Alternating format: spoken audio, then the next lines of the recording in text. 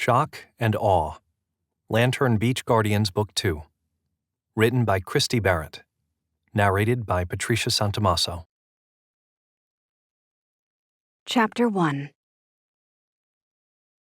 Lantern Beach Police Chief Cassidy Chambers had seen a lot of crime scenes, but she'd never witnessed one with this much blood. She glanced around the small rental house named Secret Escape and frowned. This one-story cottage was definitely holding on to some secrets that the owner had probably never foreseen when naming the place. The gruesome scene wasn't what Cassidy had been expecting when she arrived. Not here. Not on her peaceful little island. And the scent, the sweet metallic odor made her stomach turn. Officer Jonathan Banks, one of the newer recruits on the force, turned away as if he couldn't stomach the sight or smell of the room surrounding them. He'd been the one who'd responded to the call, and he'd been waiting for her to arrive.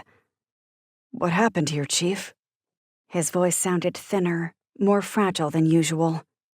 Though her officer was strong and fit, Banks was also still young and had a lot to learn. His baby face only made him seem more innocent than he probably desired. "What happened here is exactly what we need to figure out." Cassidy clenched her jaw until a sharp pain shot down her neck. She tried to loosen her muscles, but a kink remained between her ear and neck. Someone had lost a lot of blood. If this person had somehow survived his or her injuries, he or she couldn't have gotten very far from this place. "There's no dead body?" Cassidy clarified. She didn't want to have tunnel vision and focus on only one theory while excluding all other possibilities, but her gut told her that someone had died here. "I checked the rest of the house before I called you," Banks said. "No one is here. I was careful not to disturb anything, just like you told me." Cassidy frowned at the confirmation that their victim was nowhere to be seen. 2 house cleaners waited outside in their car. They'd discovered the scene when they came this morning to clean after the guest staying here had called to say she was checking out. Cassidy released a long breath, knowing just how overwhelming the task ahead of her would be. The inside of the place was open concept, with the living room, kitchen, and dining area all flowing into each other. From Cassidy's vantage point near the door, she could see that 2 sea-glass green lamps had been broken. A distressed white coffee table was split down the middle. White linen curtains had been pulled off the wall. Even stranger, based on the way that the blood had darkened and dried, Cassidy guessed that at least 24 hours had passed since the crime happened. But if that was the case, did it mean the perp responsible for this had called the rental office? But if someone had done so, that person had to know that cleaners would come to the cottage to prepare it for the next guests to arrive. Someone had wanted them to find this scene, looking just like this. That fact did nothing to comfort her. And if the victim had been assaulted here more than 24 hours ago, why had someone waited until today to call the rental agency and say she was checking out? The questions swirled in her head. Cassidy turned back to Banks. "We need to document every inch of this house. Brush for prints, look for fibers. We can't let anything slip past." "Understood. Can you question the house cleaners while I start to process this?" "I'd be happy to." "I hope you didn't have plans for this afternoon or evening." Banks shrugged. "I did have a date, but I'm sorry, but it doesn't look like that's going to happen. Hopefully she's understanding." "She can be, sometimes. Either way, duty calls. I'll do whatever's needed." Banks wasn't the only one who would have to cancel his plans. Even though it was barely lunchtime now, Cassidy would need to tell her husband, Ty, that she wouldn't be making it home for dinner tonight either. She'd been looking forward to trying out a new fish taco recipe. Afterward, she and Ty had planned on putting a puzzle together with Annabeth, the 6-year-old who was staying with them until her parents could bring her home. But, as Banks said, duty called. Cassidy needed to figure out what kind of nightmare had played out here. There was no time to waste. Cassidy took one last picture of the scene before using the sleeve of her police uniform to push some stray blonde hairs from her face. Though it was only May, the inside of the cottage was stuffy, and the scent. It almost seemed like a physical being bent on slowing her down. Using police tape, Cassidy had established a perimeter around the outside of the house to contain any relevant evidence. Doc Clemson, the town doctor and medical examiner, had stopped by to confirm how old the blood might be. He'd agreed that it was anywhere between 24 and 36 hours. He also agreed that someone who'd lost this much blood most likely hadn't survived. When he'd left, Cassidy had sketched a diagram of the scene before processing the cottage. She'd identified potential evidence with markers, and she'd photographed each piece. She had to be careful to follow a clear chain of custody. But one thing bothered her. One thing other than the fact that the victim was nowhere to be found. No personal belongings had been left here. What sense did that make? A shadow filled the doorway, and Cassidy looked up to see Officer Braden Dillinger step inside. He and Officer Bradshaw had been assisting at an auto accident earlier and unable to come. Paige called and said I was needed here. Bradshaw's wrapping up the fender bender.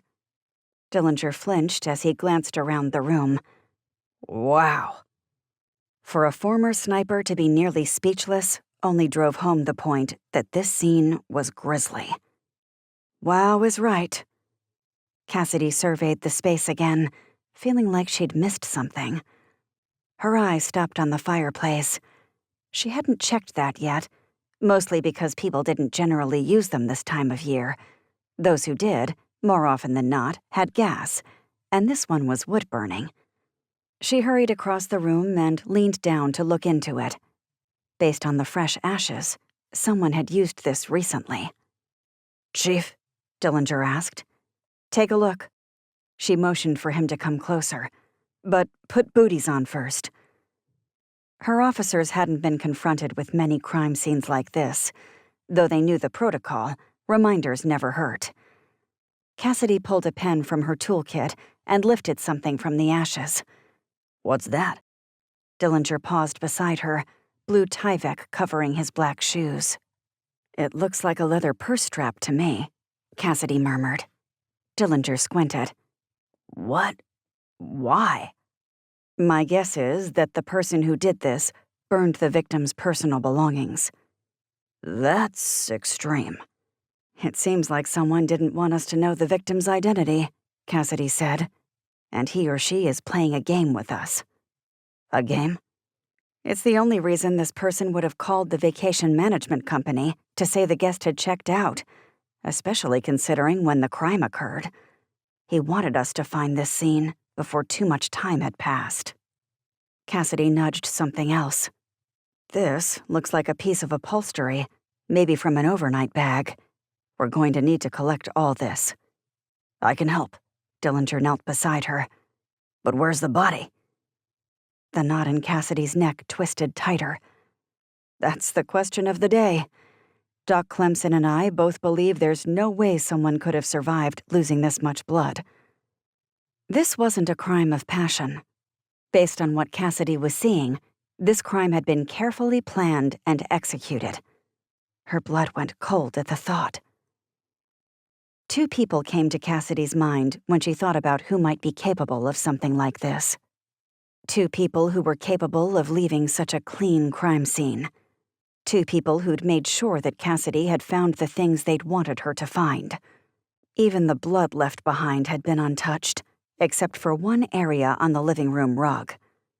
This seemed like a crime fit for someone like Lars and Emma Shackelford. Cassidy had dealt with the couple just over a week ago when they'd posed as Annabeth's parents and tried to retrieve the child from the island. Thankfully, Cassidy had caught on to what they were doing before it was too late, but the two had escaped before she could take them into custody. When she'd looked into the couple's background, she'd discovered the two had previously worked for the CIA and were now mercenaries for hire. Could this scene be their doing? Banks stepped back into the cottage, one hand shoving his phone into his pocket and the other holding a notepad. I have a name from that rental agreement. Cassidy stood and turned toward the officer, her breath caught with anticipation of what he might have discovered. Based on Banks's tone, she was going to want to hear this. Go ahead, she said. His gaze flickered to meet hers. I'd say you need to sit down for this, but I think I can handle it. The name of the person renting the house this week was Alexandria Manchester. Cassidy's head began to spin. Alexandria Manchester? Annabeth's mom? But the woman was missing. Authorities, including Cassidy, had been looking for her for more than a week. Could Alexandria have been staying on Lantern Beach this whole time, right under their noses? Even worse, was she the one who'd died in this cottage? Chapter 2. Though Cassidy could have trusted one of her guys to fingerprint the cottage, she wanted to do it herself. That way, if anything was missed, she'd have only herself to blame. A scene like this should have plenty of prints. But the door handles had been wiped clean. The windowsills were clear. The kitchen counter was spotless, other than the blood. Whoever had done this had been careful to cover his or her tracks. Cassidy had even searched the outside of the cottage for blood drips leading away from the house, a sign that the victim had either been carried or somehow walked away. There was nothing. She'd searched the shower drains for any sign of blood. There were none.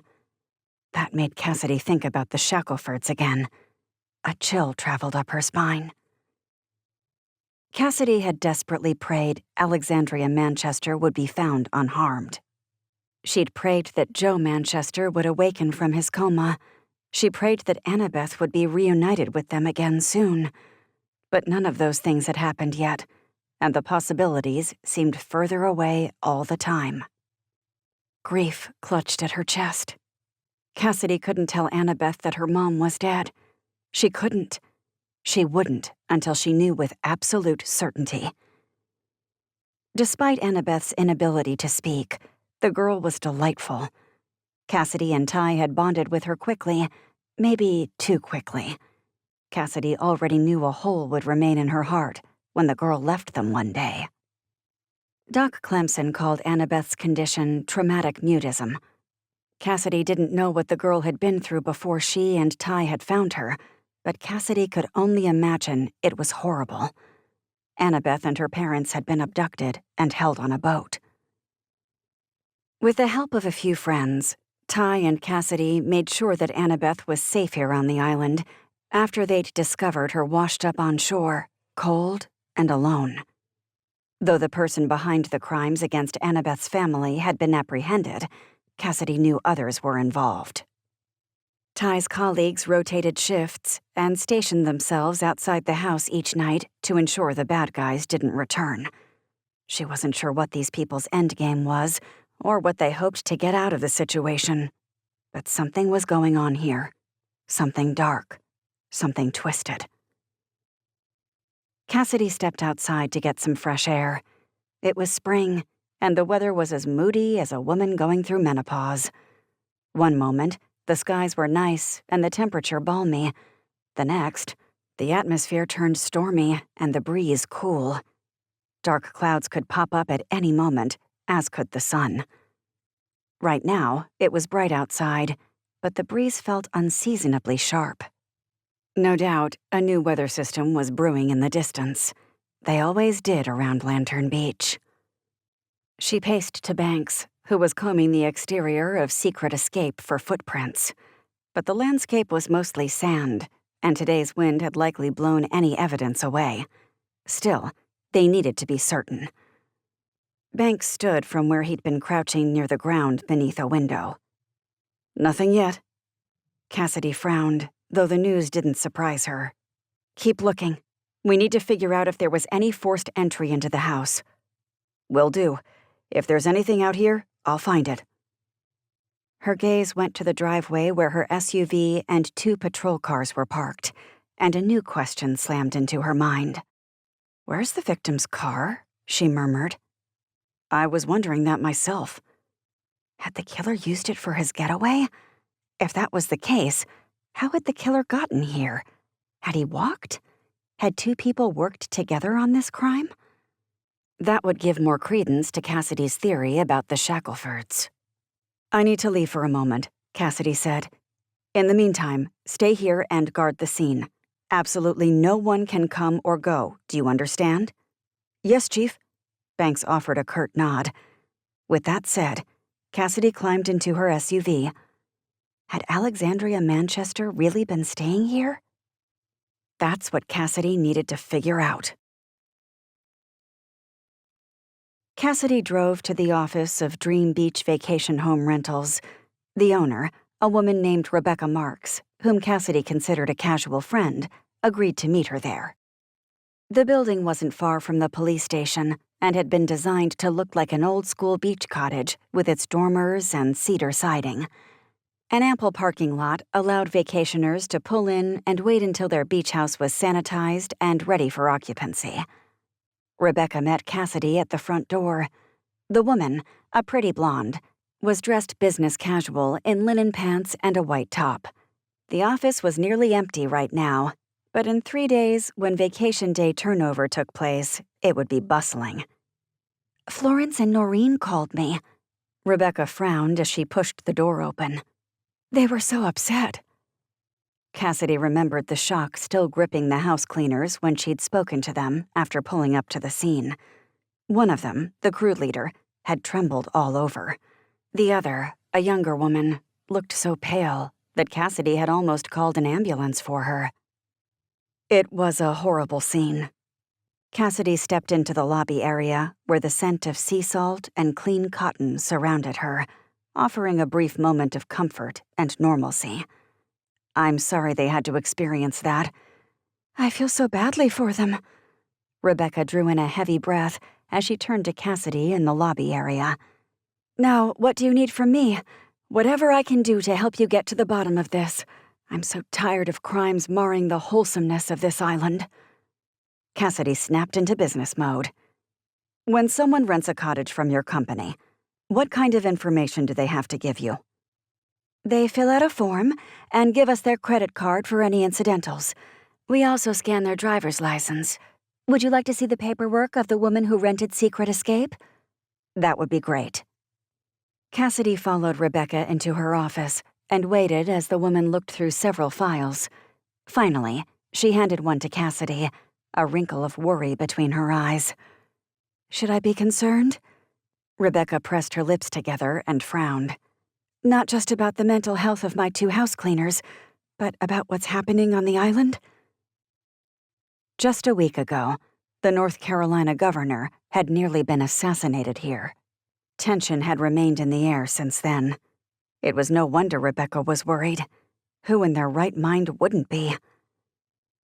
Cassidy gripped the file and softened her voice. I don't know yet. That's what we're trying to figure out. But we do believe, at least initially, that these crimes have been very targeted and that everyday citizens and visitors should be safe. Rebecca's shoulders relaxed some. Well, that's a relief, I think. Cassidy opened the folder and looked inside. Each form had been filled out online, so there were no handwriting samples, nothing to potentially match with Alexandria Manchester's scrawl. But Cassidy stopped on the photo ID. Her breath caught. That was definitely Alexandria's driver's license. Cassidy had seen it before when she'd researched Annabeth's parents. The woman had straight, dark hair to her chin, a slim face, brown eyes. She was 33 years old, and she appeared neat and reserved.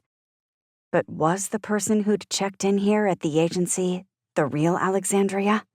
Or had someone stolen her license and credit card and checked in under her name? Last Cassidy had heard, Alexandria was being held captive. If she was free, certainly she would come find her daughter. So maybe someone had assumed the woman's identity. That seemed like a more likely theory. But right now, that's all it was, a theory. Cassidy glanced at Rebecca, who stood near her desk studying Cassidy's expression without apology. Cassidy couldn't blame her. The woman had a toddler at home. She was worried about the state of things in her community. Cassidy raised the folder. "I'm going to need to take a copy of this to the station." Rebecca nodded. "Of course, whatever you need." "Meanwhile, do you have security footage of people coming into the office?" "We have a camera in our lobby. Would you like me to find the footage from when Mrs. Manchester checked in?" "If you don't mind, that would be great." As Rebecca began clicking on her computer, Cassidy's phone buzzed. She didn't recognize the number, but the area code was from North Carolina. She put the phone to her ear. "Chief Cassidy Chambers." Silence stretched. "Hello?" Cassidy said. Bad connections weren't unusual on the island. The next moment, a gravelly voice said, "We know who you are." The blood drained from Cassidy's face at the ominous words. "Who is this?" But before she finished the question, a click filled the line. The caller was gone. Panic swirled inside her. Did those words mean what Cassidy thought they did? Did someone really know her true identity? Or was her paranoia simply heightened? Maybe this was something totally unrelated to her past. Cassidy wasn't sure. But suddenly, she felt like she was walking on a tightrope over the deep trenches of the ocean, and if she fell, a turbulent whirlpool would consume her. Chapter 3. Cassidy waited as Rebecca searched her computer for the security footage from when the supposed Alexandria Manchester checked in. In the meantime, she tried to get that phone call out of her head. "We know who you are." Another shiver cascaded down Cassidy's spine as she replayed the words. Could someone really know her true identity? If so, the life Cassidy had built here on Lantern Beach would be destroyed. The air left her lungs as worry seized her. Cassidy couldn't risk putting Ty and everyone else she cared about in danger, all because of decisions she'd made a lifetime ago. But with so little information, how could she stop anything that might have been put in motion? "It's right here." Rebecca pointed at the screen. Cassidy snapped back to the present and looked at the computer. She watched as a dark-haired female came onto the screen. The grainy image quality wouldn't offer much. Nonetheless, she wanted to see it. Rebecca stood and made room for Cassidy. As she did, Cassidy slipped into the seat at the desk and leaned forward. The video showed a woman amble toward the front desk, glancing around the lobby as she did, almost as if she were nervous. The woman's size and build seemed to fit that of Alexandria Manchester. Her hair color was the same, and even the cut matched. The two women did look similar, eerily similar. But Cassidy couldn't say with certainty that this was Annabeth's mom. She tried to enlarge the images to see more details, but it was no use. The camera wasn't high quality enough. "Does that help at all?" Rebecca propped her hip against the doorway and crossed her arms as she watched Cassidy work. "I'll need a copy of this video footage," Cassidy said. "I'd like to keep it in my files. Looking at the video, I can't say anything definitively." Rebecca shivered and rubbed the side of her arms. "I don't know what's going on, but I don't like it." "Neither do I." Cassidy leaned back in the leather office chair and turned to Rebecca. "Can you tell me, based on your records, when this reservation was made?" "Absolutely." As Rebecca rushed toward her computer, Cassidy rose, allowing her to sit down and type. A few minutes later, Rebecca said, "Mrs. Manchester made a last-minute partial week reservation just 4 days ago." Cassidy narrowed her gaze. "Is that unusual?" "It is. We don't usually do partial weeks. But if someone is willing to pay all the fees associated with the full week while only staying for half a week, then we'll let them, at the owner's discretion." "Is there anything else in your notes about the reservation?" Rebecca leaned closer to the screen. "Not really. It says Mrs. Manchester came from Raleigh." That location fit also. Cassidy made a mental note of that fact. So, Mrs. Manchester made a reservation 4 days ago and then checked in when? 3 days ago. Rebecca shivered again. But the question remained. Why had the culprit waited until this morning to call about checkout? The rental agreement would have ended soon anyway. Why not just wait for the cleaners to show up when the partial rental was over? Why call the departure in at all? The more Cassidy thought this through, the more questions she had. She stared at the video footage on the screen again and frowned. If Alexandria was the one who'd been attacked in that house, then there was little hope she was alive. There was just too much blood. Cassidy's stomach twisted into a knot at the thought, especially when she thought about Annabeth. Cassidy was nowhere near finished for the day. She had evidence to file, reports to write up, and phone calls to make. But first, she had to see Ty and Annabeth. She needed to talk to Ty, and there were some conversations that shouldn't be had over the phone. Cujo, their golden retriever, greeted Cassidy at the door. She rewarded the canine with a hearty head rub. As soon as Cassidy closed the door behind her, Ty stepped from the kitchen. The former Navy SEAL always had an ear for trouble, or potential trouble. Very little got past him. Even better, not only was Ty tough, but he was also tender. He was patient with Annabeth. He cooked and cleaned as an equal partner in their relationship, and he let Cassidy take charge in her investigations, just as she'd been hired to do, instead of feeling the need to feed his macho side. Cassidy knew not every man was like him, though. She thanked God every day that he'd brought Ty into her life. Ty was just the person she needed, and he'd been there for her on her worst days, and she'd had plenty of those. "What's wrong?" Ty seemed to pick up on the dark cloud hanging over her. He stepped closer, his gaze assessing her. His dark hair had been haphazardly brushed away from his face, and he needed to shave, though Cassidy kind of liked the scruffy look sometimes. He even had a dish towel draped over his shoulder, a look Cassidy found surprisingly attractive. Cassidy glanced behind him, trying to choose her words wisely. Privacy was essential right now. "Where's Annabeth?"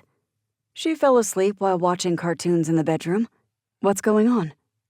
"I don't have much time." She shifted, resting her hand on her duty belt. "But there are a couple of developments I didn't want to tell you about over the phone." Concern flashed in Ty's gaze. "You've got my attention." Cassidy filled him in on the crime scene and the fact that Alexandria Manchester had potentially rented the space. Ty ran a hand over his face, tension rippling through his posture. "That's one plot twist I didn't expect. You and me both." Cassidy frowned, hesitantly drawing her gaze up to his. "But there's more." She didn't want to tell him the rest, didn't want to concern him, didn't want Ty to take on any more burdens than he already had. But Cassidy couldn't keep this update to herself. Doing so wouldn't be fair. That same concern stained the depths of Ty's blue eyes as he patiently waited for her to continue. "Go on." "I got a phone call." Cassidy's throat burned as she said the words, and she lowered her voice, even though she knew nobody else was around. "Someone said, 'We know who you are.'" "We know who you are?" She nodded. That's all this man said before the line went dead. Ty's eyes narrowed. "Did you try to trace the call?" "No, but I will as soon as I get back to the station. I'm quite certain it came from a burner phone. Even not-so-smart criminals know not to use their own phones." "Do you think—" Ty paused, almost as if he couldn't finish the statement. Instead, he rubbed his throat. "The world thinks that Katie Matthews is dead." Cassidy used every ounce of her strength to control the tremble in her voice so Ty wouldn't hear her fear. "That fact is the only reason I've been able to live with any kind of peace for the past couple of years. But I've always known there was a possibility someone might find out I didn't really die that day. And if that's the case... Ty wrapped his arms around her in a bear hug. Cassidy leaned into her husband, grateful for his strength. If she let herself, she might lose it and fall to pieces right now. That's why she couldn't let herself go there. "We don't know anything for sure," Ty murmured in her ear. "No, we don't. But we'll be vigilant until we have more information. But we can't make any snap decisions, okay?" Cassidy nodded against his chest, his logic making perfect sense. "You're right. That's what we should do. But I wanted to come home and tell you myself." Ty leaned back, leaving his hands resting between Cassidy's neck and shoulders as he gazed into her eyes. "What can I do for you, sweetheart?" She drew in a deep breath, still trying to hold herself together. "Just keep an eye on Annabeth. I can take care of myself." Even as Cassidy said the words, she knew they weren't entirely true. To an extent, yes, Cassidy could take care of herself. She was a trained law enforcement professional. But no man was an island, as the saying went. And if the ruthless members of the deadly gang who'd had a bounty on Cassidy's head found her in Lantern Beach, it would be a battle until the bloody end. Because Cassidy, while undercover and in a struggle for her life, had killed their esteemed leader. In the eyes of his loyal followers, that was a crime punishable by death. Cassidy thought she'd escaped from the danger. But was escape truly even possible? Nausea gurgled in her stomach at the thought. Chapter 4. After Cassidy left to go back to work, Ty's thoughts remained on her words. He tried to keep himself occupied as he and Annabeth made cookies together, but his mind kept wandering back to the message she'd received. "We know who you are." What if somebody really had discovered Cassidy's true identity? That development would change everything. Ty and Cassidy had built a nice life for themselves in Lantern Beach, but before they'd ever gotten married, Ty had known about Cassidy's past. He'd known the risks. And he would marry her all over again. He had no regrets. However, the thought of everything being turned upside down made his chest tighten. Ty had spent countless hours building his dream of opening Hope House, and then he'd later formed Blackout. Hope House was a retreat program for injured veterans, and Blackout was a private security firm that employed former special forces. He felt he'd been called to Lantern Beach, that it was the ideal location for both organizations. Now everything might be on the precipice of changing. But even more than that, there was Cassidy. The idea of anything happening to her, Ty couldn't even stomach the thought. He glanced at Annabeth as she stirred some chocolate chips into the dough. He smiled when he saw her tongue poking out of her mouth as she concentrated on mixing everything together in the bowl. The two of them had bonded over the past week. Not only did they conquer jigsaw puzzles and play board games and color pictures together, but they'd also gone on walks and played with Cujo. Sure, Ty had other things he had to do, but he got them done as needed. Sometimes, his and Cassidy's friends came over to help with Annabeth. Any way Ty looked at it, everything had worked out. He was so glad to have the girl here with them. Ty didn't like the fact that Annabeth had already been through so much, and he was determined to protect her from anything else that might go wrong. At least, he would do everything in his power to keep her safe. Cujo suddenly stood from where he'd been lying near the fireplace and barked. Instantly, Ty's muscles tightened. He glanced at the door and saw a shadow on the other side of the curtain covering the window. Who was here? He wasn't expecting anyone, and his friends knew to text before showing up. It had become the new rule since Annabeth arrived. "Annabeth, go to your room for a minute. Take Cujo." The girl's eyes widened as she stared at him. She must have heard the urgency in his voice because she dropped the wooden spoon back into the bowl. She then scrambled toward Cujo, took his collar, and hurried down the hallway. Ty waited until he heard her door click shut before glancing back at the front of the house again. Ty pulled his gun from the holster at his waist. He made sure to keep the weapon on him, especially now with all of this going on. Maybe he was paranoid, but he couldn't take any chances. The stakes were too high. Ty gripped his gun as he stepped closer to the door. He was about to find out. Cautiously, Ty opened the door. A man he'd never seen before stood on the other side. The 60-something male had a full salt and pepper beard and matching hair. He wore a white polo shirt with some type of logo on it and held a leather bag at his side. The man offered a wide grin. "I hope I'm not catching you at a bad time." Ty kept his gun beside him, hidden behind the door as to not alert the man if it wasn't necessary. "Can I help you?" "I'm Rob, and I noticed your windows have some moisture between the panes.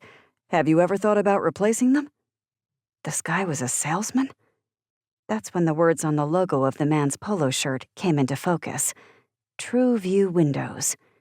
Ty's shoulders remained tight. "We don't get many solicitors around here. Not with so many rental properties and so few permanent residents." In all of Ty's years living here, this was one of the only times he remembered ever getting a solicitor, for that matter. "My company has just started servicing houses in this area, so I'm trying to drum up some new business."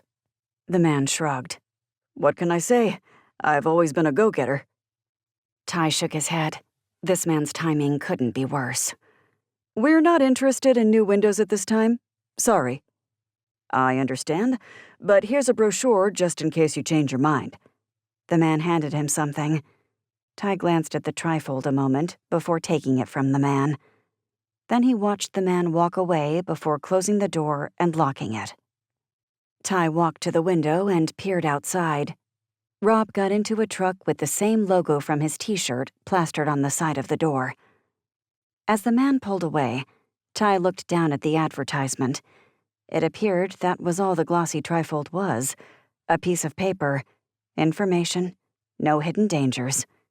Ty nearly laughed.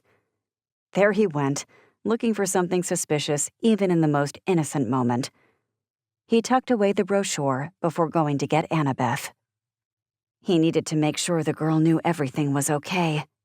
And then, they needed to bake those cookies. Chapter 5. After she left her house, Cassidy headed back to the crime scene. She needed to see it again with her own eyes to conduct a secondary survey. It was nearly 6 o'clock in early May, which meant the sun was sinking lower on the horizon as twilight began. Cassidy still had a couple of hours until darkness would fully consume the sky.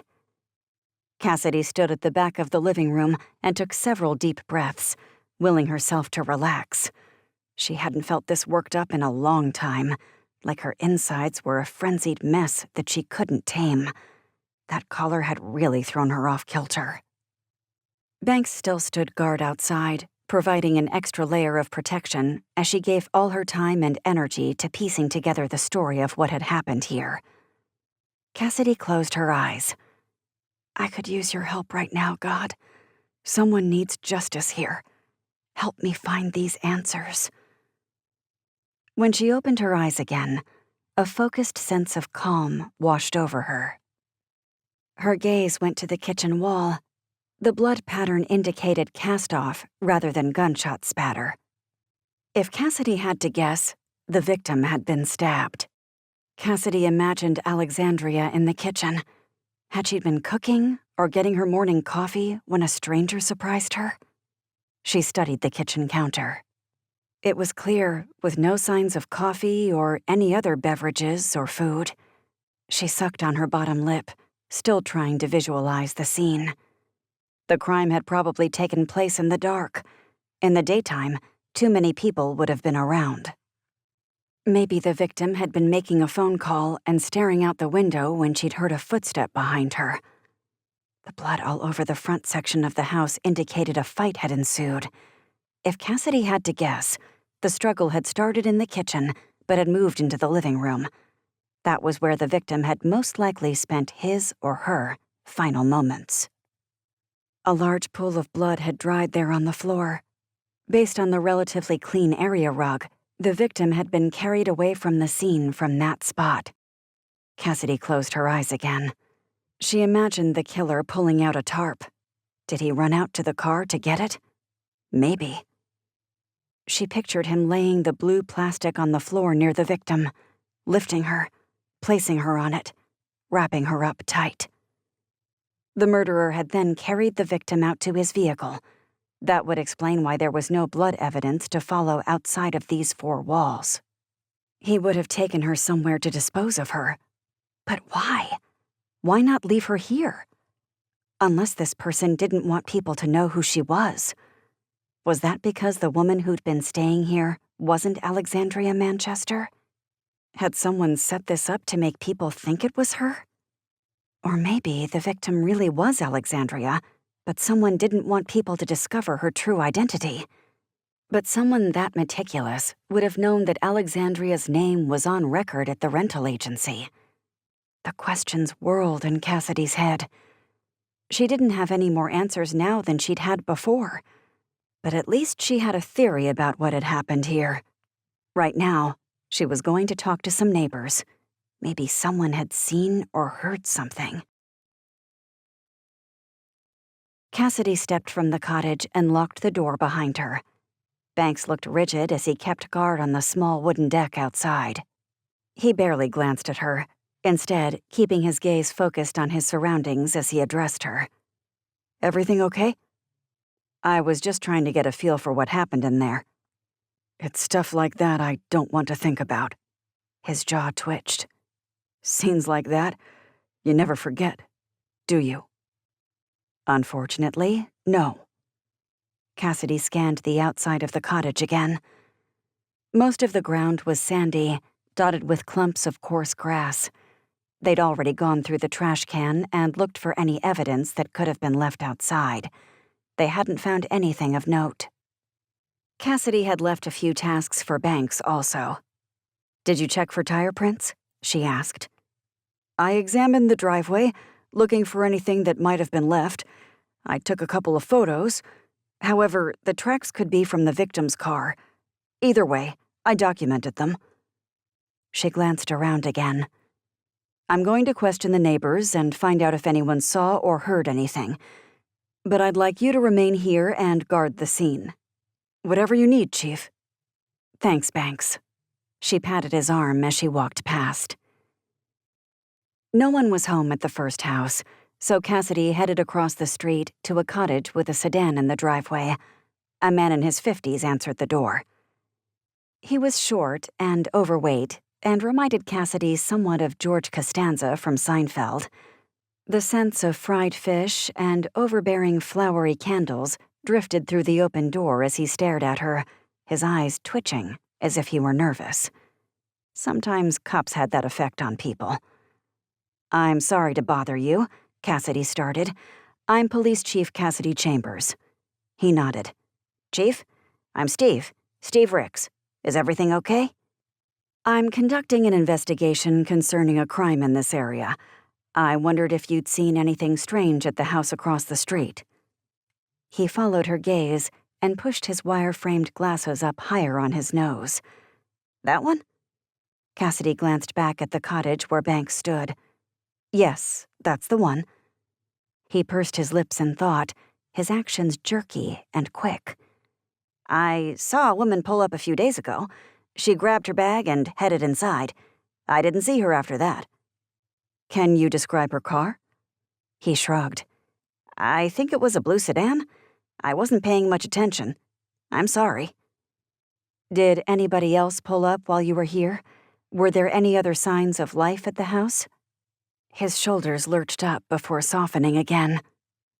"I saw 2 ladies drive up this morning. Then police cars came a few minutes later. But that's it. The only time I ever notice anything happening over there is when I eat. My dining room window overlooks that house. Besides, I didn't come here to spy on my neighbors. I came here to relax." This conversation had gotten her nowhere, but Cassidy hadn't been expecting much.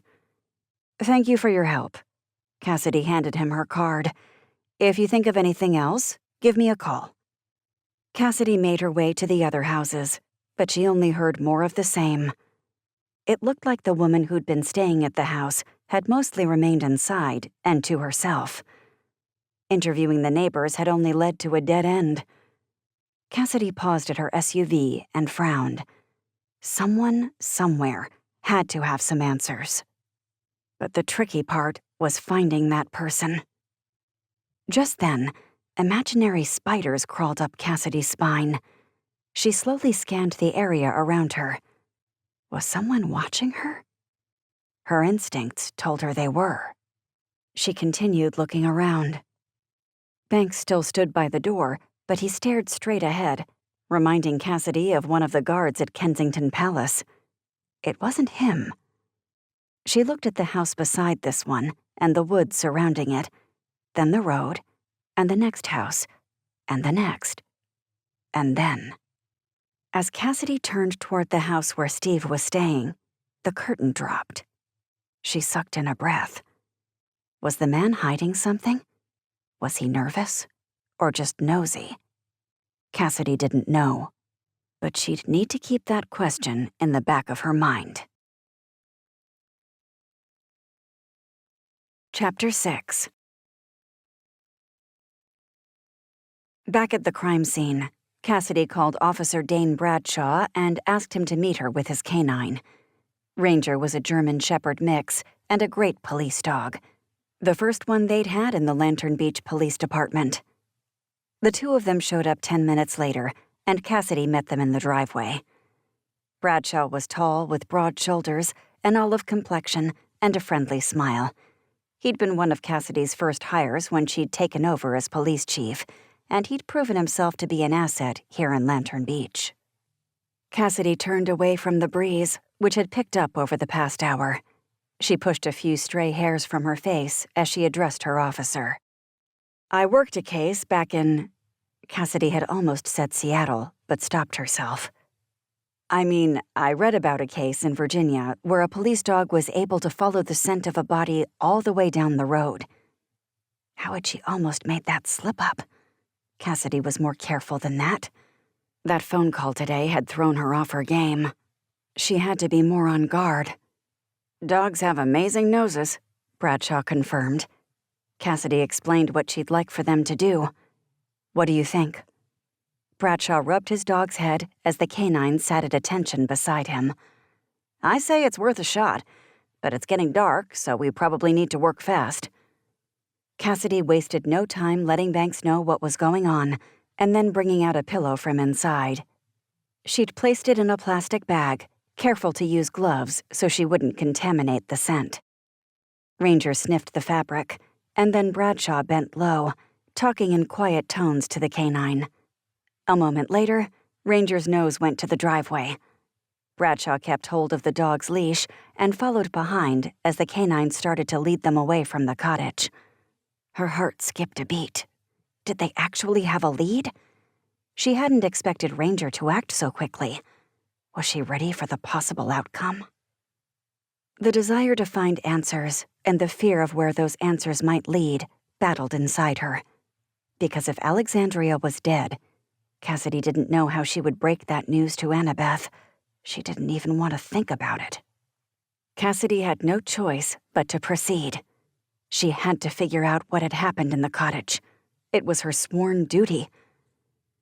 Ranger moved at a quick clip down the lane, his nose still to the ground.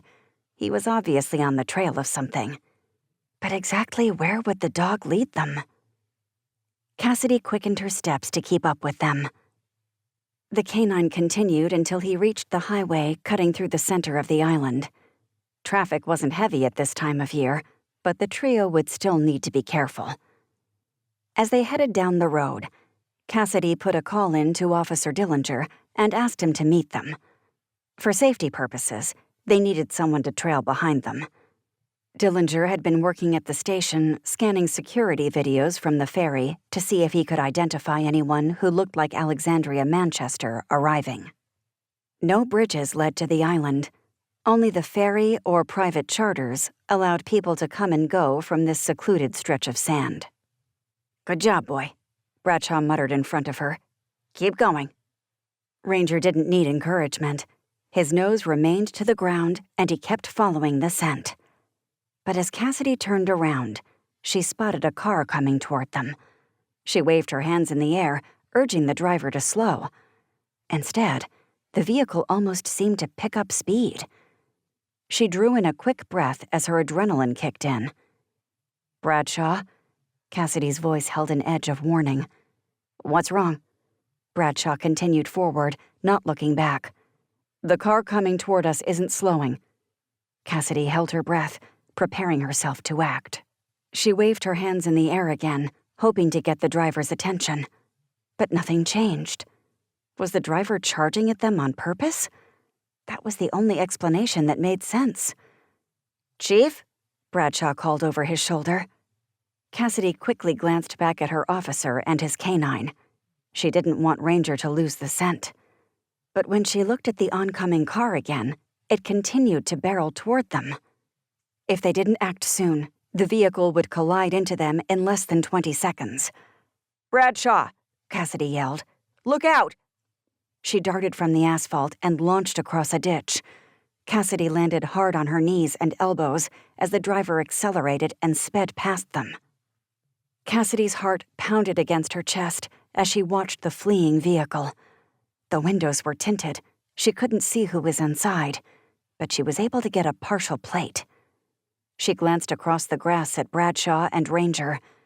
Bradshaw had dived onto the ground beside her, and Ranger stood between them, eyeballing the retreating car as if he sensed the danger they'd been in. "Are you two okay?" Cassidy called. Bradshaw pulled himself to his feet, then checked out Ranger. "We're fine, but that was too close."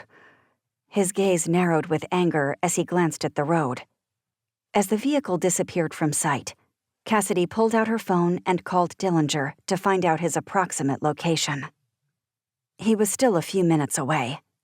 Cassidy frowned. There was no way she could catch that sedan on foot. Exactly what was going on? Whatever it was, this wasn't the end. Whoever was responsible for the scene at that house obviously had more devious acts planned, more messages to send, more crimes to cover up. That thought did not settle well with Cassidy.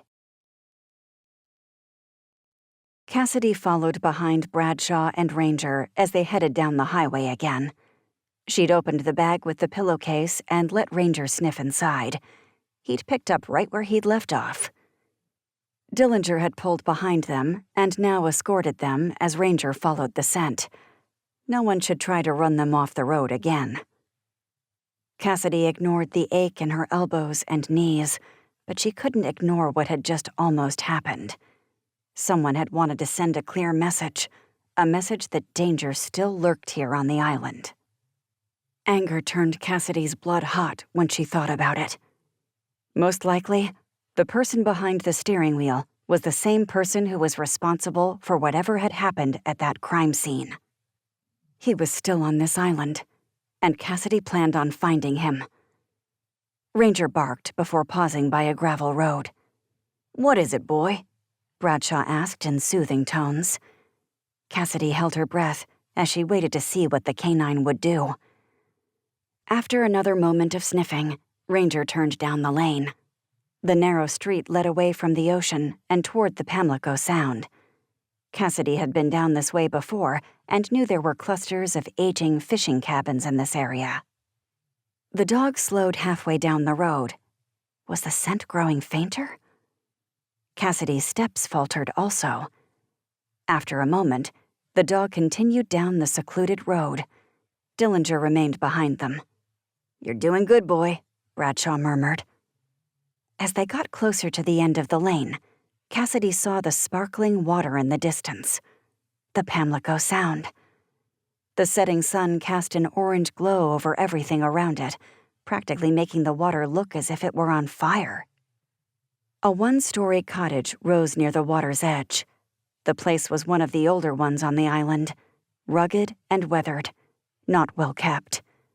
From all appearances, it looked like no one had cared for the place in a very long time. The hurricane shutters had been pulled over the windows, Trash clustered beneath the stilts of the house. Crab pots had been left haphazardly, each one rusting. One of the steps leading up to the front door was broken. Could the killer be squatting here? It was worth checking out. After Cassidy figured out where the dog was leading them. Ranger stopped at a sandy area near the water. Then he sat and sniffed the air. Bradshaw frowned. It looks like he lost the scent. Cassidy's hands went to her hips as she paused for a moment. Or maybe someone put the body in a boat and left the island. It's a real possibility. Just as she glanced away from the water, a sound split the air. It almost sounded like a bang, and the noise had come from inside the cottage beside them. Cassidy reached for her weapon as she started toward the seemingly deserted structure. Chapter 7. With Dillinger by her side, Cassidy cautiously approached the house. The dog's scent hadn't led them to this cottage, but that didn't mean there wasn't reason to be concerned right now. Quietly, Cassidy and Dillinger climbed the rickety steps to the cottage. As they reached the porch, birds rushed from behind the eaves. The sudden motion caused Cassidy's pulse to surge. Birds. Just birds, she reminded herself. Still, her heart pounded at a quick clip in her chest. As they stepped closer, the scent of decay rose around them. Cassidy wasn't sure what she'd find inside this place, but she needed to be prepared for anything. Still gripping her gun, she stood on one side of the door and Dillinger the other. She nodded to her officer before throwing the door open. "Police!" she yelled. She and Dillinger barged inside. Cassidy paused in the entry and glanced around the dark space, waiting for her eyes to adjust to the dimness. Piles of junk filled the floor. Old magazines, boxes, electronics. Everything felt frozen with silence.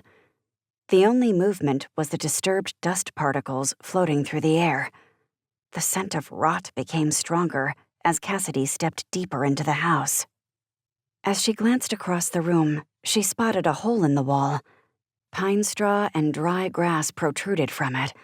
It was a nest of some sort, Cassidy realized. Nature had taken residence there, which explained some of the smell.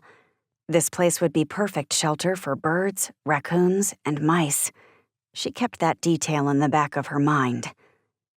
Carefully, Cassidy continued forward. 3 doorways waited in front of them.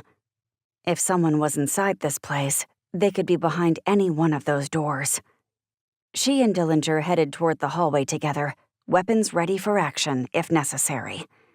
Cassidy reached the first door, turned the knob, and gently pushed it open.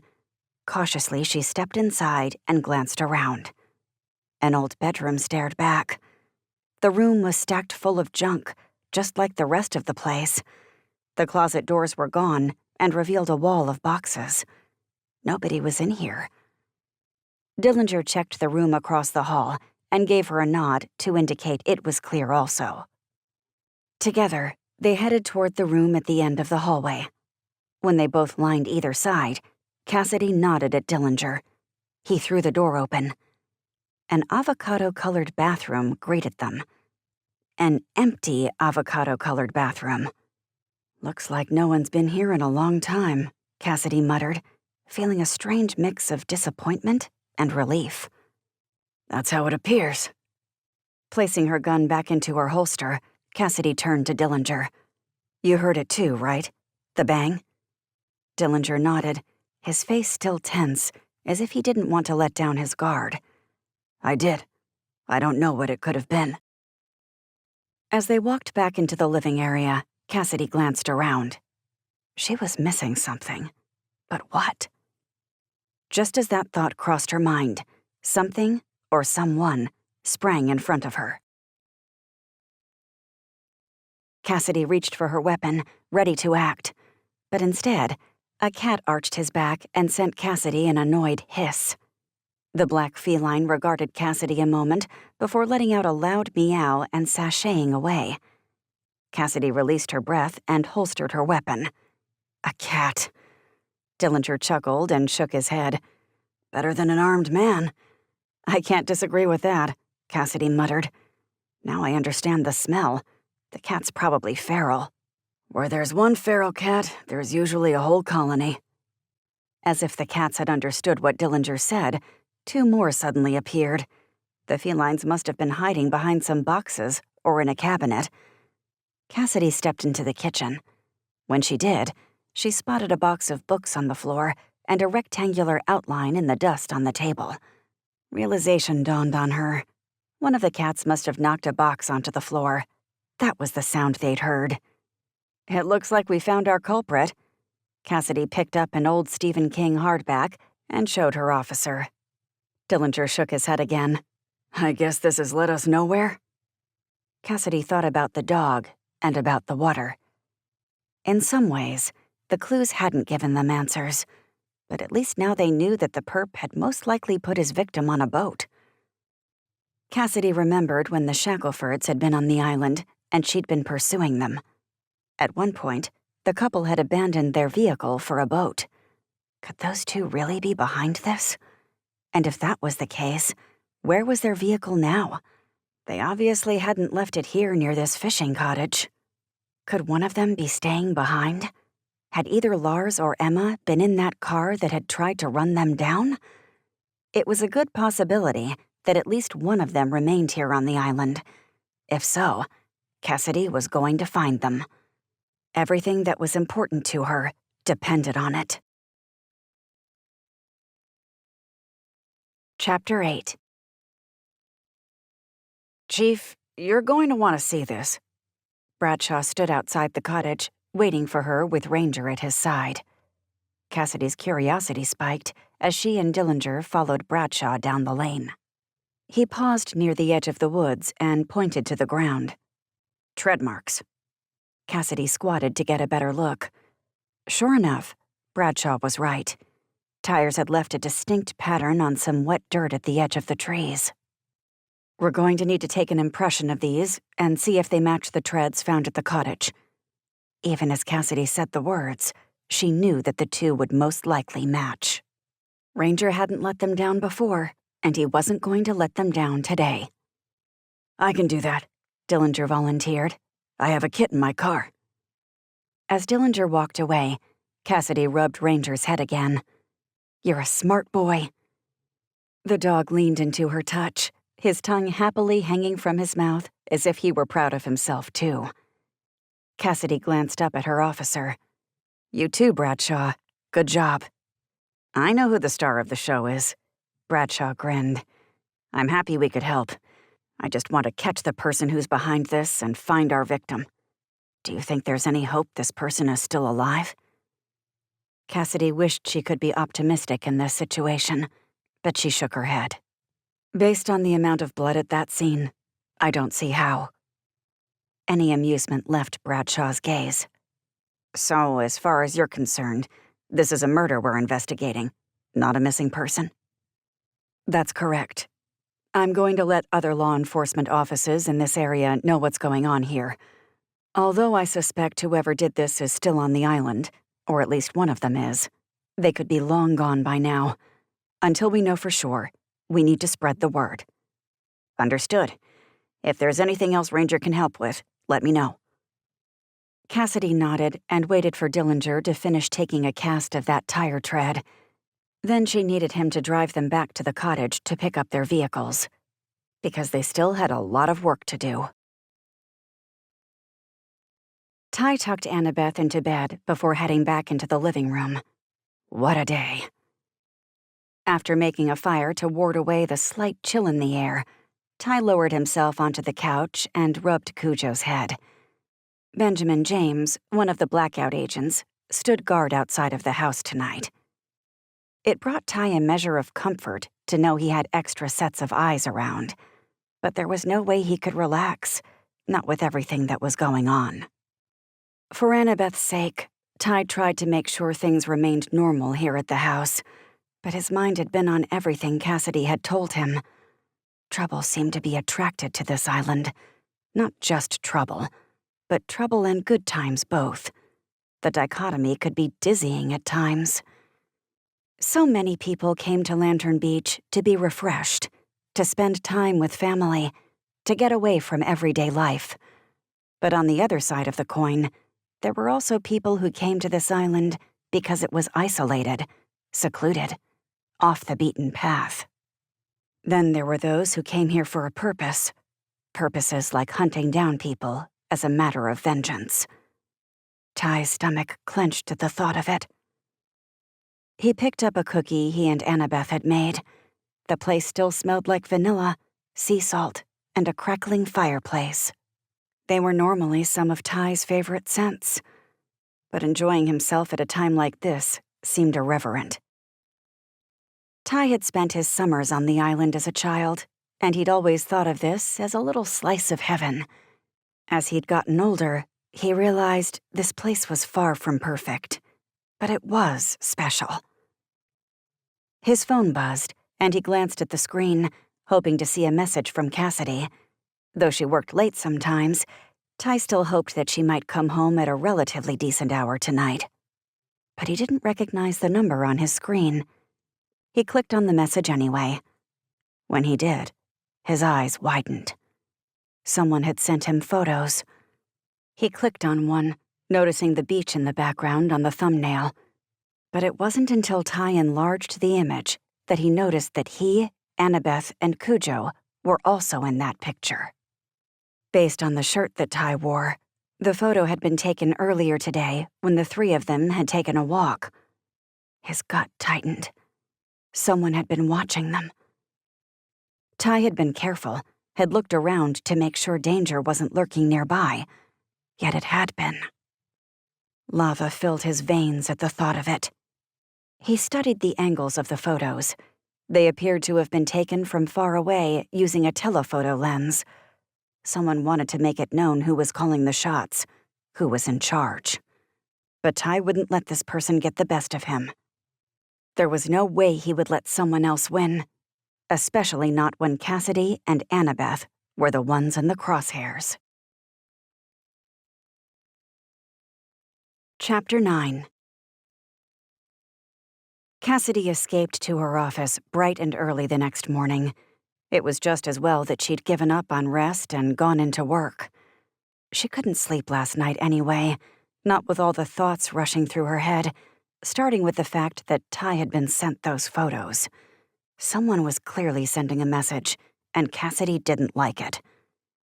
The threats stoked the fire inside her even more, the fire to find answers, to bring justice to the person who was sending them. First, she'd run the plate of the car that had almost run her and Bradshaw and Ranger down. The vehicle had been stolen from Nag's Head, a town located a good 2 hours from Lantern Beach. She had a feeling that particular lead would go nowhere. These people were too smart for that. Next, she dug deeper into the Shacklefords. The couple had once worked for the CIA, but apparently they'd been fired. Afterward, they'd become professional hitmen. Just last week, the two of them had come into the station pretending to be a couple by the name of the Donovans. They'd said that their daughter Annabeth had jumped into the water while they were boating during a storm. When Cassidy had tried to confirm their IDs, they'd escaped, knowing that Cassidy would figure out they weren't who they said. In the time since then, Cassidy had learned that the pair was truly deadly. They had a long list of hits they'd made and crimes they'd committed. They had been hired by a man named Richard Robertson to help abduct Joe and Alexandria Manchester, Annabeth's parents. Robertson had wanted to use Joe Manchester as part of his plan to take down the North Carolina governor and ensure he suffered in the process. That led Cassidy to conclude that the Shacklefords still might have Alexandria. But why would they hold on to Alexandria after the job was done? And if they really had held on to her, had she gotten away and come to Lantern Beach to rent that house? If so, why hadn't she come forward to claim Annabeth as soon as she arrived? The questions confounded Cassidy until her head began to throb. She wasn't ready yet to say definitively that Alexandria was the one who'd been killed. Maybe that defied logic on some levels, but she didn't feel sure yet. She hoped law enforcement from another town would know something. Meanwhile, Cassidy sat at her desk, writing her reports. Doing so helped her to sort out everything that had happened. But until she had more information, it would be impossible to begin drawing any types of conclusions. As she stared at all the facts in front of her, a knock sounded at her door. She looked up and saw Paige Henderson, her dispatcher and receptionist, standing there. Based on the look on her face, she wasn't very happy. "Some men are here to see you," she said. Cassidy's spine straightened at the ominous tone in her voice.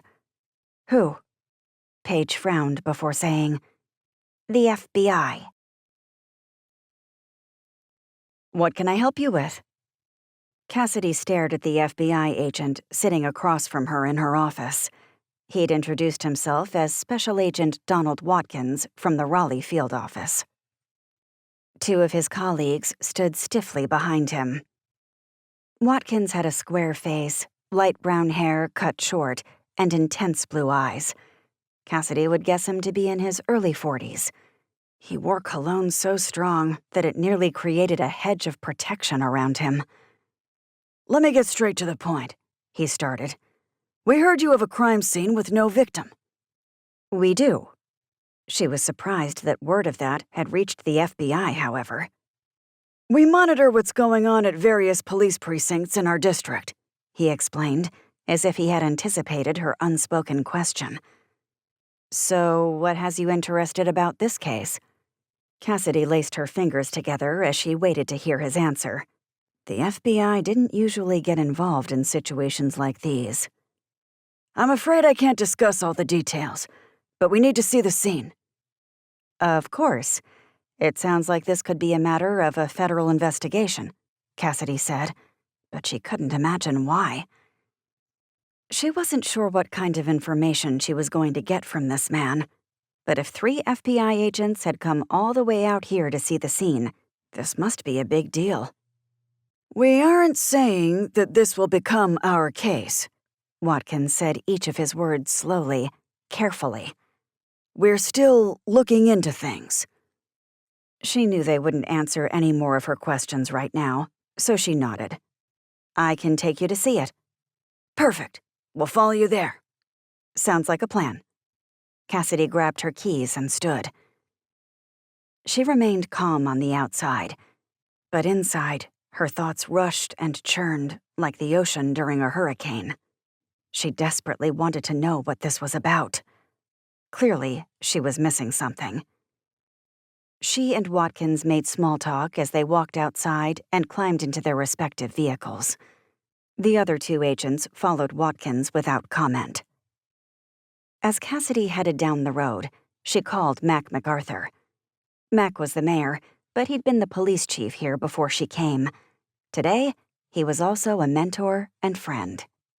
"If it's not my favorite cop," Mac answered. "What can I do for you, Cassidy?" Cassidy stared at the road in front of her, grateful for the sunshine and blue skies. She'd enjoy them while she could, especially since they might get a storm in a couple more days. "Sorry to cut to the chase, but have you heard the latest here on the island?" Mac always knew what was happening on Lantern Beach. He somehow had that ability to sense trouble, almost like birds sensed an incoming storm. "I did," Mac said. "A bloody cottage with no body. What about it?" "The FBI just showed up." He paused before clucking his tongue.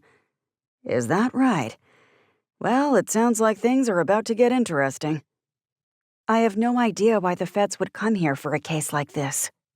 Cassidy explained to Mac that Alexandria Manchester's name was on the rental agreement. Mac clucked his tongue again. "So you think this ties back in with Annabeth? With Governor Hollick? With Richard Robertson and Buxton Pharmaceuticals?" If only she knew the answers to those questions. "As far as we know, the governor was only guilty of trying to profit off his decisions," Cassidy said. Hollick was still under investigation by authorities for giving government funding to his brother's pharmaceutical company back when Hollick had worked for the National Institutes of Health.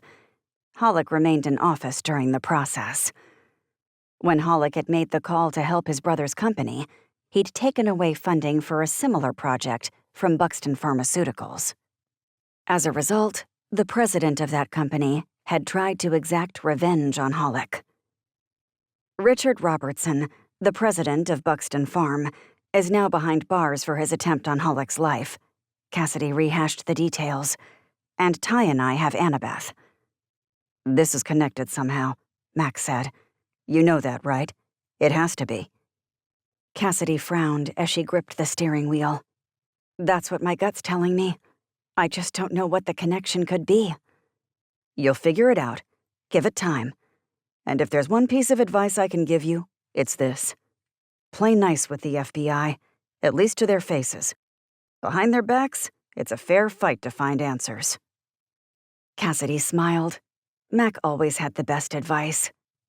"I'll let you know if I need anything," she told him. "You do that. Have fun." She ended the call just as she pulled up to Secret Escape.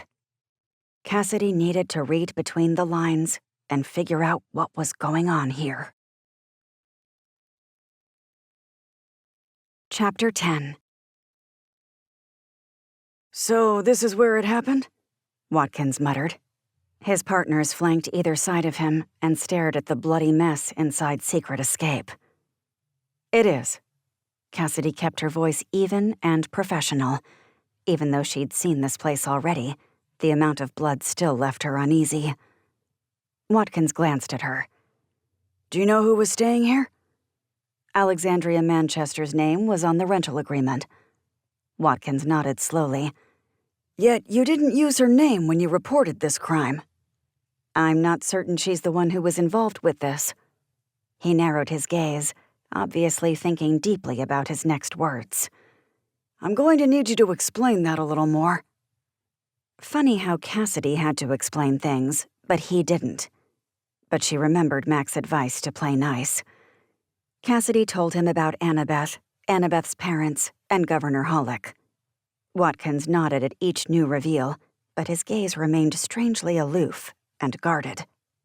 He rubbed his chin as he asked, "But you're not sure this girl's mom was the one staying here?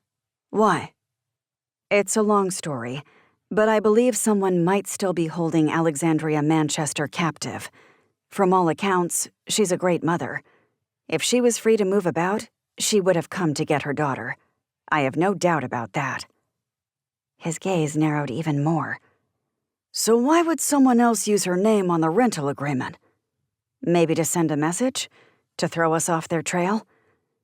Watkins seemed so patient as he processed everything Cassidy told him that she felt like she might climb up a wall. She wanted to see some emotion, for his expression to offer a clue. But he was too good for that. "So, you think that someone still has Mrs. Manchester and is playing some type of game?" he finally asked, something close to doubt in his voice. "At this point, that's my best guess. I'm still trying to follow the evidence, of course." He grunted as if he didn't like that explanation. "Do you have a picture of this Manchester woman?" "I do." Cassidy pulled out her phone and combed through photos until she found what she was looking for. Alexandria is married to Joe Manchester, a doctor in Raleigh. She's originally from a town in Northern Virginia, 33 years old, one child. Cassidy raised her phone so the agents could see her photo.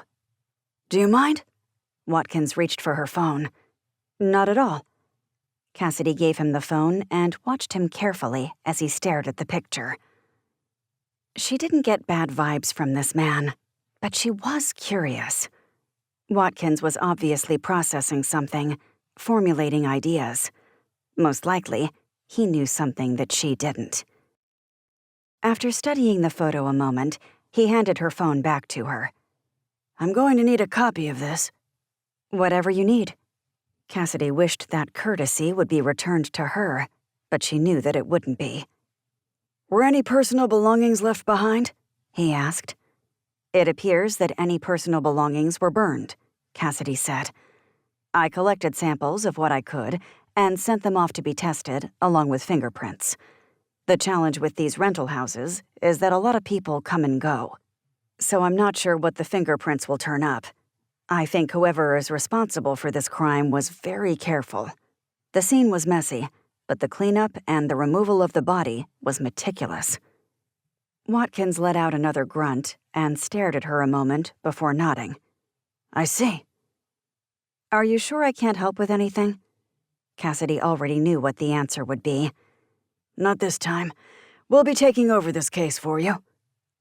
Cassidy felt a territorial edge rising up, but she tried to hold the feeling at bay.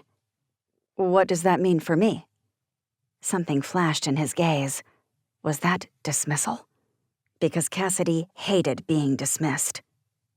It means that we won't be needing you to investigate. Watkins' voice left no room for argument. Will I be kept in the loop?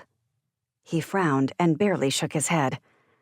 I'm sorry, but this is a matter of national security. National security?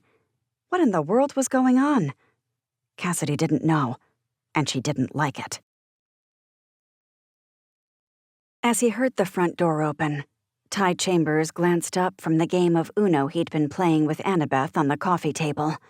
He'd amended the rules so no talking was required, and now it was Annabeth's favorite. The tension left Ty's chest when he saw Cassidy step inside. As he rose from the sofa, so did the girl.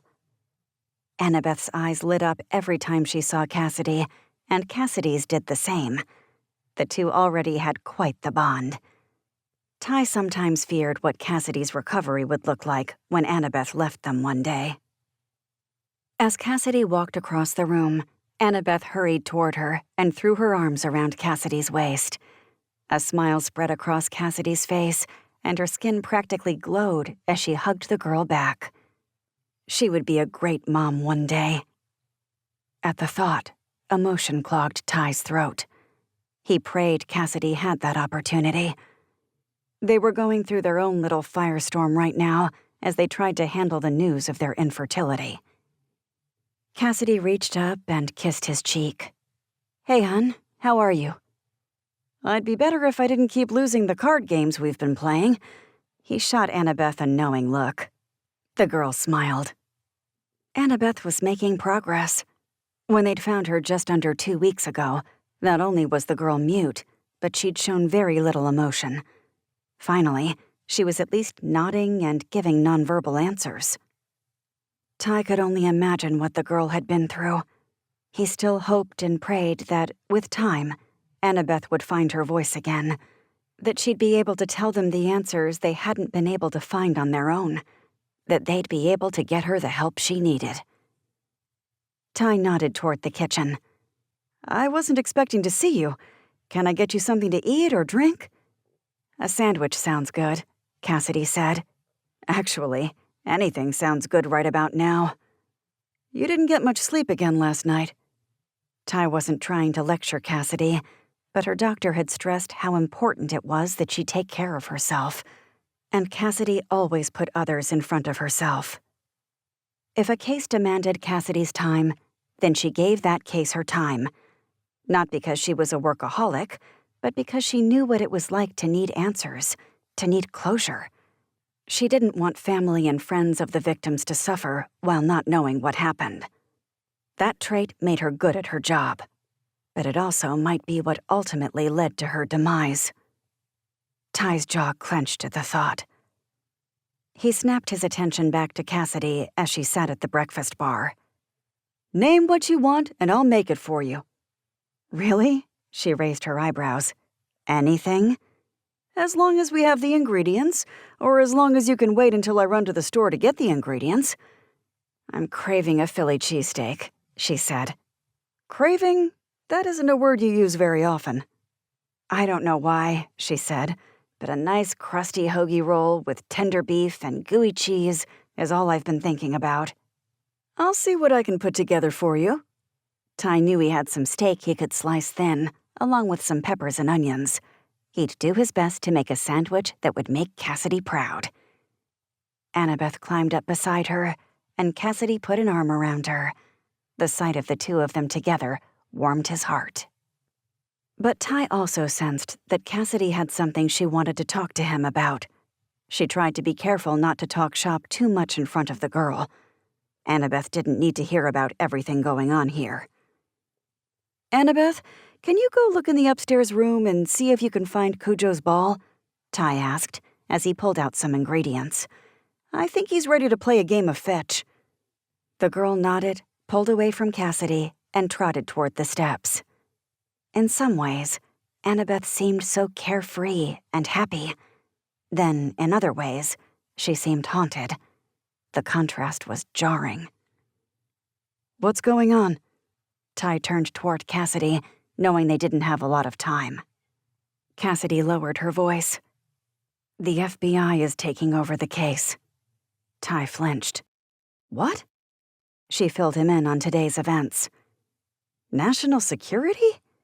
Ty continued to slice some steak and peppers as he let those words sink in. "That's what he said." Cassidy took a long sip of water from her refillable bottle. Ty paused from prepping the food. "It makes sense, yet it doesn't.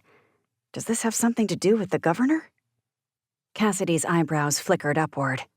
"That's what I wondered as well, although he's state level, so... At least there's one thing we know for sure. Whether or not the victim was Alexandria Manchester, she's somehow involved in this, willingly or not. The fact that her driver's license and name were on the rental agreement says a lot." Cassidy stared at the cabinet in front of her as if deep in thought. "I agree. Maybe it would serve me well to look into her background a little bit more. It couldn't hurt." Ty finished prepping the food and heated the skillet. A few minutes later, Annabeth was back with a ball and Cujo. She smiled and giggled as she tossed the tennis ball toward the door, and Cujo ran after it. The sound of a child's laughter in the house was enough to make his heart ache. Home seemed so much warmer when children filled it. Ty had never realized just how true that was until Annabeth came into his life. Cassidy went over and played with Cujo and Annabeth for a little while until Ty finished her sandwich. But just as he presented it to her on a plate at the breakfast bar, Cassidy's phone rang.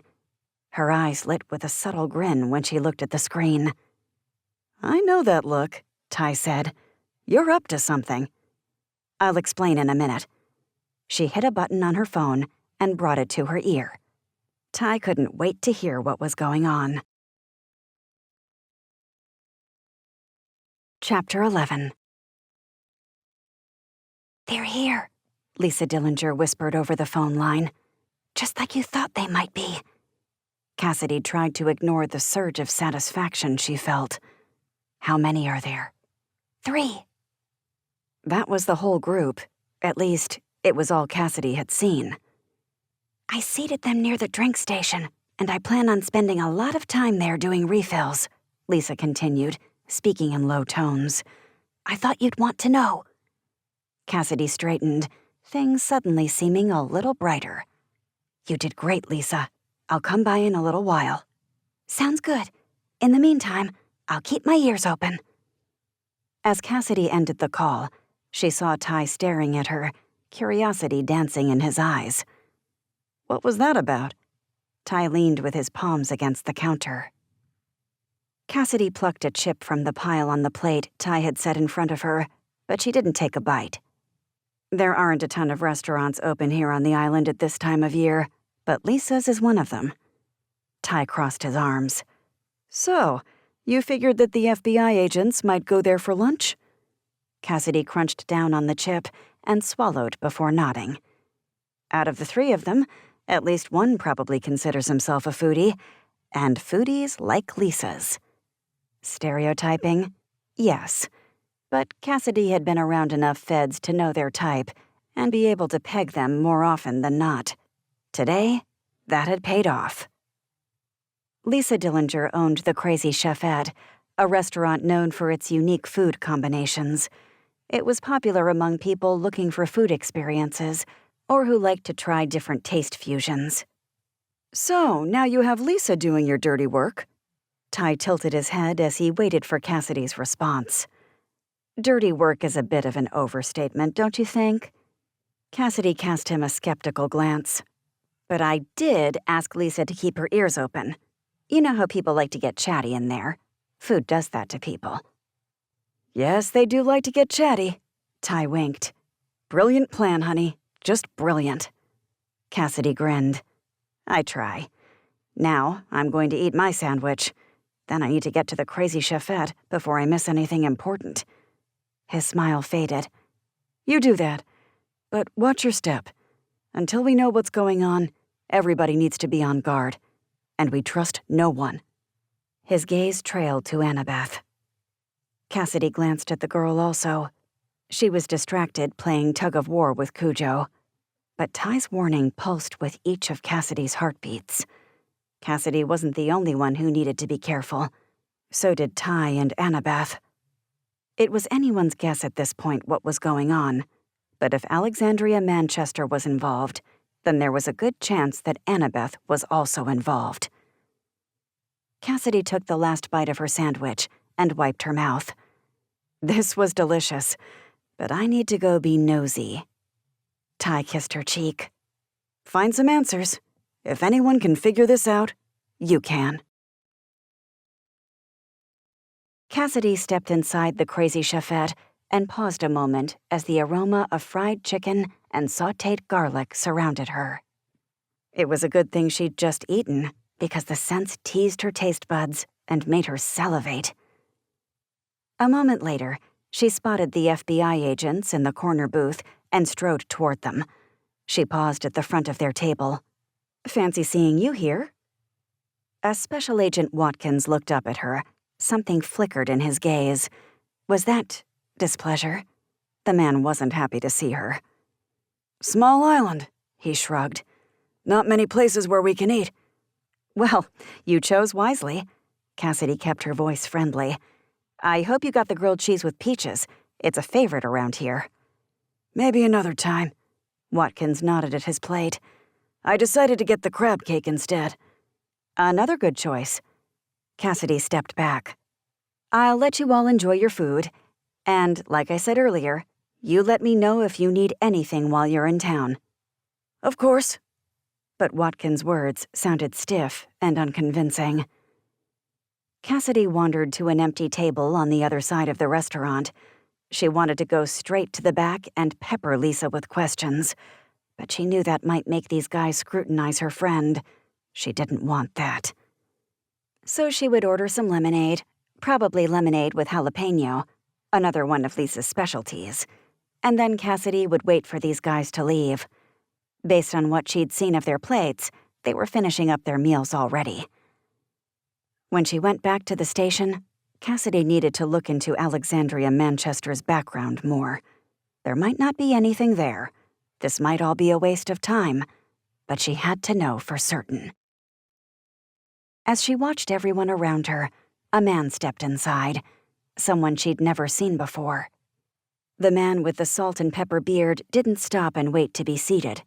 Instead, he cast a friendly smile to anyone watching before finding his own seat, right beside the FBI agents.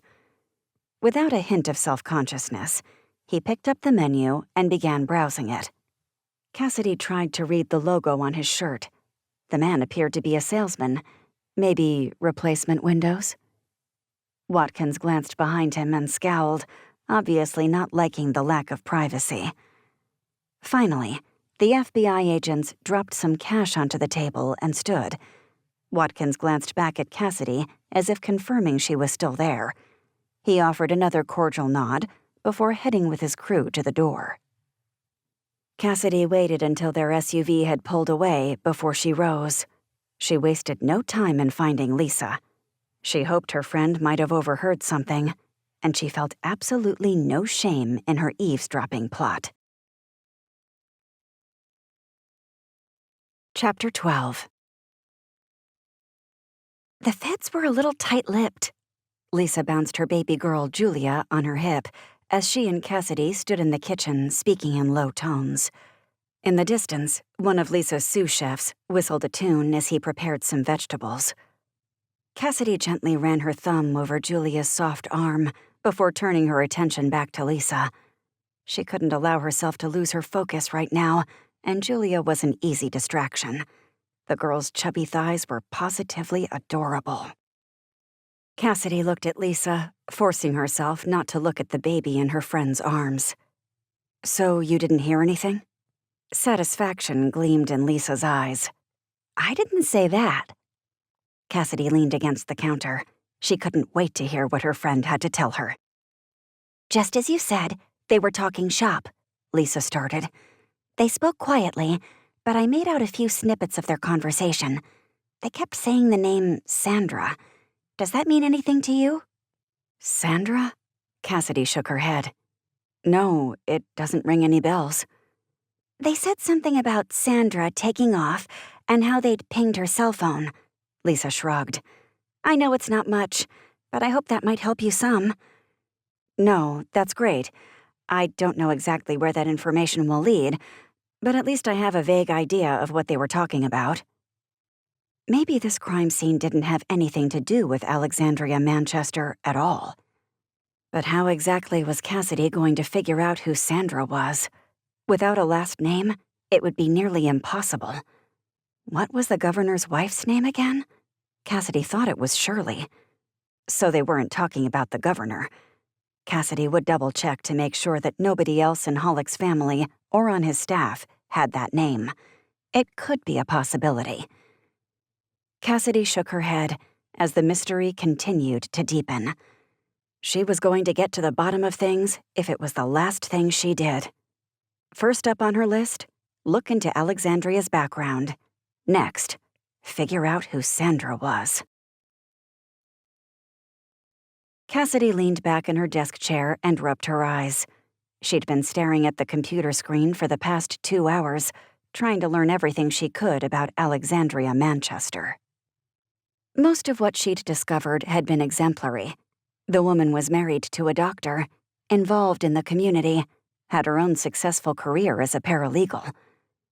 As Cassidy had gone deeper into the woman's history, she'd reviewed the fact that Alexandria had been a part of the foster care system as a child. Cassidy didn't think that had anything to do with the current situation, but she didn't want to overlook anything either. For someone who'd been in the foster system, Alexandria had done very well for herself. Not that being in the foster system ruled out that possibility, but the trauma that so often led up to being placed in foster care often stuck with kids for life. It always hurt Cassidy's heart to see. Yet she also knew that didn't always have to be the case. One of the detectives she'd worked with back in Seattle had been in foster care. He'd talked about the counseling he went through and how he'd needed to be brutally honest with himself about the scars he'd been left with. But in the end, he'd made a good life for himself. He was now a great dad and a great husband. Alexandria's parents had been killed in a convenience store robbery when she was only 11. Her father had owned his own IT firm, and her mother had been a nurse. She'd had a sickly grandmother who couldn't take care of her.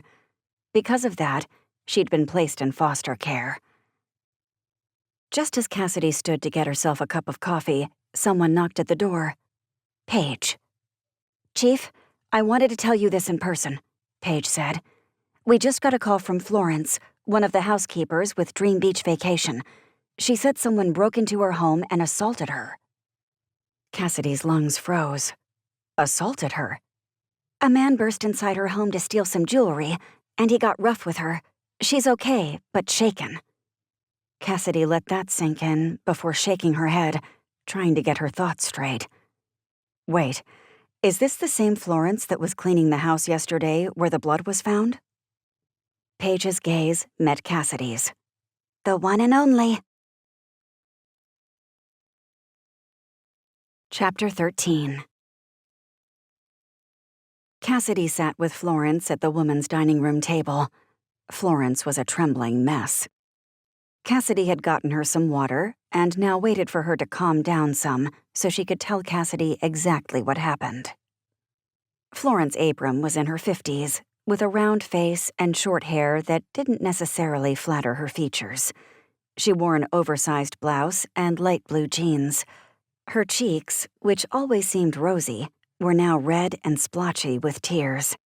She kept grabbing tissues and dabbing her eyes. Every time she did, Cassidy noticed how badly her hands and arms quivered. Whatever had happened, it had truly shaken her up. "Take your time," Cassidy encouraged. "Whenever you're ready, you can tell me what happened." Florence let out an unsteady breath. "Oh, Chief, I'm just so... I don't even know what to say. I can't believe this happened. I've lived on this island for 10 years, and I've never felt unsafe. Even with everything that's happened, and there's been a lot that's happened, I don't even lock my doors at night." "So, what were you doing before all of this began?" Cassidy didn't want to start the questioning in the middle of the action. She needed to start at the moment of normalcy. Maybe that would help get Florence's anxiety under control. Maybe. "I was sitting on my couch." Florence picked up a pen and began scribbling on the edge of a piece of paper. "I've also been working on some crossword puzzles. It's my day off, so I like to unwind." "No shame in that." "I heard a noise at the back of my house." As Florence continued to talk, her muscles seemed to tighten along with her expression. "I thought that maybe I left a window open, and the wind had knocked something down. But then I heard something else. I don't know why I didn't just leave right then, but it's like I said, I've always felt so safe." "So, what did you do?" "I got up and went down the hall to see what was happening. But when I opened the door to the bedroom, I saw a man wearing all black standing near my dresser." More tears streamed down her face. "Could you make out any of his features?" "He had a mask on, one of those like people wear when they ski." "So you couldn't tell anything about him?" Florence shook her head. "No, nothing at all. Except I think maybe he was white. I mean, I could see a little bit of the skin around his eyes." "You're doing great," Cassidy said. "Go on." She sucked in several shallow breaths. "I didn't even know what to do when he saw me. I froze. I guess I should have run or looked for a weapon or..." Cassidy pressed her hand over Florence's arm, trying to reassure her. "It's okay. It happens. People think there's only fight or flight, but a lot of times people freeze. It's perfectly normal." Florence nodded and ran a trembling hand over her face. "I didn't know what he was going to do, if he was going to hurt me." "What was he doing in your bedroom?" "Looking through my dresser." Cassidy narrowed her eyes at that bit of news. "Do you have anything of value in your dresser?" "Not really. As you can see, I don't have a lot." Her gaze swept around her humble home. "I don't make that much as a housekeeper. Not even enough to have internet run to the house. But I make enough to live on." Cassidy shifted, knowing Florence was in a fragile state right now. She didn't want to alarm the woman any more than necessary. "Did this man have anything else in his hands? Anything that he'd taken? Or even anything he'd brought in with him?" "I saw a gun in his waistband. That's when I really got scared. I thought he might pull it on me." Her chin trembled. "What did he do?" "He asked me where it was. I didn't know what he was talking about. I kept telling him that, but he didn't believe me." Cassidy could hear the conversation playing out in her mind. "What then?" "He kept insisting. Then I remembered one thing. Maybe that was what this guy had come for. I don't know what else it could be." "What's that?" Florence sniffled, her eyes flickering back and forth as she seemed to access her memories. "My mother's engagement ring. I keep it in my sock drawer. I'd wear it myself, but it doesn't fit my fingers. But truly, it's the only thing I have of value. And I don't even think it's that valuable. The diamond in it is small." "How would this guy have known you even had that ring?" "I mentioned it when I helped work that 5K a couple of weeks ago. Dream Beach sponsored the event, and I worked registration. People won medals, and I brought something up about it. I didn't think much about it, but maybe that was a mistake." "Did this man take the ring?" Florence nodded, her eyes welling with more tears. "He asked me where it was, so I pulled it out and gave it to him. Once he had it in his hands, he turned to me. He shoved me out of the way and I hit the wall. Then he ran out the front door. That's not the way he came in, though, right? No. The window in my bedroom was raised. Since my home is one of the few on the island that's not on stilts, it probably wasn't hard to get inside. Cassidy agreed with that assessment. Did you hear a car? Or do you think he just ran away? I didn't hear a car. I was so scared at that point that I don't remember much else. I don't remember hearing tires on gravel, so I assume he just ran. Cassidy leaned closer. Do you need medical help, Florence? Cassidy had already done a quick assessment of the woman. Most of her wounds appeared to be more emotional than physical. I don't think so. Florence shook her head. Like I said, the man just pushed me against the wall. I did hit my head, but not hard. It's just the whole situation that has me like this. Cassidy reached forward and squeezed her arm again. Can I call someone to come sit with you while I check out the evidence? I'll be fine. Let me just drink my water. I really just want to forget that all of this happened. As Florence practiced some controlled breathing, Cassidy searched the woman's place for any evidence that may have been left behind. Florence told Cassidy that the man had been wearing gloves, so it wasn't surprising when Cassidy didn't find any fingerprints. She'd also searched for fibers on the windowsill and for footprints. She found very little. She checked the surrounding areas for any tire marks. The only ones at Florence's place belonged to the woman's small, beat-up sedan.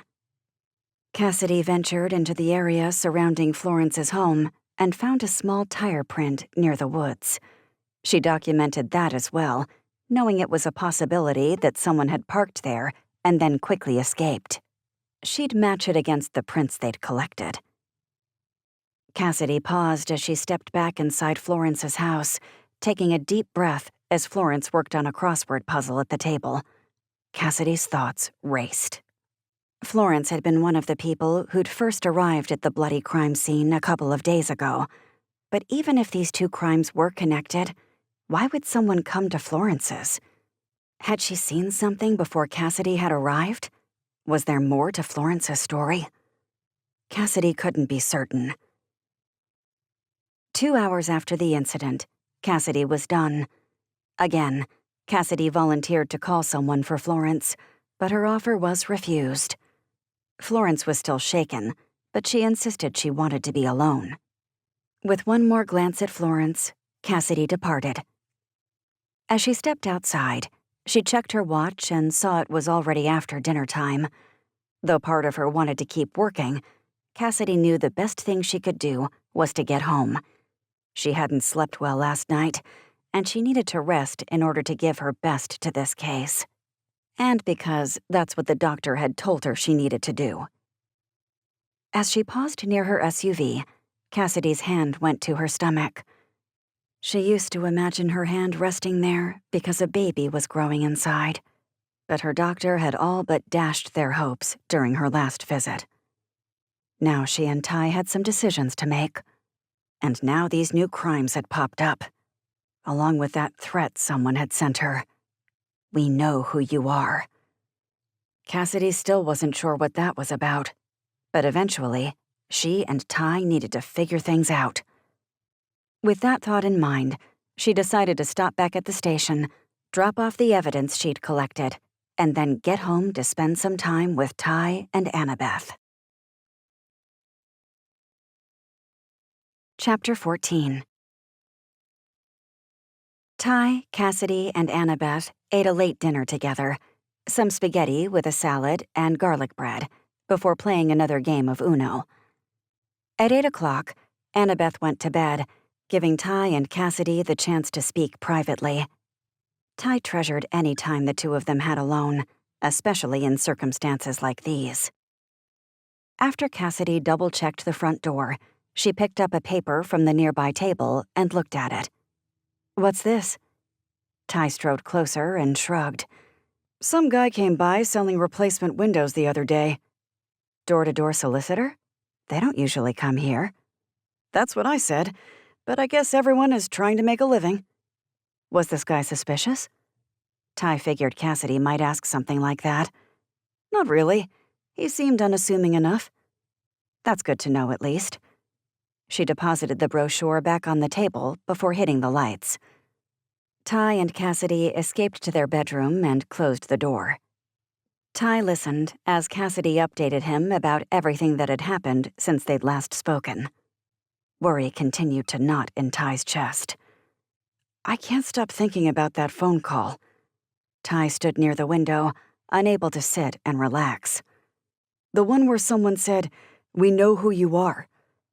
I know. Cassidy frowned and leaned back against the headboard.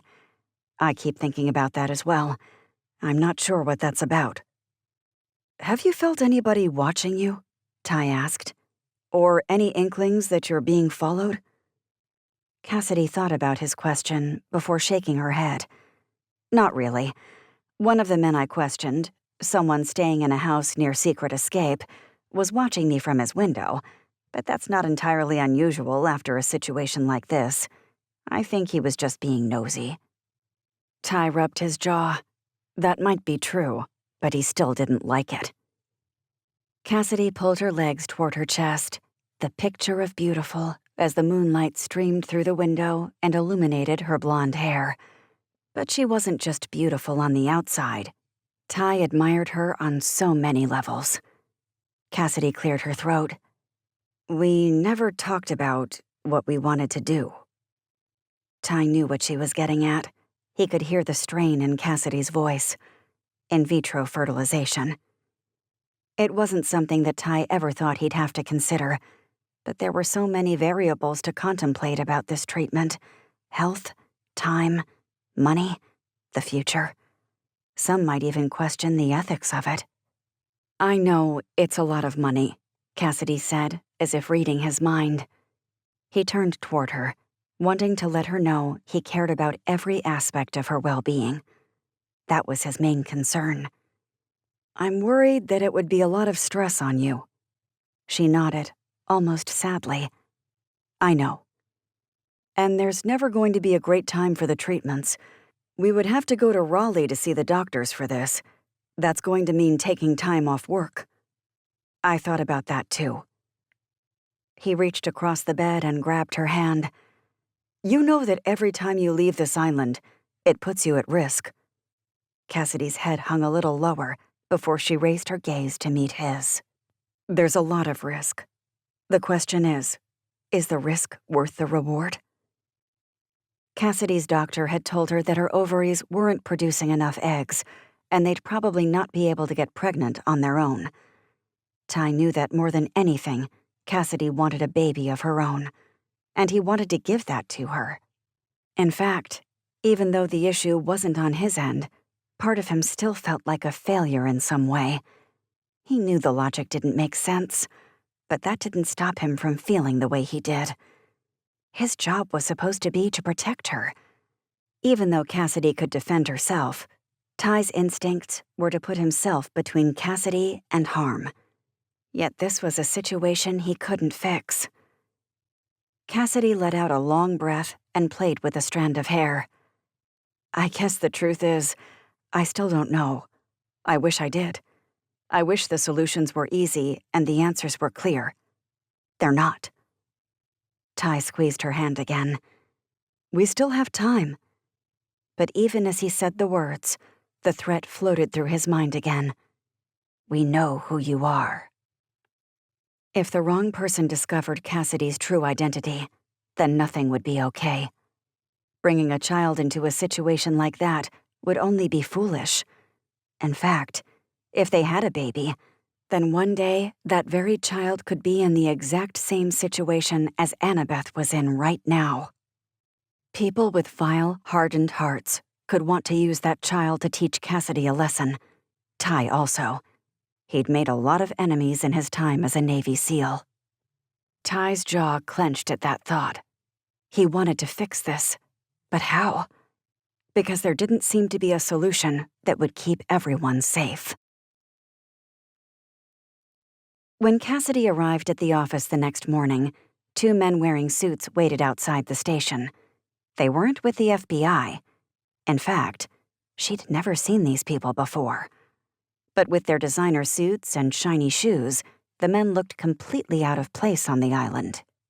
She paused in front of them. "Can I help you?" The older of the two, a man who appeared to be in his late 50s, with tanned skin and white hair, took the lead. He rose and addressed her with a stiff nod. "We're here to speak with Cassidy Chambers." "I'm Cassidy Chambers." Caution slammed into her and echoed with every heartbeat. "Can we speak to you in private?" The man's words sounded crisp and professional. Cassidy's curiosity grew, along with the start of suspicion. "Why don't you tell me who you are first?" "My apologies."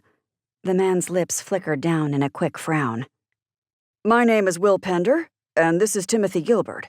We're attorneys with Pender, Gilbert, and Associates." "I see." Skepticism wove through Cassidy's voice. Anytime she heard attorney, her guard went up. "And where are you from?" "Raleigh." Raleigh. That was where the Manchesters were from, as well as Governor Hollick. A rush of anxiety shot through Cassidy, but she tamped it down. "Follow me."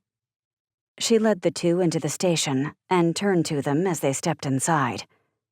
"You must have either gotten here last night, or you caught the very first ferry this morning, which meant you had a long night trying to get here from Raleigh." "We arrived yesterday evening and stayed at the inn in town." Pender offered another tight nod. "Is that right?" Cassidy took mental notes of the conversation. "Why don't we go into my office?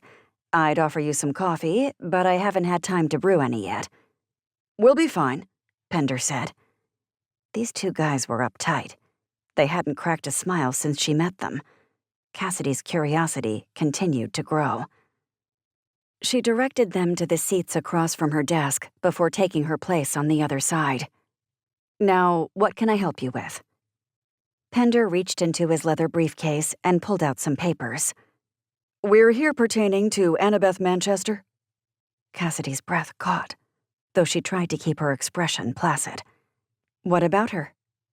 "We're lawyers for the Manchester family, and I have signed affidavits giving permission to take the girl back to Raleigh." Shock coursed through Cassidy. Instead of blurting the first thing that came to mind, she picked up the papers and looked at them. All she could make out was a whole bunch of legalese and gobbledygook. The packet looked official, but that didn't mean anything. Cassidy turned back to the two men. "Who are you representing?" "As I said, we're lawyers for the Manchester family." "Joe Manchester is in a coma, and his wife is missing," Cassidy said. "So you're going to have to explain a little bit more than that." No way Cassidy was letting Annabeth go with these two men. A fierce protectiveness rose up inside her at the thought of it, and she felt like a mama bear coming out of her slumber. "I've been deemed Annabeth's guardian until her parents are able to take care of her again." Pender stared at her, carefully watching her reaction. "And who bestowed you with that title?" Cassidy continued to press, a knot of concern forming in her gut. She knew that neither Joe nor Alexandria had any family to speak of. The only relative that had turned up was an aunt who'd been killed in a hit-and-run on her way to Lantern Beach to pick up Annabeth. "I'm the guardian of their estate," Pender said, "and we'd feel much more comfortable if someone associated with the Manchester family took care of Annabeth." Cassidy leaned closer, still keeping her voice easy despite the storm raging inside. "Why did it take you so long to come here and claim her, then?" Pender swallowed. "We thought Joe and Alexandria were on vacation, and it took a while for the news to get back to us. After that, it took a few days to draw up all the proper paperwork and make sure we were taking every legal precaution necessary." "I see." Cassidy leaned back and nodded, careful to remain in control. "But I'm afraid I can't just hand the girl over to you. There are a lot of other issues involved here." "I understand that you'll need to talk to the social worker who's involved in this case." "Yes, that's for starters. But I'm also going to have to talk to my own lawyer and make sure that these papers are legitimate, especially considering the circumstances around both of her parents." "That's understood." Pender stood. We'll be on the island for 3 more days, so I hope that you can resolve these matters during this time. We'll see about that, won't we? Let us know if you have any questions. Pender gave her a nod, and then the 2 men left her office. But the strange thing was, neither of the 2 men had asked how the girl was doing. Neither of them had asked to see her. Somebody who was truly concerned and wanted to be Annabeth's guardian would have done one of those things at least. Cassidy's shoulders stiffened. She didn't know where this was going, and she didn't like it. Chapter 15. These papers appear to be legitimate, but before the child is handed over to anybody, you need to go before a judge. Attorney Rico Salvatore stared at Cassidy from the other side of his desk.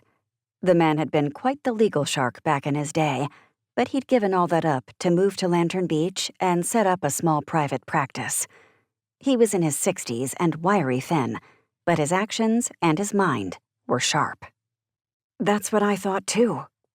Cassidy paced back and forth in front of his desk. I can't believe these guys just showed up and expected me to hand the girl over to them like this. Rico frowned. The paperwork seems legal. Everything has been notarized. But there are all kinds of red flags. This isn't the standard way to do things. Why did it take them so long to show up? Who are these people? That's exactly what I want to know. Cassidy's words came out faster than she intended. And they never specified exactly who gave them legal authority over Annabeth. Let me look into this for you. Rico glanced at the paperwork again. I'll see what I can find out about these lawyers, and I'll read this paperwork word for word. Yes, sometimes that's even hard as a lawyer. These things aren't written for the common man. No, they're not. Cassidy had already made copies of the documents and left them in her office. She'd also called Ty to let him know what was going on. He was just as outraged as she was. Finally, she stopped pacing and turned to Rico. Thank you for your help. He straightened and squared his shoulders. Of course. It's the least I can do for our town's police chief. I'll get back with you as soon as I know something. With another thank you, Cassidy left the office. But she still felt wound as tight as ever. There was so much more to this story. When Richard Robertson had been arrested, that was just one layer of this ordeal, wasn't it? Cassidy had no idea what else hid beneath the surface. She was about to find out. She knew one thing. She'd fight with everything within her to protect that little girl who'd been entrusted to her care. Cassidy ducked into the crazy chefette to pick up a sandwich she'd ordered for lunch. She'd take it back to the office to eat so she could continue to work. With everything else going on, the situation now with Annabeth only added to the troubles pressing against her. Plus, a storm was headed toward the island. The forecasters weren't calling for a lot of rain, winds were supposed to be strong, and the island might have some flooding. With that, always came more calls for help from the community. Cassidy needed to work on this now, while she could. Just as she picked up her turkey club and turned to depart, she nearly collided with Rebecca Marks. "I'm so sorry," Cassidy muttered. "Please excuse me. I'm a little distracted." Rebecca waved her off. "Oh, it's no problem. I feel like I live my life in a distracted state now that I have M." Sounds like a nice trade-off. Cassidy's heart twisted with a moment of envy. M was Rebecca's toddler. Cassidy wished she knew what that was like, but she kept her expression neutral. Only a couple of people on the island knew what she and Ty were going through. Cassidy wanted to keep the matter private. Rebecca paused and gripped her purse. "Hey, speaking of which, any update on that case?" "We're still working on it, but we haven't had any breaks yet. And honestly, it's no longer my investigation. The FBI rode into town and took over." Rebecca's eyes widened. "Really? That doesn't sound good." Cassidy shook her head. "No, it's not." "Well, I know my 2 cleaners are still shaken up about what happened." "I know. And then add the break-in yesterday on top of it." Rebecca's eyes widened even more. break-in? Cassidy bit the inside of her cheek. She shouldn't have brought it up, but she'd assumed that Rebecca knew. Cassidy was usually more careful than this, but lack of sleep and stress were messing with her head. I hope it wasn't Florence, Rebecca rushed. She's working so hard to turn her life around. Turn her life around? Cassidy shifted her weight from one foot to the other, curious about Rebecca's statement. Her turkey club was nearly forgotten. That's right. She's taken up a side gig to earn more money. She's really trying to get on her feet. Cassidy's curiosity continued to spike. Exactly what kind of side gig did she take up? Rebecca shrugged and waved at someone who passed before looking back at Cassidy. I'm not sure. Florence didn't really mention any details. I figured maybe it was some type of online job or something. Online job? Not without any internet. Florence had made a point of saying she couldn't afford it. Cassidy stored that information away. A side gig, huh? Maybe it was time she paid another visit to Florence. Cassidy had a few more questions for her. Chapter 16. Cassidy banged on Florence's door and waited. A moment later, the door cracked open a couple of inches, and Florence peeked out. Yes, Chief? Her voice sounded small, almost fragile. Was the woman still shaken after what had happened? That was a possibility. The break-in had to have been traumatic. But Cassidy suspected there was guilt behind her gaze as well. Can I come in? Cassidy asked. Florence's eyes widened. I'm afraid this isn't a good time. I'll only take a moment, Cassidy insisted. I'm sorry, Chief, but I'm in the middle of something. I can't. Cassidy hardened her voice so the woman would know she meant business. Florence, I can talk to you here, or I can bring you down to the station to talk. It's your choice. The woman's face seemed to go paler. Florence stared at Cassidy another moment before nodding and opening the door wider. She didn't say anything as Cassidy stepped inside. Cassidy followed the woman to the dining room table, and they sat across from each other. A crossword puzzle book was open on the table, half of it completed. Was this what Florence had been working on? The reason she'd claimed she couldn't talk? Florence looked up at Cassidy, questions and a touch of fear doing a frenzied dance in her gaze. Can I help you with something? Did you find the person who robbed me? I think you know why I'm here, Florence. Cassidy leveled her gaze with the woman, determined to get the truth. Florence stared back, but remained silent for several seconds before finally blurting, I don't know what you're talking about. So she was going to do this the hard way. So be it. Cassidy pulled some papers from her bag and spread them across the table. I went through several files on petty crimes in this area, specifically robberies. Mostly, they were reports from people vacationing here. I'm not sure what this has to do with anything. Florence pushed a strand of hair behind her ear, her hand trembling.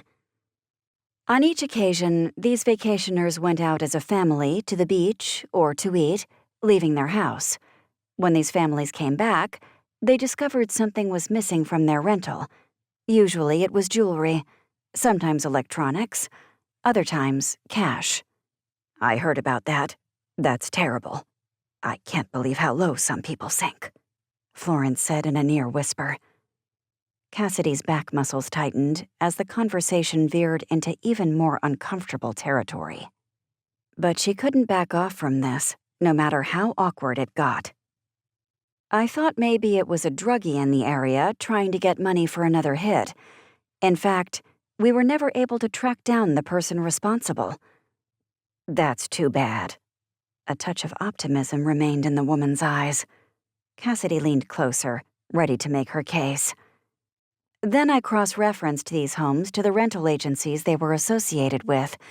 It turns out, each of the homes were ones you've cleaned before. Florence's face went still, and her breaths became more shallow. I've cleaned a lot of homes. In doing so, That means you have the keypad code to get inside most of those buildings. So do a lot of people in this area. Everyone at the management company can easily get their hands on those codes if they wanted to. Florence narrowed her gaze. What are you getting at, Chief? Cassidy shifted, her gaze locking with Florence's. I'm just going to ask you something point blank, Florence. Did you steal any items from the homes you've been cleaning? She opened her mouth, obviously about to deny it. Before she could do that, Cassidy changed her tactic. Actually, let me be more specific. Did you take something from the house where you found the bloody crime scene? The woman's hands trembled even more. I don't know what you're talking about. I looked into your background, Florence. Your mom was never married, yet you said her engagement ring was stolen. My mom could have had her mother's ring, an heirloom. Florence almost sounded like she was trying to convince herself as well as Cassidy, but it didn't work. This is what I think happened. Cassidy paused.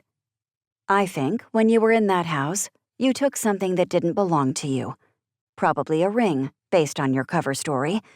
And I think the person who killed or hurt the woman staying in that house somehow figured out you had the ring. He came back to retrieve it. Am I right? Florence's chin quivered, but Cassidy said nothing. Sometimes silence could be the best intimidation tactic. Cassidy crossed her arms and leaned back. She wasn't going to say a word until Florence did.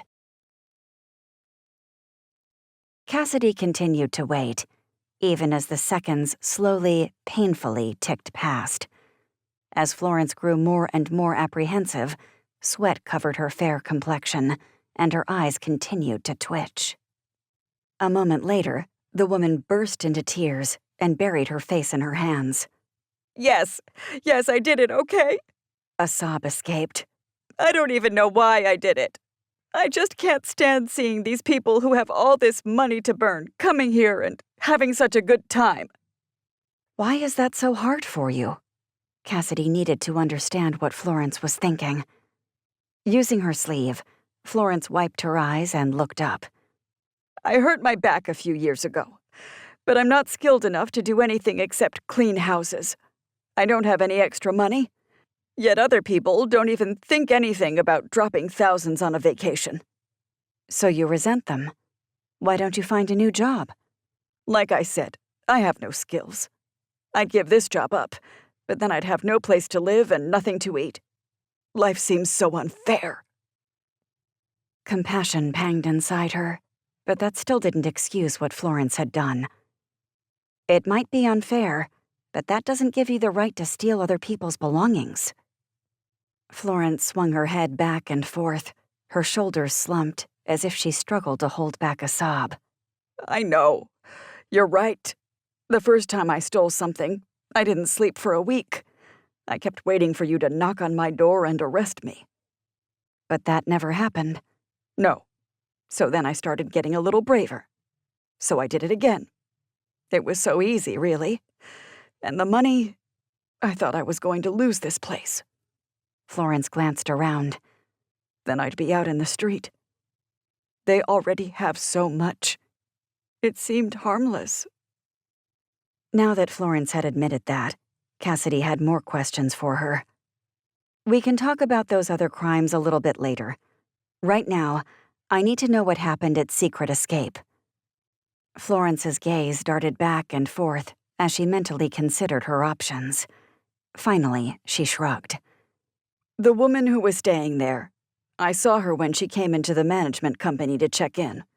She was wearing the most beautiful diamond ring. And? Later, I had to stop by and bring her some paper towels. Unlike a lot of agencies on the island, our company provides them for guests. Anyway, while I was there, the woman stepped down the hallway a moment. I noticed she'd left her ring on the table while putting on some lotion. So you took it? Florence frowned, the motion consuming her whole expression. I knew I shouldn't take it, but I grabbed the ring and stuck it in my pocket anyway. Part of me hoped I'd get caught. Maybe if I did, I'd stop. But the woman seemed distracted and didn't even notice. I left with that ring right in my pocket." When was that? Florence frowned again. "The evening she arrived." That would have been the day before she died, if Cassidy's timeline was correct. "Tell me about your visit with her," Cassidy prodded. "Is there anything she said that sounded suspicious?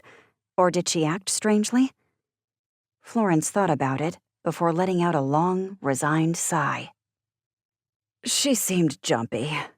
All the blinds were down, which I thought was weird since it was such a beautiful day outside. She wasn't wearing any beach clothes either. She was dressed in all business attire. I just couldn't figure out what she was doing on the island." "What about anything she said? Did you have a conversation with her?" "No," Florence said. "She thanked me for the paper towels. Then she went to get some money to tip me. We're not really supposed to take tips, but—" Cassidy pulled up a photo of Alexandria on her phone. "Is this the woman that you talked to?" Florence took the phone from Cassidy and studied the picture. And as she did, Cassidy held her breath, waiting to see what Florence would say.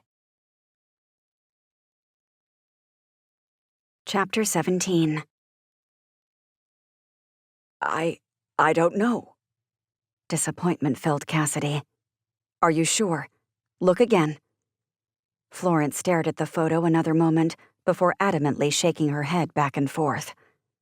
"It was weird because it was so dark inside the house. The woman staying at the house had tinted glasses on. Her hair was in her face. It was difficult to make out her features." Was that on purpose? Cassidy wondered. "Do you think it could be the same person?" Florence nodded. "It definitely could be the same person. The features are very similar, but I can't say for sure. I'm sorry." Cassidy leveled her gaze with the woman. "Is there anything else you're not telling me, Florence?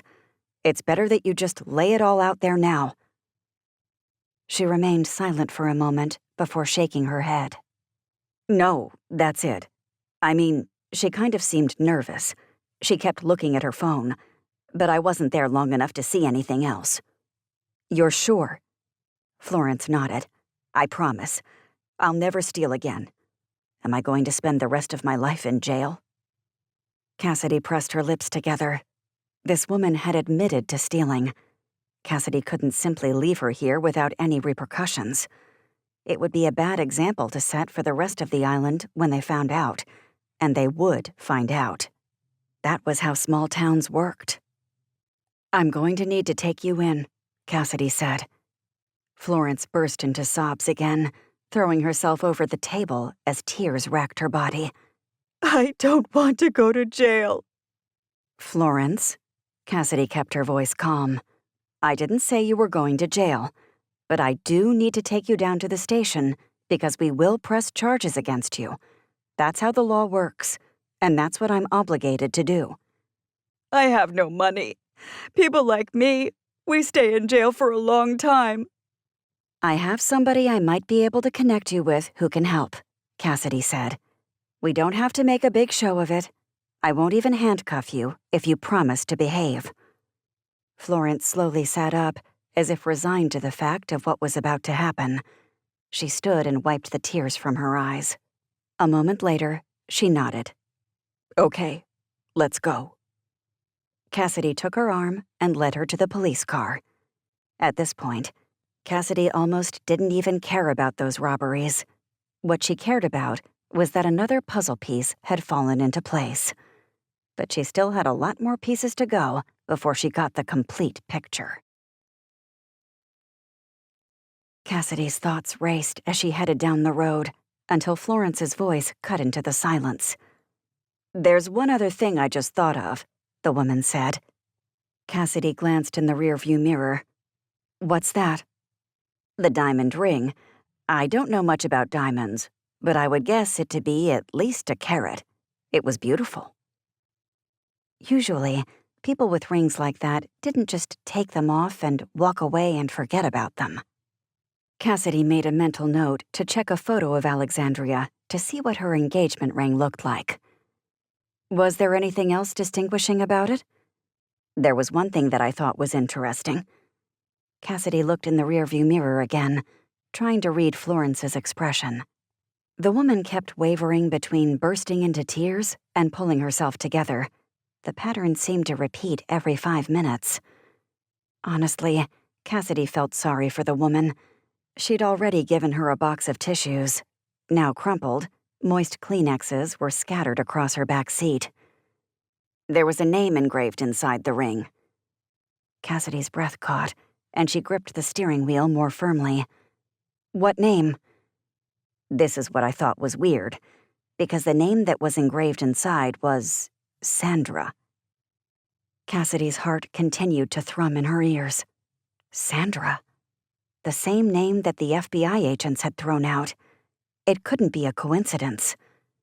Cassidy caught the woman's gaze in the rearview mirror. You know, with your cooperation, we might just be able to cut you a deal, Florence. My cooperation? Because this case is entirely bigger than you probably ever imagined. Chapter 18.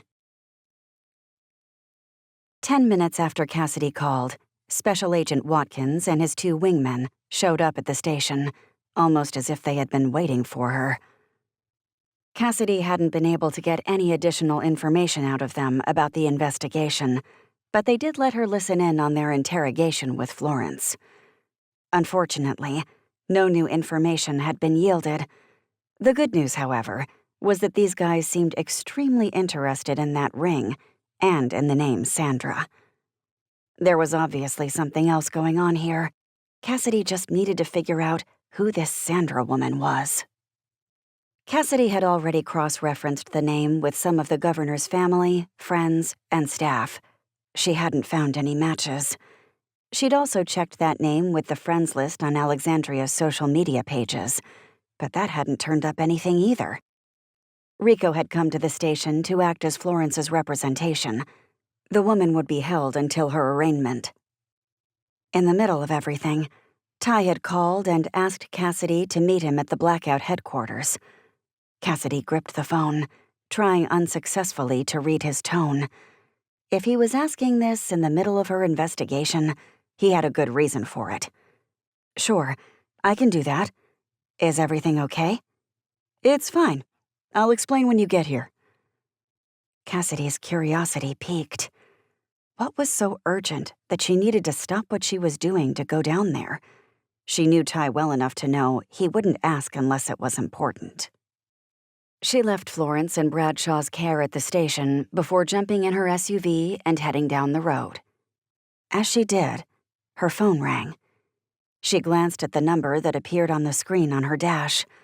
She sucked in a breath. She recognized that number. It was the same one her threat had come from. She hit the talk button and got right to the point. Who is this? Static crackled over the speakers, almost as if the connection was bad.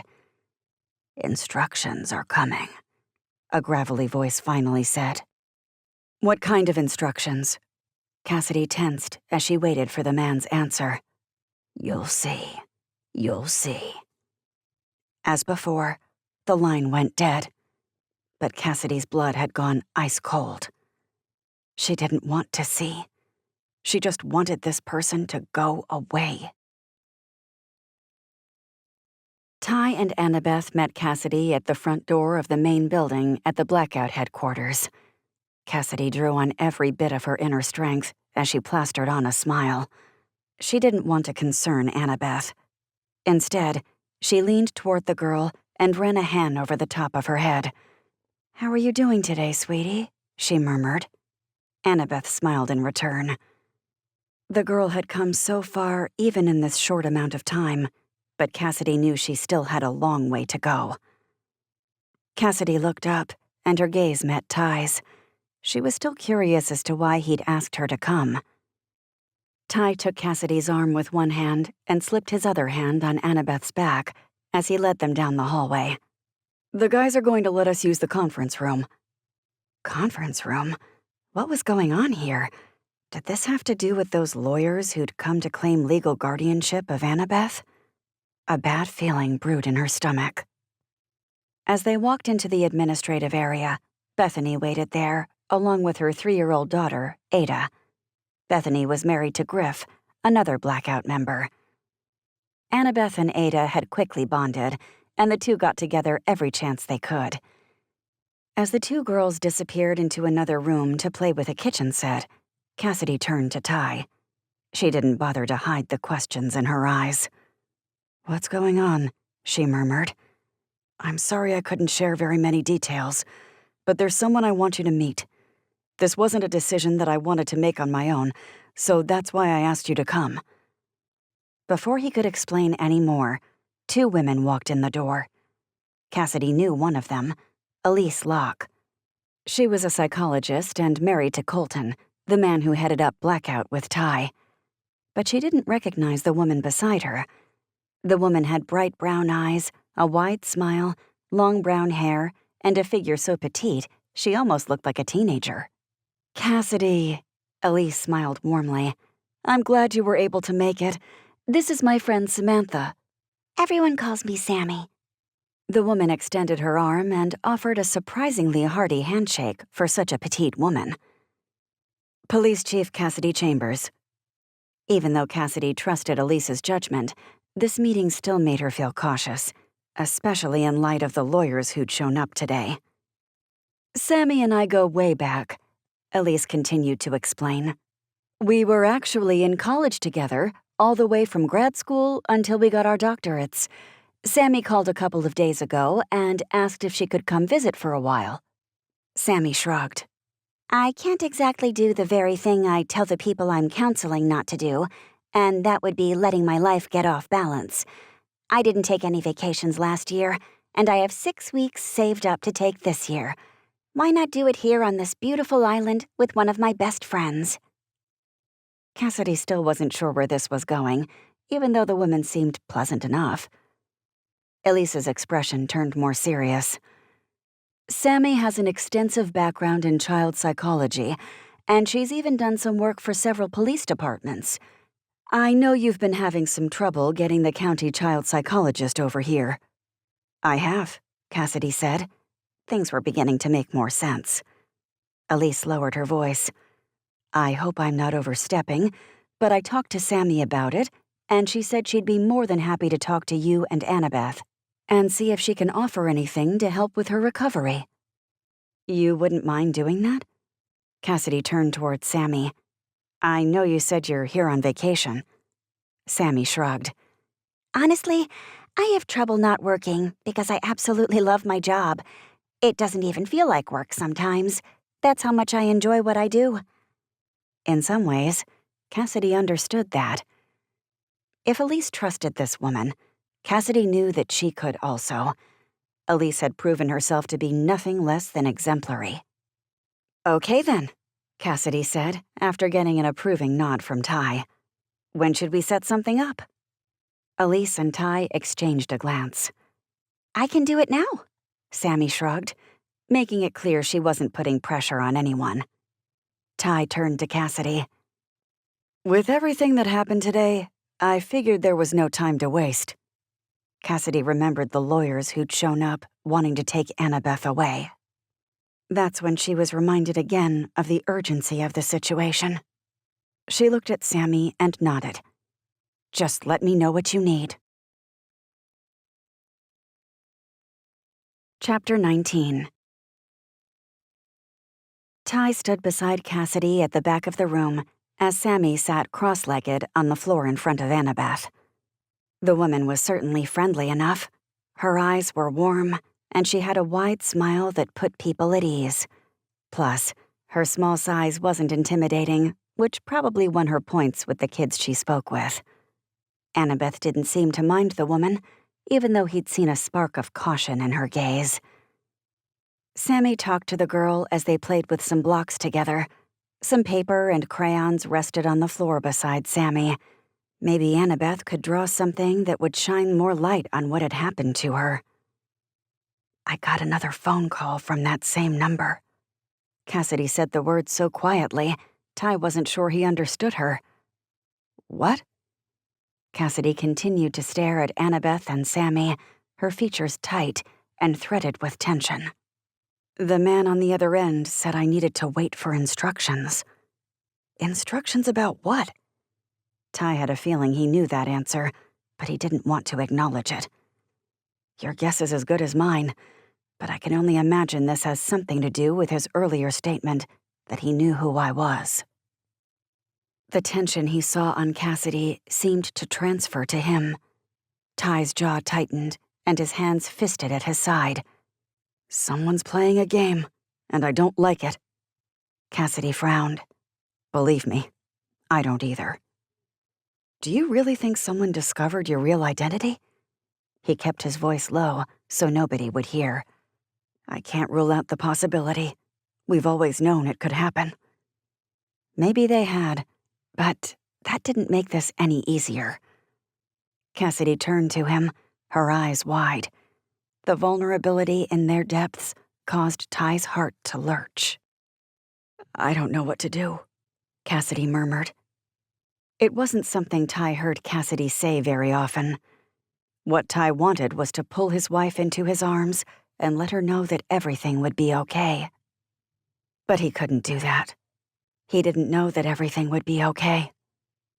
We'll keep our eyes open, he whispered. We'll make sure you're safe.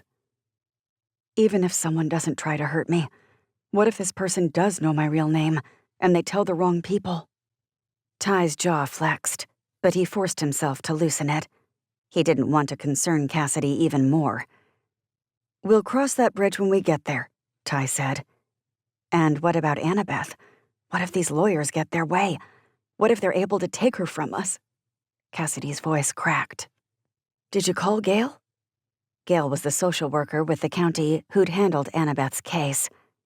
I did. She's having their lawyers look at things. I just have a bad feeling in my gut.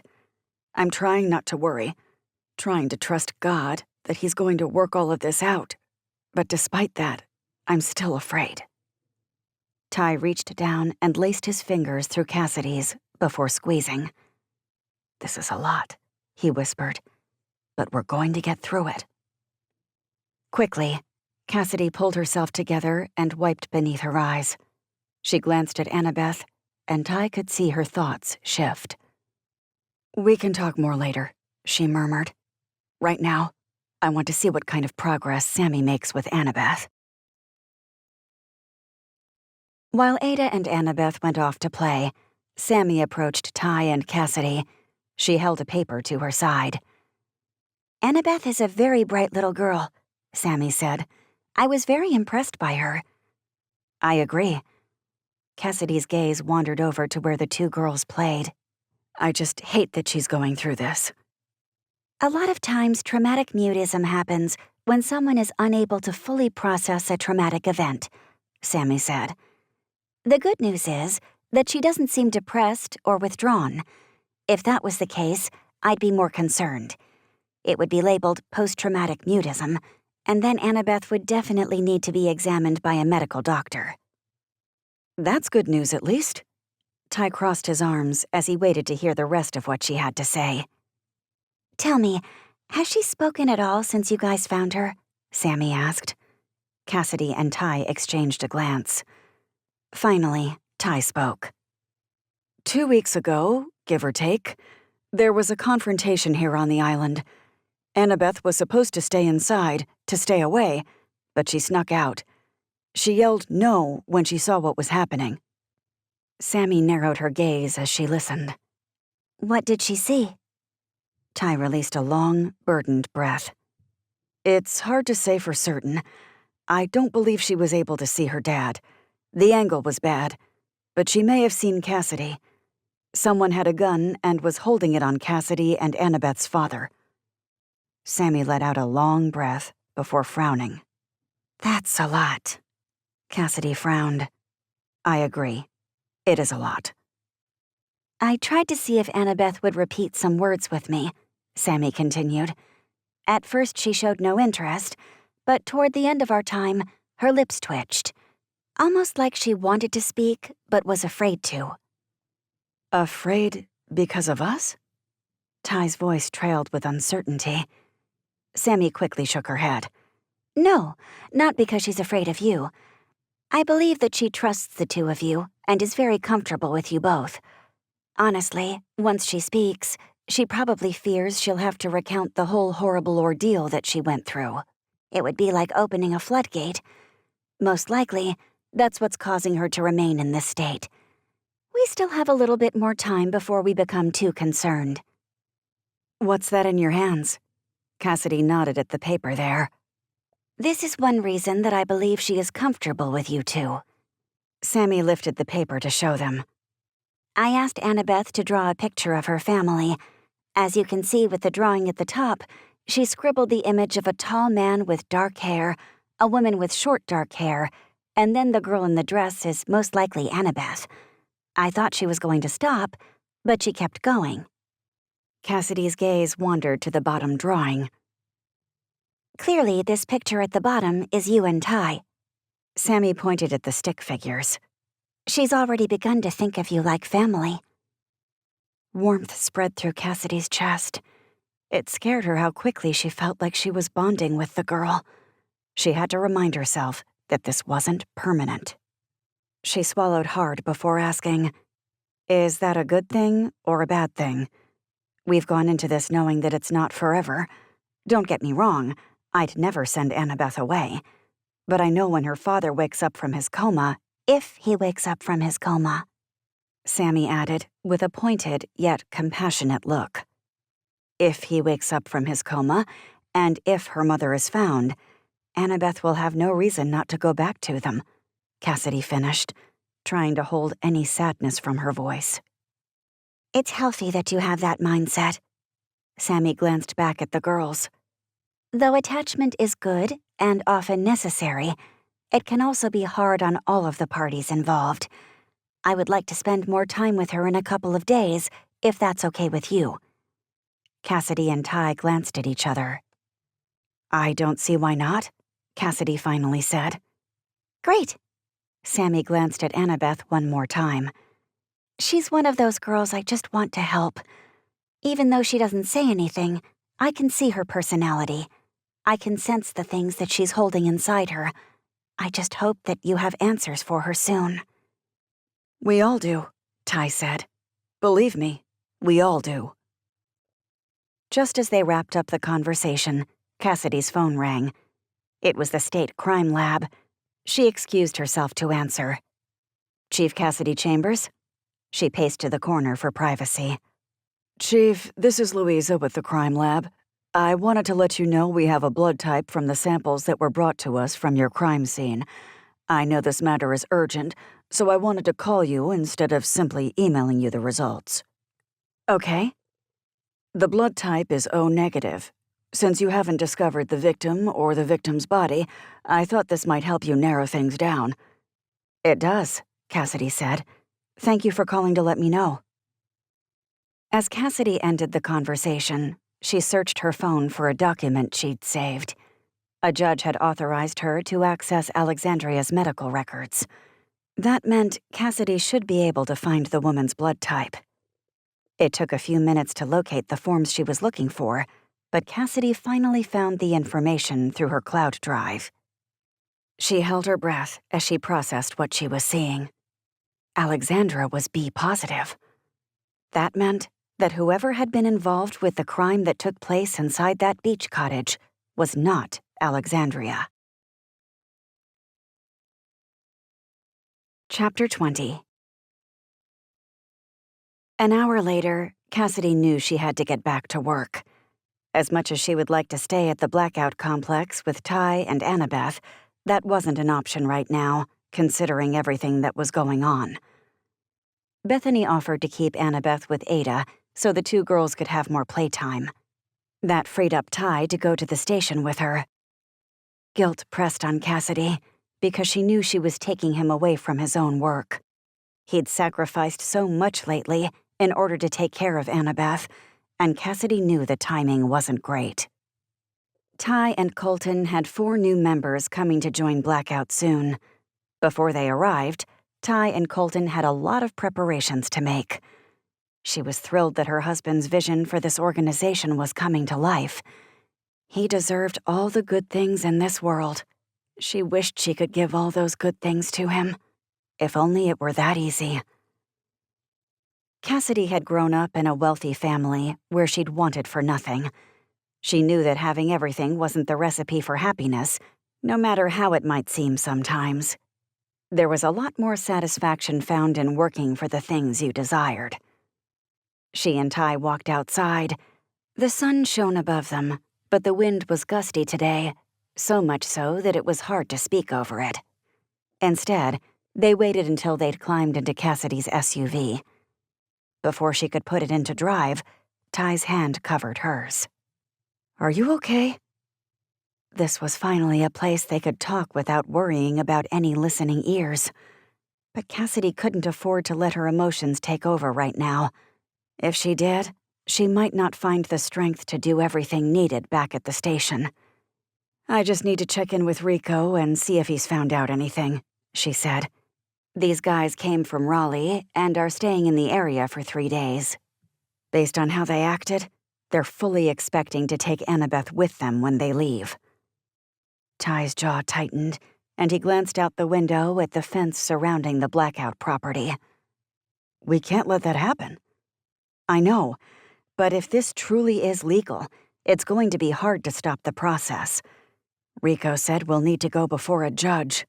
There's no way that something like this can be acted upon without that taking place." "What do you need to do now?" Ty turned toward her. "How can I help you?" Cassidy loved him so much for his selflessness.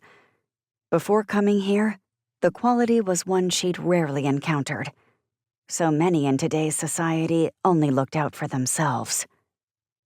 "Right now, I need to go back to the office to do some more research," she finally said. "But I could always use a second set of eyes." Ty nodded. "Of course, whatever I can do." Cassidy knew that he meant those words. She could always depend on Ty. Always. Cassidy and Ty spent the next hour at the office making phone calls and doing more research. In the meantime, Florence had gone before the magistrate and had been released on bail. Cassidy wasn't sure where the woman had gotten the money from, but Cassidy didn't ask any questions and let Rico handle it instead. Every time she let her thoughts wander, they always went back to her phone call. Instructions are coming. Cassidy could practically feel a train headed toward her, yet she was unable to get off the tracks. She didn't know what to do to stop the inevitable. Nausea roiled in her stomach at the thought of it. "Dear Lord, you're in control. Please help me now." As someone knocked at her door, Cassidy looked up, fully expecting to see either one of her officers or Paige standing there. Instead, it was another familiar face. Cassidy rose from her desk, her pulse quickening. Governor Hollick. What in the world was he doing here? Chapter 21. "May I have a word with you?" Hollick asked Cassidy before glancing at Ty. "In private?" Cassidy pressed her palms into her desk as she addressed the governor. "Anything that you need to say to me, you can say in front of my husband." Hollick hesitated a moment, as if unsure about her statement. The man looked like he'd aged since the last time Cassidy had seen him. He was in his 50s, with thinning brown hair and a lean build. The man favored wearing khakis and white button-up shirts, but the look only added to his uptight disposition. Finally, he nodded and took a seat beside Ty. "Very well, then." "Are you here alone?" As Cassidy lowered herself back into her seat, she tried to put the pieces together. Last time Hollick had been here, he had a team of 4 security officers with him. Roads had to be cleared. Officials had to be notified. "I am here alone." Hollick offered a tight nod of affirmation. Cassidy twisted her neck just enough to show her curiosity. "Why would you leave your protection detail behind?" "It's a long story." Hollick shifted and frowned. "And it's really not important." If the man had gone through all that trouble to get away without his security team, then it did seem important. But Cassidy kept her mouth closed and waited for whatever else he had to say. "I'm only here because the matter is urgent," he continued. "Urgent? Last time he was here, the matter had been urgent, to say the least. Richard Robertson had tried to force the governor's doctor to inject Hollick with a medication that would mimic the symptoms of ALS as a matter of revenge. Thankfully, Cassidy and her crew had stopped him before that happened. The whole event had been dramatically Hollywood-worthy. Did Hollick's presence here have something to do with Robertson? The governor leveled his gaze with Cassidy. It's like this. I know who you really are, Cassidy. Cassidy felt the blood drain from her face. Certainly, she hadn't heard Governor Hollick correctly. He couldn't possibly be talking about... "You know who I really am?" she repeated. But even as the words left Cassidy's lips, she felt the tension crackling across the room. If this was the truth, then her life had just made a pivot that would be hard to recover from. Hollick frowned, the lines on his face deepening. That's right. Now, I don't know what to do about it. Cassidy had to think quickly here.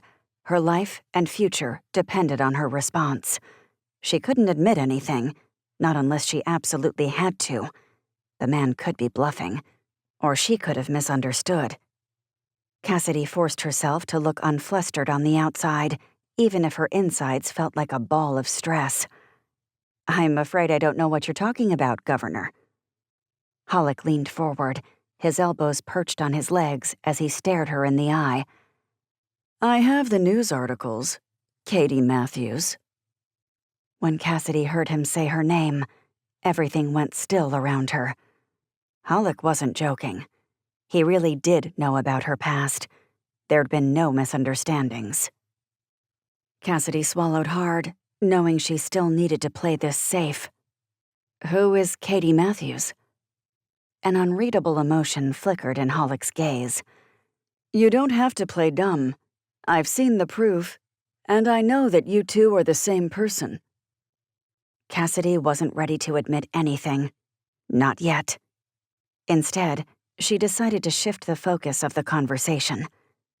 "I don't understand why you came here to say these things." Exactly what was Hollick's endgame right now? Even if he'd discovered this information, how had he discovered it? Why had he gone looking? And why was he bringing it to her now? The governor's shoulders seemed to slump. I'm coming here with this information because I need your help. Her help? Would this be a bad time to mention that Cassidy felt less inclined to help people who were holding something over her head? She had no choice but to listen to him, not just because of his position, but because she had to know more. Her gaze flickered to Ty. He seemed equally as riveted and off balance by the conversation. But he remained quiet, letting Cassidy navigate this. Her gaze went back to Hollick. She observed the way the man's leg fidgeted, the sweat on his upper lip, his unsteady gaze. He was nervous also. She stored away that fact. "What do you mean when you say you need my help?" Cassidy finally asked. Everything seemed to fade around her, everything except Ty, as she waited for Hollick's response. Cassidy couldn't stop thinking about her husband, about how things could change between them in the blink of an eye if she weren't careful, or if she didn't handle the situation correctly, or if she owned up to too much, or if she didn't own up to enough. Her future seemed to teeter on this moment. Hollick leaned closer and lowered his voice. I'm going to tell you something, but I need your discretion. You do know that I am an officer of the law. His eyes narrowed. And you do realize that I have influence here in the state. I'd hate for someone in the county to find out there was a police chief in the area who's using an alias instead of her real name. Cassidy sucked in a quick breath. The man had a point. She wasn't sure what he was about to say, but it looked like they both had things at stake here. Moral obligations, choices, maybe even regrets. "Understood," Cassidy finally said. "You have my discretion." Hollick nodded slowly, almost somberly. Whatever he had to say, the words weighed on him and practically aged him for that matter. "Last night, I got an email," he finally said, "and that's when this all started." Chapter 22. Ty felt the tension spread across his shoulders as he sat in the seat beside Hollick, waiting for the man to continue. It was one of those moments like he'd experienced in the Middle East, the moments where his life was on the line, and one wrong move would put him in the enemy's hands. When one wrong move would mean the choice between life and death. A pendulum moment. That was what Ty had called them. Ty and Cassidy had spoken of times like that since then. They'd both agreed they existed, and that they were terrible. It was agonizing to know that one event, one 5-minute interlude, could change the entire course of a life. He glanced at Cassidy. Her face was tight. Her motions were jerky.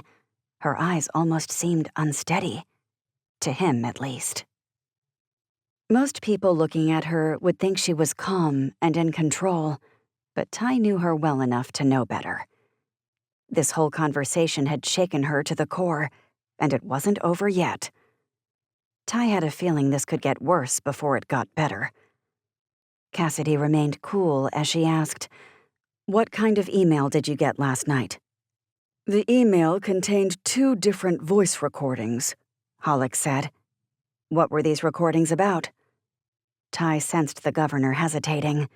The man didn't want to talk about this, but Hollick must be desperate if he'd come all the way to Lantern Beach to speak with Cassidy.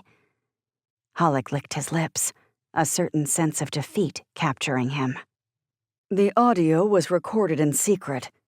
Listening to it, it sounds like I'm making a deal with my brother to give funding for that ALS medication to him instead of to Buxton Pharmaceuticals.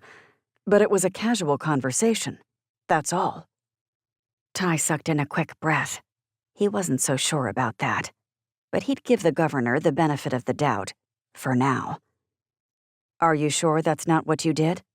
Cassidy asked point blank. "Atta girl." Ty had always loved the fact that Cassidy spoke her mind. Even more so, she knew when to speak her mind and when to keep quiet. Strategy was everything in these situations. "The conversations we had were real." Hollick tugged at his pant leg, clearly uncomfortable. "But they were taken out of context. When you listen to the recordings, it sounds like I'm making a deal for my own benefit. But that's not what happened." Ty had a lot of doubts about that, but he kept his mouth closed, for now. Cassidy's jaw visibly tightened as she slowly nodded. "We'll get back to those conversations in a minute. How did someone even get their hands on those recordings?" Hollick shifted again, the sweat on his upper lip thickening. "My brother and I had these conversations in the privacy of my home. Looking back, they were a bad idea. But the recordings cut off right before the point in our talk where I refused." Cassidy narrowed her eyes. "So, someone bugged your home. Who would have done that?" Hollick frowned. "Without exposing the recordings to more people, it's hard to know. But my first guess would be Robertson. He's the only one that makes sense." Ty shook his head, unable to remain quiet. "If Robertson had evidence like this, he would have gone public with it. He wouldn't have tried to teach you a lesson himself when he could have just released that audio and ruined your life that way, don't you think?" Hollick shifted again, crossing and uncrossing his legs. The conversation clearly made him uncomfortable. "I know. I thought about that. And I do wonder if he was going to play this as a wild card after his original plan had been implemented." "That still doesn't explain how someone got their hands on those recordings and sent them to you via email," Cassidy said. "Robertson is in jail. It couldn't have been him." "I know, unless he saved the files on the computer or gave them to somebody." "In other words, if he was working with someone," Cassidy muttered, before pressing her lips together, as if disturbed. Hollick went paler. "Exactly." Cassidy narrowed her gaze and leaned closer. "But why are you here now? Why come to me with this information? And why did someone tell you that I'm secretly someone else? Ty stiffened as he listened closely, anxious to hear where this conversation would go. Nowhere good, he was certain of that. These people also sent me instructions, Hollick said. They said if I didn't expose you for who you really are, then the person who sent me the audio files was going to make them public. He gave me 3 days. Ty sucked in a breath. Hollick was being blackmailed. But why did someone want to expose Cassidy that badly? How could that revelation possibly benefit someone? And why didn't they leak the information themselves? DH7, the gang who'd originally put out a hit for Cassidy, didn't operate this way. This method was too sophisticated for them. Ty's mind raced as he tried to find answers. Cassidy leaned back again, her gaze focusing as if she was formulating her next step. Let me get this straight. Someone has incriminating evidence on you, but for some reason, they want you to expose me? Why would someone go after a small-town police chief when they could take down a governor? Hollick frowned. That's what I'm wondering also. Cassidy's eyes traveled back and forth, back and forth, back and forth. Finally, she asked, "So what are you going to do?" Ty's gaze went to the governor as he waited for his response. Cassidy's heart pounded in her ears as she waited to hear Hollick's answer. Her future rode on his choice. Hollick released a long breath. I don't know what to do. That's why I came here. You saved my life, Cassidy. I can be selfish, power-hungry, and a myriad of other less than flattering adjectives, but the one thing I'm not is stupid. Cassidy couldn't be too quick to believe him, and definitely not too quick to trust the man. Tell me, do you have any idea who might have sent them? Is there anybody besides Robertson? Hollick tugged at his pant leg again. I have all kinds of enemies, but the only people who make sense are people who are connected with Robertson. Cassidy nodded slowly, letting that sink in. She supposed Robertson could have hired other people to carry on with his dirty work, even if he died. Hollick rubbed the edge of Cassidy's aging desk, where several small chips were missing from the wood. He seemed to need the distraction to compose himself. I was hoping you might have some answers for me. How much could Cassidy tell him? She thought about it a moment before making up her mind. Let's just say that the mystery surrounding Alexandria Manchester isn't over yet. Cassidy gave him a brief update on what had transpired over the past week. Hollick seemed to grow paler and his eyes more haunted with every new detail. So you're telling me that the people holding Alexandria captive are still out there and still working on some type of angle that we're not clear about? Cassidy offered a curt nod. Yes, that's exactly what I'm saying. And while we're talking about it, does the name Sandra ring any bells? The governor thought about it a moment before shaking his head. I can't say it does. Why? The name has come up in the investigation, but we haven't been able to identify anyone. I should also let you know that the FBI are now involved. A flash of surprise registered in his eyes. The FBI? There was only one natural connection Cassidy could come up with. Do you think they suspect that you're involved in this somehow? That would explain the national security comment Watkins had made. Maybe. I can assure you that I am not involved with that little girl's abduction. White-collar crimes? Maybe. But something like an abduction or kidnapping? Never. Had the governor just admitted that he was involved in crimes? Cassidy would address that later. How long are you staying in town, Governor Hollick? I'm heading back after this conversation. I can't afford for people to ask too many questions. I told everyone I was going for a drive to clear my head and to not expect me back for the rest of the day. And you don't know what you're going to do? Ty asked. His gaze darkened. The feds are already investigating me. If people find these audio files, my career will be dead. Not only that, but I could spend time in jail. I can't let that happen."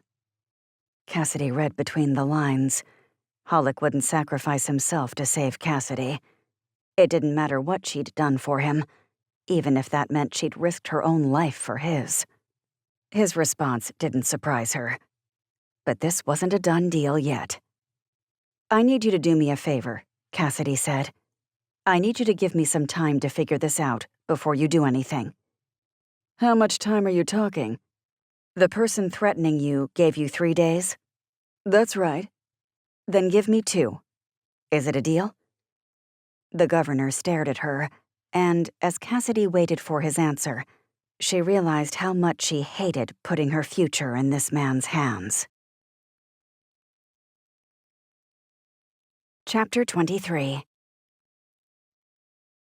As soon as Governor Hollick left, Ty rose from his seat, crossed the room, and pulled Cassidy into his arms.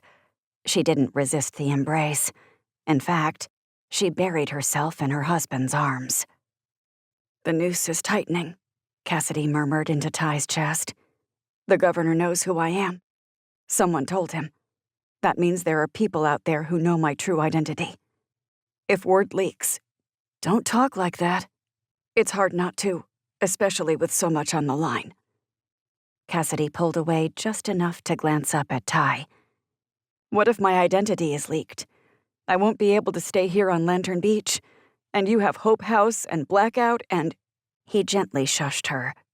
"We'll figure all that out. Wherever you are, that's where I'm going to be also." "But you shouldn't have to live in hiding, Cassidy." Ty locked his gaze with hers, clearly trying to stop her panic before it spun out of control. "We're going to figure this out." She stepped back and squeezed the skin between her eyes. She wished she believed those words. But right now, all she felt was panic. She couldn't remember the last time she'd felt this edgy. "I don't know how," she murmured. "I can't believe someone found out this information. We covered our tracks. This wasn't supposed to happen." "Somebody found out the information about the governor also. We need to ask ourselves how this person is doing this. There's only one way that I can think of." Cassidy paused and straightened her shoulders. "Whoever is behind this has to be able to get into our computer system somehow. It's the only thing that makes sense." A knot formed between Ty's eyebrows. "You mean like a hacker?" "Yes, I mean like a hacker. If someone puts bugs in the governor's place somehow, then we need to check everything to make sure we haven't been bugged also." "I can have my guys help us with that." Cassidy began pacing in her small office. "I don't even know if I can trust Hollick." Ty's hands went to his hips as he stood near the wall watching Cassidy. "It would be wise not to. The man has a lot on the line also. Desperate people will take desperate measures." She snapped her gaze back up to meet his. "I have 2 days to figure this out, Ty. How am I going to do that?" "We'll figure it out. Somehow. I'll keep checking and digging, and we'll find answers. Maybe we should start with that name, Sandra." It was a logical place to start, but "I've searched everything I can think of trying to find a connection with that name. I haven't had any luck." "Then maybe you should have a heart-to-heart conversation with the FBI." Cassidy's startled gaze met his. "And tell them who I am?" "No, not that." Ty swung his head back and forth, leaving no doubt where he stood on that issue. "But we need to get more information from them about why they're here. Once we know that, maybe we'll finally have some of those answers you've been looking for." Cassidy remained still, contemplating his words before nodding. "You're right. But now I have to think of a way to either convince them to share, or, if that doesn't work, think of a less than savory way to find out." Ty was right. Desperate people did desperate things. And right now, Cassidy was the desperate one. After a few more minutes of thought, Cassidy offered Ty a resolute nod. "I'm going to give Agent Watkins a call. It can't hurt to ask, right?" Ty nodded. "It sounds like a plan to me." Drawing in a deep breath, Cassidy picked up her phone and dialed the agent's number. He answered on the second ring. "Special Agent Watkins, this is Chief Chambers." Cassidy lowered herself into the chair behind her desk. "I was hoping the two of us might meet." "Funny that you said that." His voice sounded dry and humorless. Cassidy narrowed her eyes. "Why's that?" "I just got a call from Governor Hullock.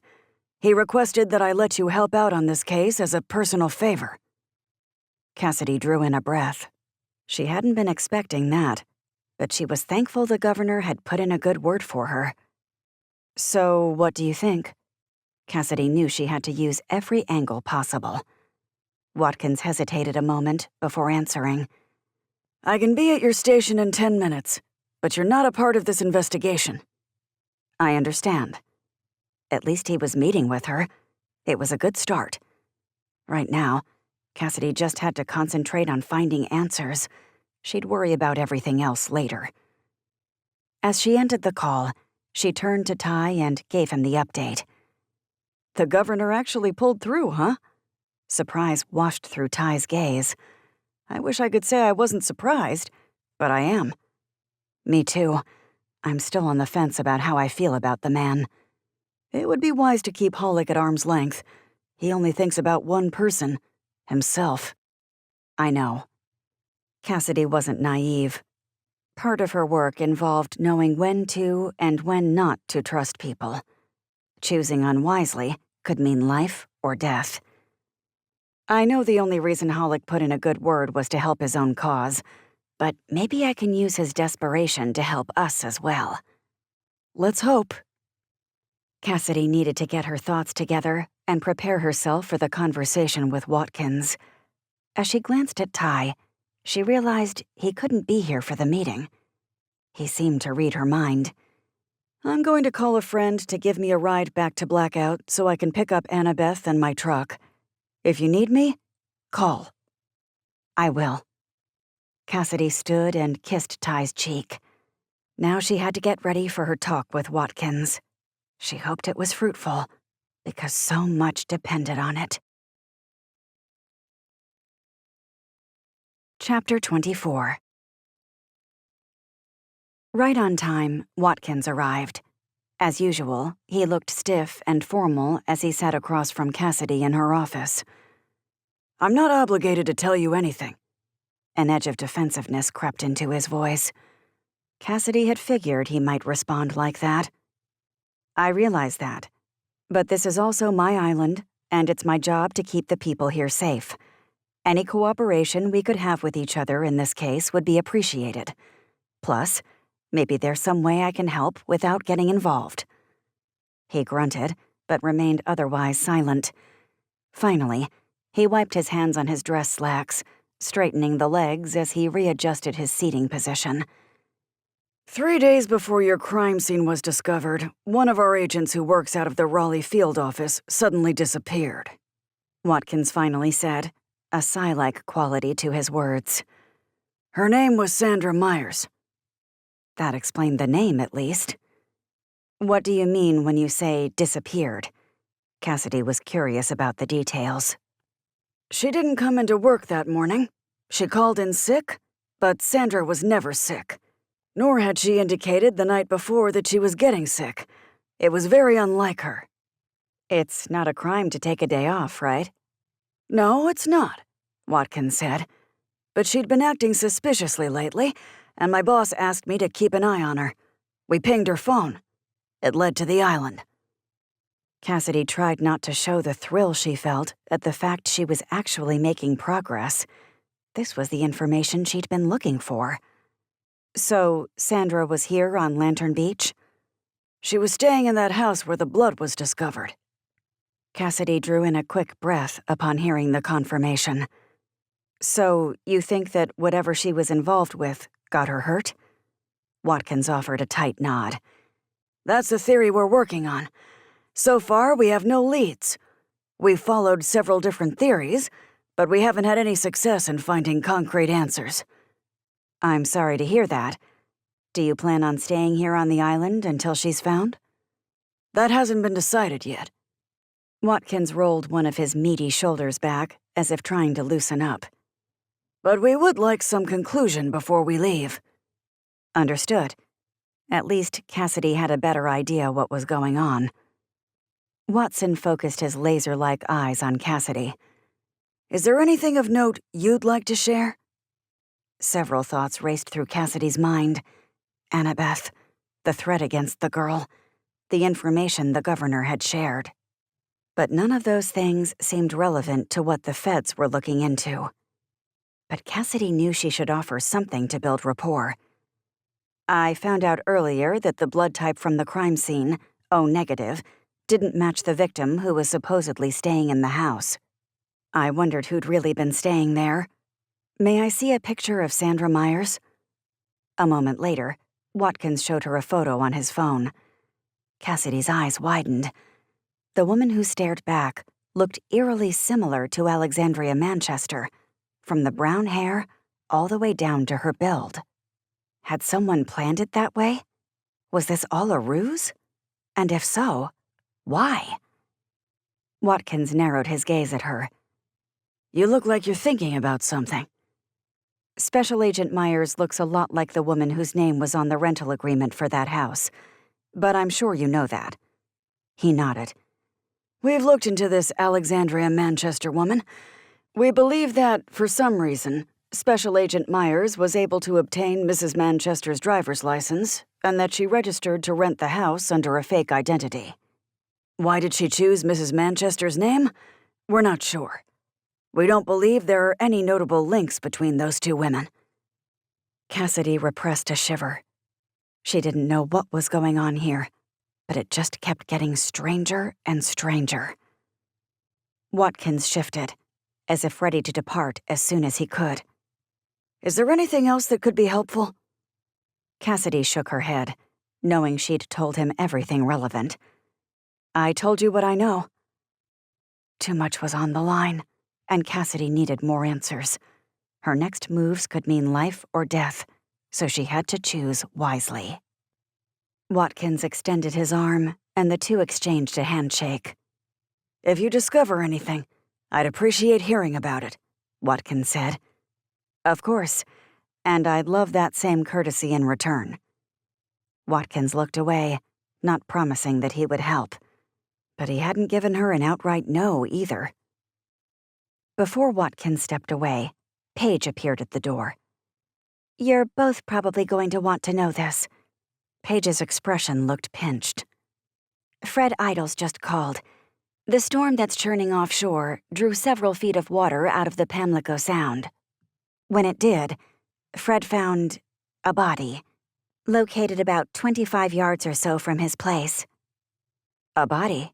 Cassidy repeated. "That's right. He sounded really upset." Cassidy exchanged a look with Watkins. Cassidy knew how she'd be spending the rest of her day. The question was, whose body was it? Alexandria's? Sandra's? Or someone entirely different?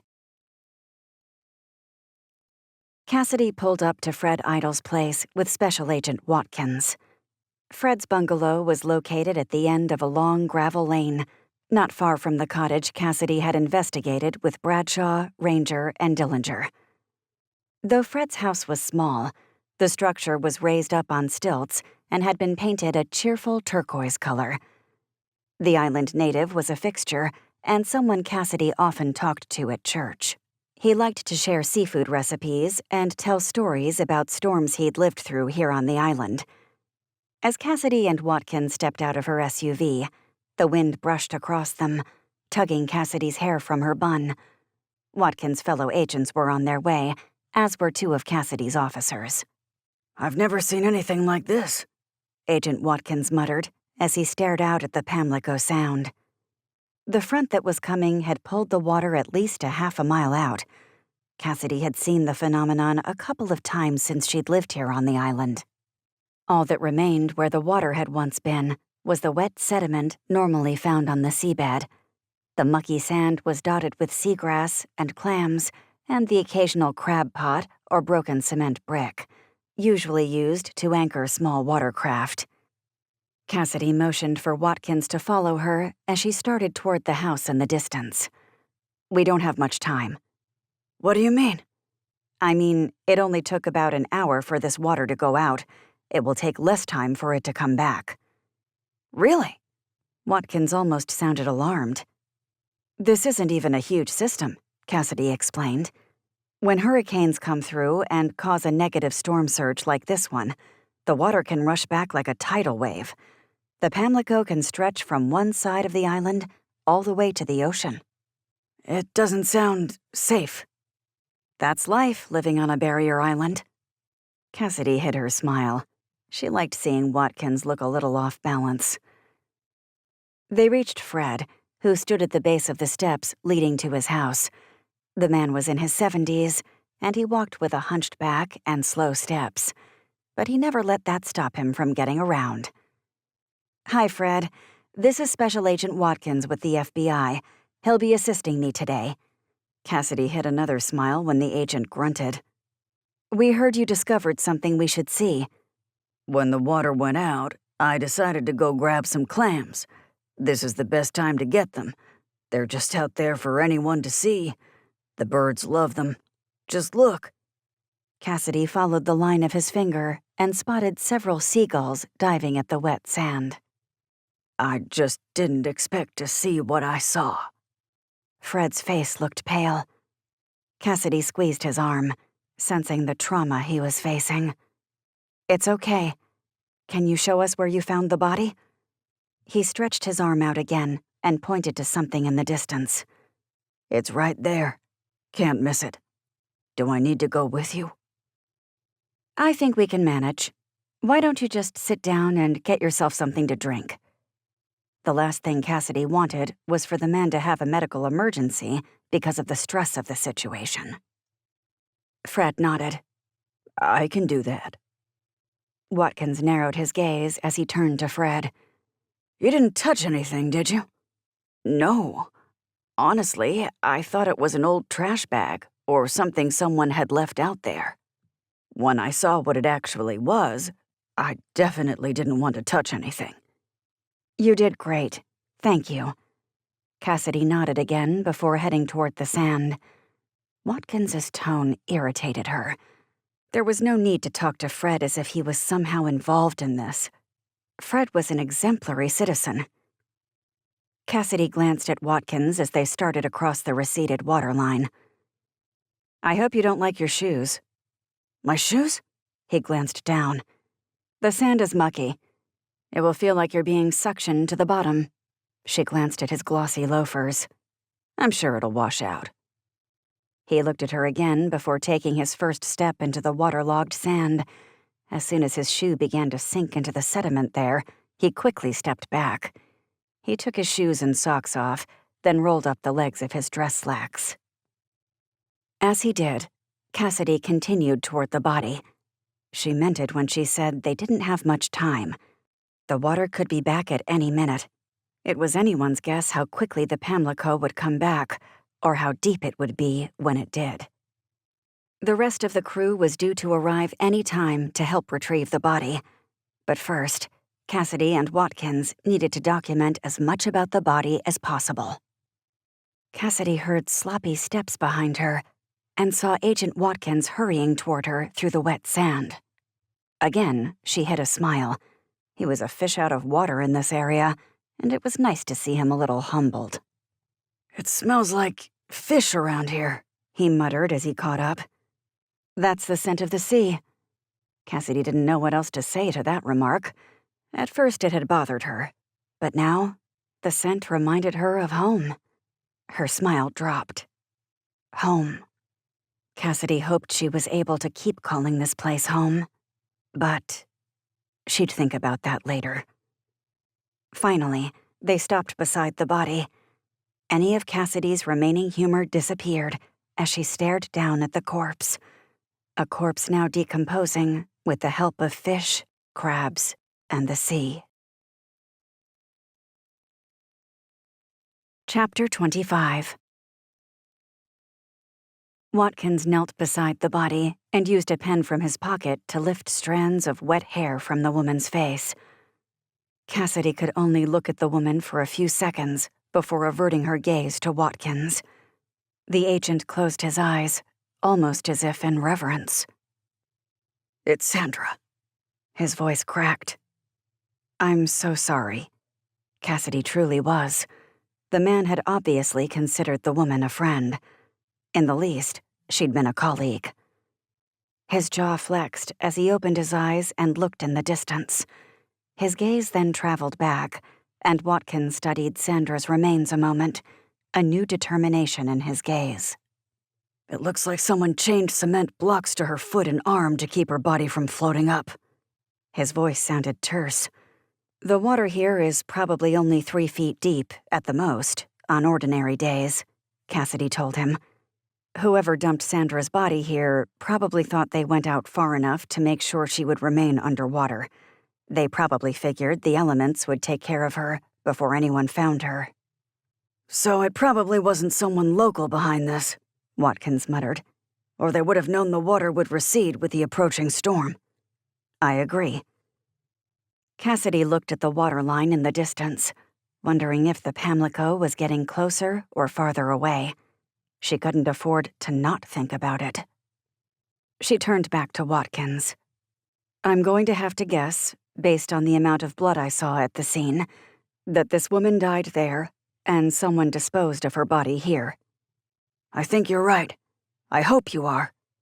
No one should die this way." Cassidy glanced at Sandra's body again, searching for any signs as to what had happened, but the water had washed away most of the evidence. At least now Watkins and his guys could have some closure. It was better than living with haunting questions and unknowns. Cassidy stared at the horizon again. This time, she sucked in a breath. "What's wrong?" Watkins glanced up at her. "The water. It's coming back. Fast." He followed her gaze, and his eyes widened. "How much time do we have?" "Not enough. We need to take a few pictures. Then we need to get Sandra's body to the shore. Otherwise, any remaining evidence could be destroyed." Without another word, the two of them got busy. Cassidy's backup, along with the other 2 FBI agents, arrived just in time with a body bag. Everyone worked quickly to secure Sandra's body, including the cement blocks that had been tied to her arm and leg. After they moved the body, Cassidy and Watkins took a few more photos with their phones of the sediment around the body, just in case any clues had been left there. Cassidy collected as many samples as she could, just in case. When Cassidy looked back, the water was probably only 30 feet away. Without wasting more time, Cassidy and Watkins raced back to the shore. She heard the water rushing behind her, coming in quickly and right at their heels. Watkins hurried along beside her, looking over his shoulder every few seconds. Finally, they reached Fred's house and began climbing the stairs just as the water rushed beneath them. The rest of the crew had already scrambled onto the second-story deck with Sandra's body. Cassidy and Agent Watkins continued to ascend the steps. Just as they reached the top, the water completely surrounded the house. Thankfully, they'd parked farther up the lane, where the land was higher. Cassidy held her breath as she waited to see how elevated the water would be. Would it reach her vehicle? Total it? Strand them here for a while? Instead, the waves lapped at the property's edge, but it didn't go any further. That was something else to be thankful for. Now, they needed to send Sandra for an autopsy. Though Doc Clemson was the coroner on the island, Cassidy had a feeling the FBI would want to use someone of their own choosing for this. Most likely, someone with the state. She couldn't blame them. The victim had been one of their own, and she would do the same in their shoes. Watkins shook his head and let out a little chuckle as he stared down at the Pamlico Sound. "In all my years, I've never experienced anything like that before. This island, it sure is different." Cassidy turned her face away from the breeze. "There's a reason why the people who've lived here for generations are so tough. They've been through a lot. They've had to show courage and always be ready for a little adventure. That's probably why I love this area so much." Before they could talk anymore, Cassidy's phone buzzed. She glanced at the screen and saw she had a new text message. Her eyes widened when she read the words there. "That could be you." Her back muscles pinched. She glanced around, searching for anyone nearby who might be watching. She only saw trees, marsh grass, and the Pamlico Sound. But someone had obviously been aware of what they were doing, and this person was making a very clear threat. Chapter 26. Cassidy felt Watkins' studious eyes on her. Is everything okay? An edge of suspicion lined his voice. She quickly put her phone back into her pocket, careful to conceal any concern she felt. "Everything's fine. Just a follow-up text about another case." He stared at her a moment before nodding and looking back at the ground below. "What now? Will the water recede?" "Eventually. In the meantime, we need to talk about your friend's body." "I'll handle it." His jaw hardened again, the way it did when a subject wasn't open for discussion. "That's what I thought. If you find out anything of note, I'd appreciate the courtesy of being kept in the loop." "If I can, I will. But killing a federal investigator is a felony punishable by the death penalty. Whatever's happening here, it just got bigger. The Bureau will put even more men and women on this now." "I can't blame them for that." Another question lingered in Cassidy's mind, one that only this agent could help her with. There was no better time than now to ask, now while they were stuck here on this deck together. "Agent Watkins, can I ask you a question? In private?" His jaw tensed again, as if he was uncomfortable at the mere idea of what she might ask. Finally, he nodded and walked with her away from any listening ears. He crossed his arms as he turned toward her. "What can I help you with?" "Do you know anything about a couple by the names of Lars and Emma Shackelford?" A moment of recognition flashed in his gaze, but his expression remained guarded and hesitant. "What about them?" "I understand that they used to work for the U.S. government, for the CIA for that matter." "I'm familiar with who they are, and that's correct.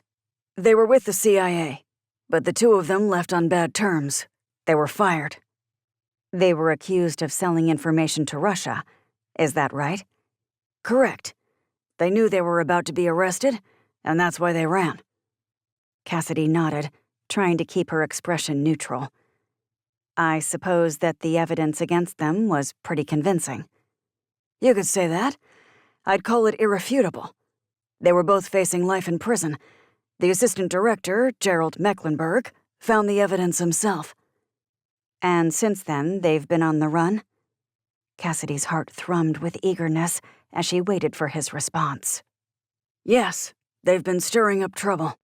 I guess it only proves the Shacklefords were never on the side of what was right. They're wanted for at least 8 murders now, among other things." Cassidy repressed a shiver at his reminder. "So you'd say that these guys are dangerous?" "Absolutely. Why?" Watkins narrowed his eyes as he waited for her answer. "They were involved with the case concerning North Carolina Governor Hollick.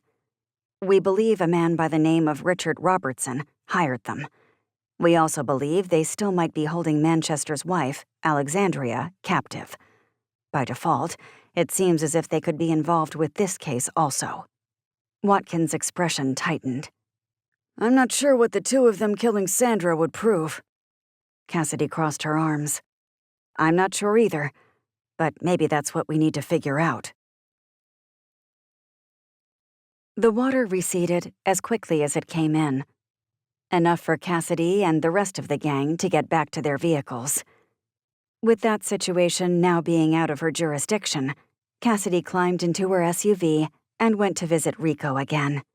She needed to know if there were any updates on Annabeth and the lawyers trying to claim guardianship of the girl. As Cassidy glanced down at her uniform, she frowned. She wished she'd taken some time to go back and change. Muddy sand covered her shoes, and the edges of her pant legs were still wet. She could only imagine how her hair looked.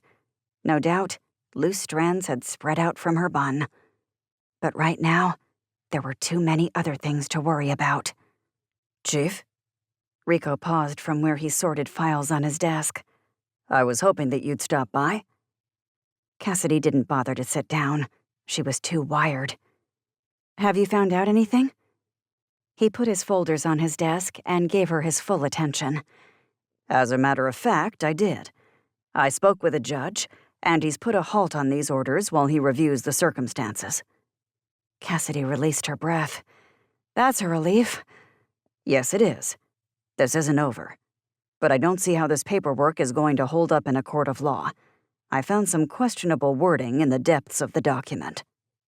Let's hope it doesn't, especially considering everything that's going on and how much danger Annabeth has been in since all of this started. I agree.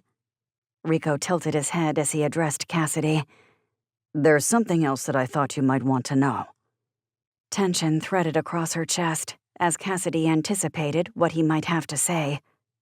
What's up? I have some lawyer friends in Raleigh, so I've made a few calls to look into the attorneys who filed the paperwork to gain custody of Annabeth. And? Cassidy nearly held her breath as she waited to hear what he had found out. I had to do a little bit of digging, but it turns out that Clark Pender himself is currently under investigation with the State Disciplinary Board. Her breath caught. For what?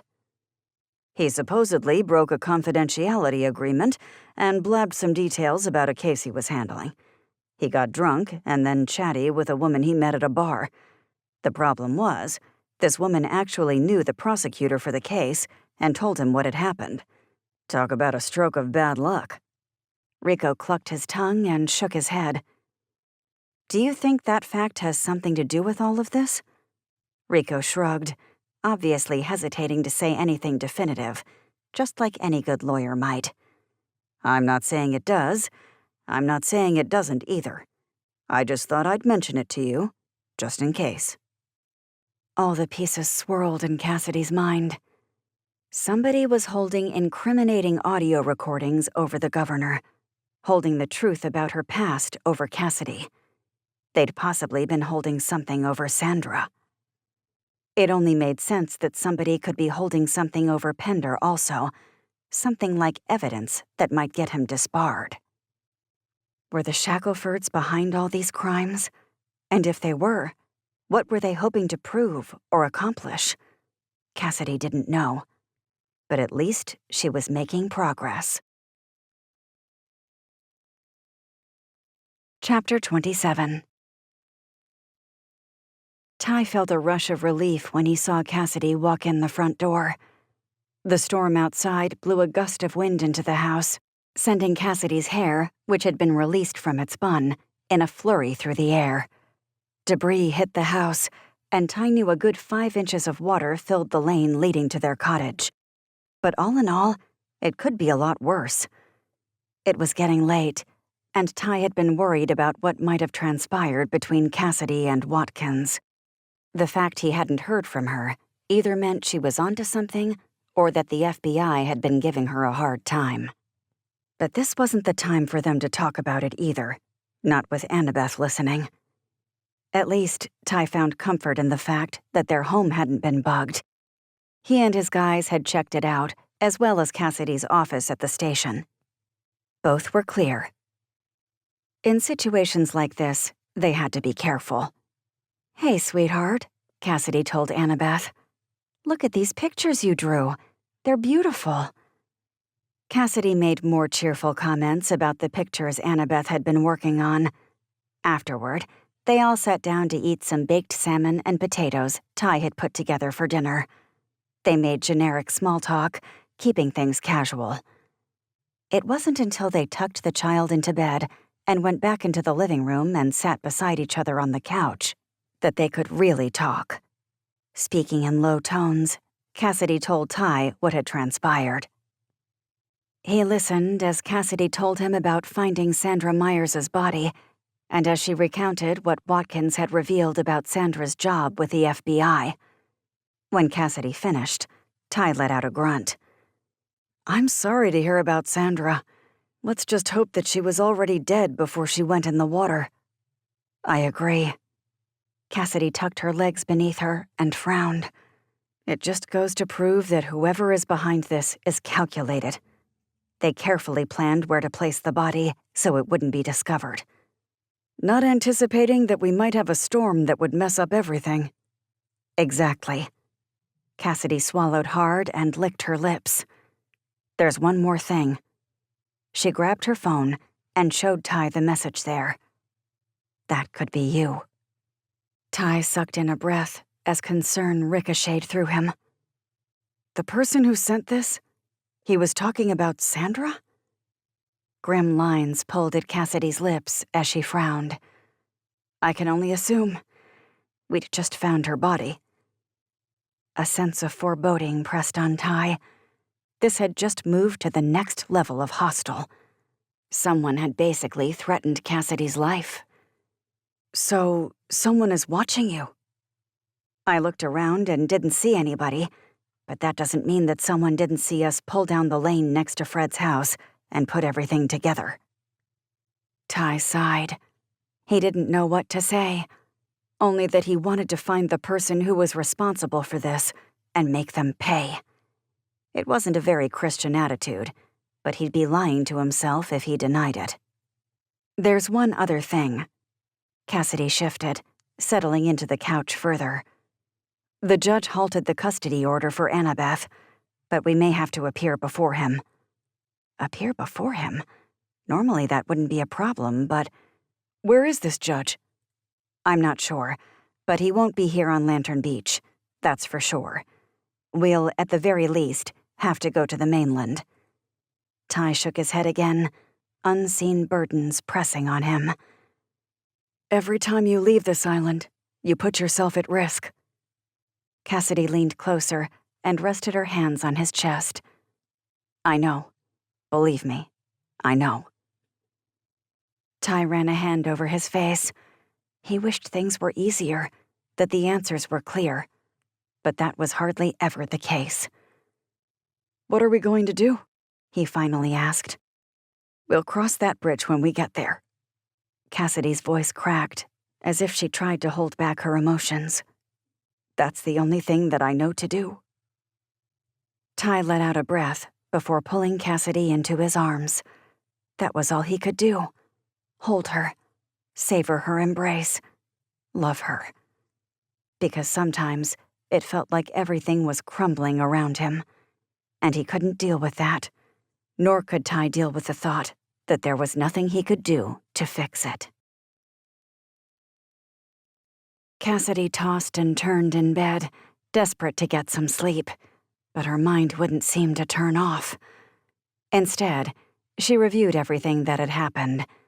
Yet all of that restlessness did nothing to help her find some answers. She turned over and stared at Ty sleeping beside her. Except he wasn't sleeping. He lay in bed facing her with his eyes open. She reached forward and ran her hand down his cheek. You can't sleep either? I can't. I wish I could. I know it would do me a world of good. Same here. She beat the pillow beneath her, trying to make it more comfortable, as if the pillow were the problem. Before they could talk any more, she heard a sound. Cassidy shot upright in bed, her entire body stiff. Ty pushed himself up also. He'd heard it too. She tensed as she waited to hear it again. And she did. It was a cry, then another, and another. The sound grew with every second that passed. Wasting no more time, Cassidy and Ty dashed out of bed and rushed across the hall to Annabeth's room. Had someone broken in? Was the girl okay? They both paused inside the doorway when they saw Annabeth flinging her arms at the mattress. No, no, no! The girl was having a nightmare, and she was speaking. Cassidy exchanged a glance with Ty before quietly approaching the girl's bed. Gently, she sat on the edge of the mattress and put her hand on Annabeth's back. Annabeth, it's me, Cassidy. It's okay. She cried out again, and her fist hit the bed. No! Cassidy leaned closer. "Annabeth, it's me. You're okay. You're here with me and Ty." The next instant, the girl's eyes flung open. After a moment of stunned silence, she broke from her trance-like state and threw herself into Cassidy's arms.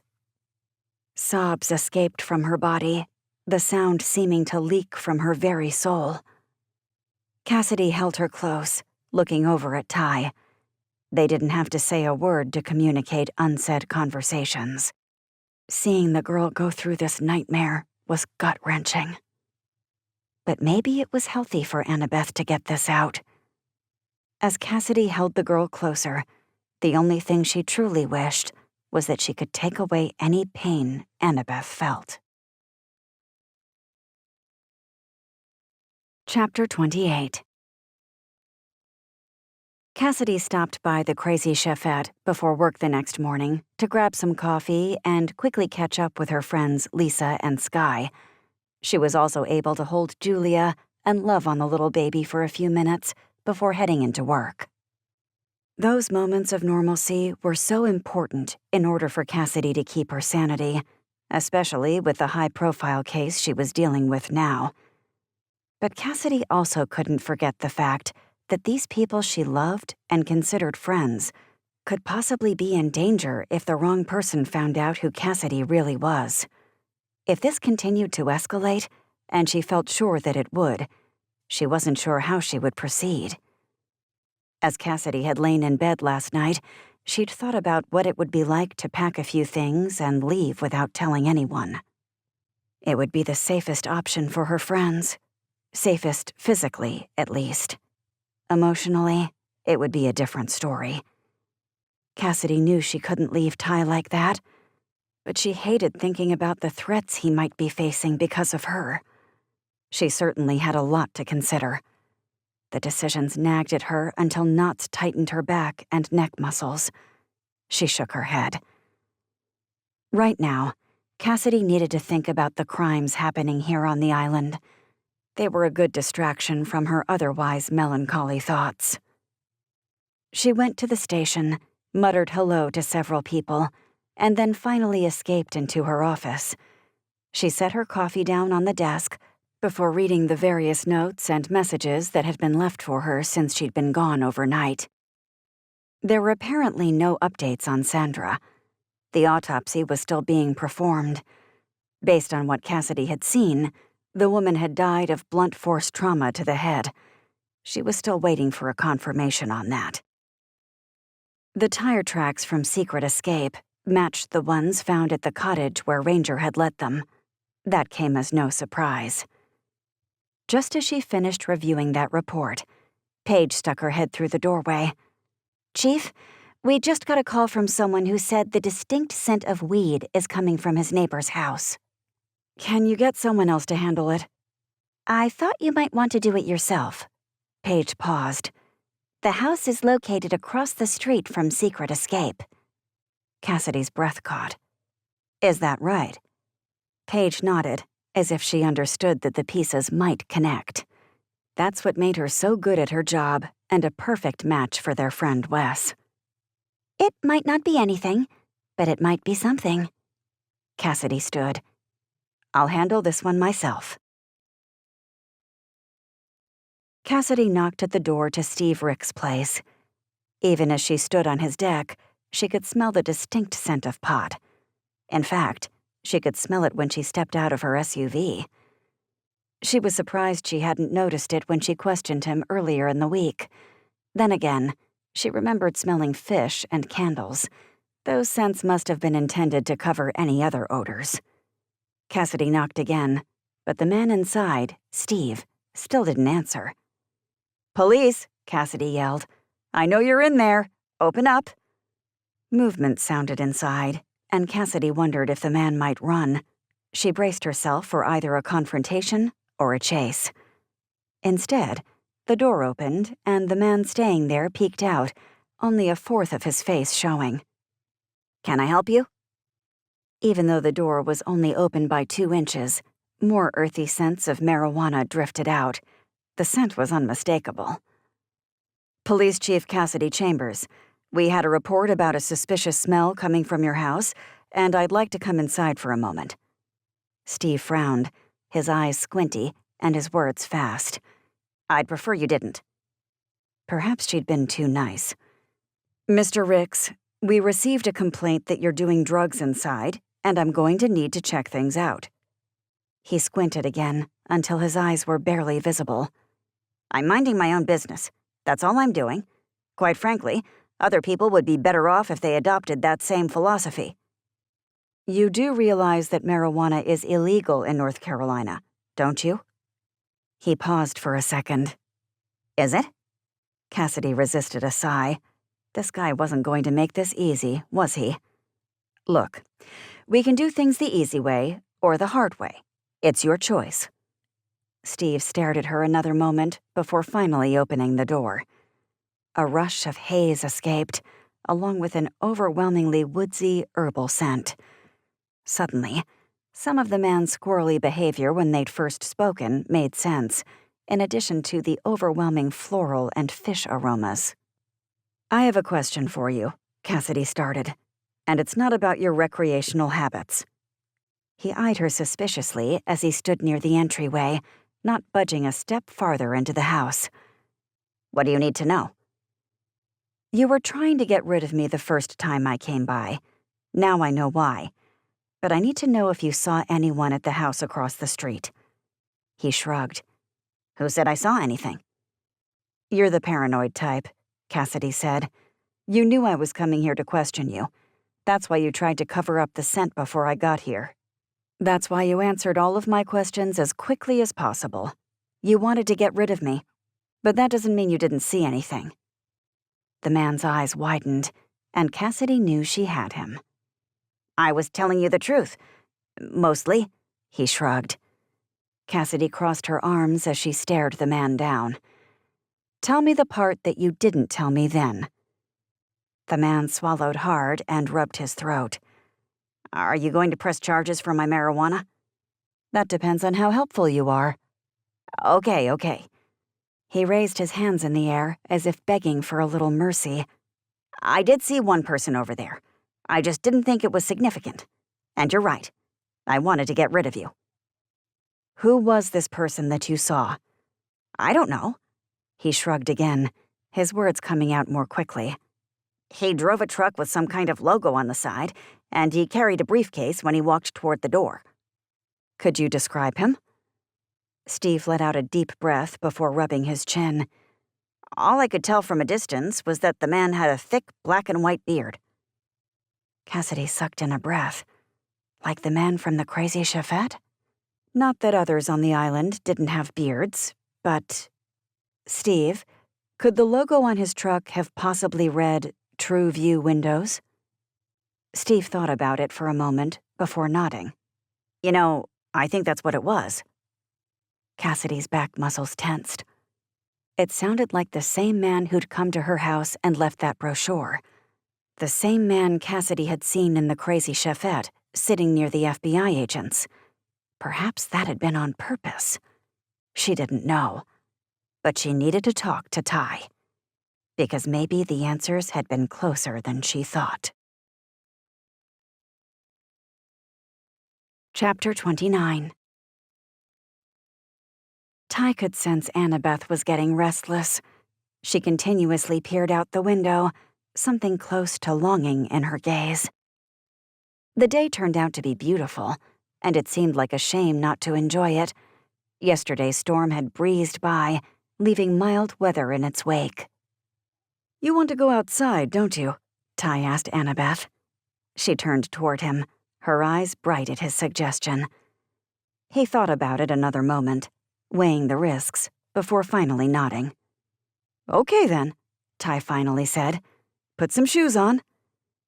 As she did that, Ty made sure his gun was loaded. A few minutes later, they stepped outside. Leaving the safety of the house, Ty couldn't stop thinking about the photos that had been sent to him, the ones of him and Annabeth and Cujo walking down the shoreline. He knew it was a good possibility that somebody was still watching them. That meant that he needed to be even more vigilant than he'd been before. But the one thing Ty didn't want to do was to hide. Before he walked down the steps, he scanned the landscape around him. The lane leading to his place, the marsh grass on the other side of the cottage, the ocean out front. No one was out here at this end of the beach. During tourist season, the sandy shores would fill up more, but at this time of year, Ty practically had the place to himself.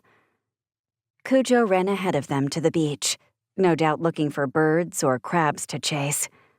Annabeth took Ty's hand and practically skipped as she climbed the sand dune. Ty paused as they reached the top. He glanced around again, looking for anybody who might be watching. He saw no one. With that reassurance, he smiled down at Annabeth. "Let's go explore." The two of them began walking close to the ocean. The sound of the waves obscured the sound of any footsteps. That meant he needed to be extra cautious. But it felt good to be outside and breathe some fresh air. Annabeth certainly enjoyed it. She smiled and twirled and chased waves. The sight of it made him smile. They climbed closer to the shore as the beach became more narrow. Again, Ty looked around but saw nothing. Cujo seemed at ease as he enjoyed the beach. If the dog sensed someone nearby, he would at least look in their direction. But instead, he focused on the shoreline and the crabs he could find. Reassured, Ty decided they would go a little farther before they turned around and made their way back to the cottage. As they walked, Ty's phone buzzed. He pulled it from his pocket and glanced at the screen. When he did, he saw he'd gotten another message from that same unknown number. Trepidation filled him as he clicked on the photos that had been sent. But this time, they weren't of him and Annabeth on the beach. No. This time, they were pictures of Cassidy. Only the photos weren't recent. They were pictures of Cassidy from when she'd been a detective in Seattle and had gone by Katie Matthews. While Cassidy sat in her SUV on the street near Steve's place, she pulled out her phone and did some more research on TrueView windows.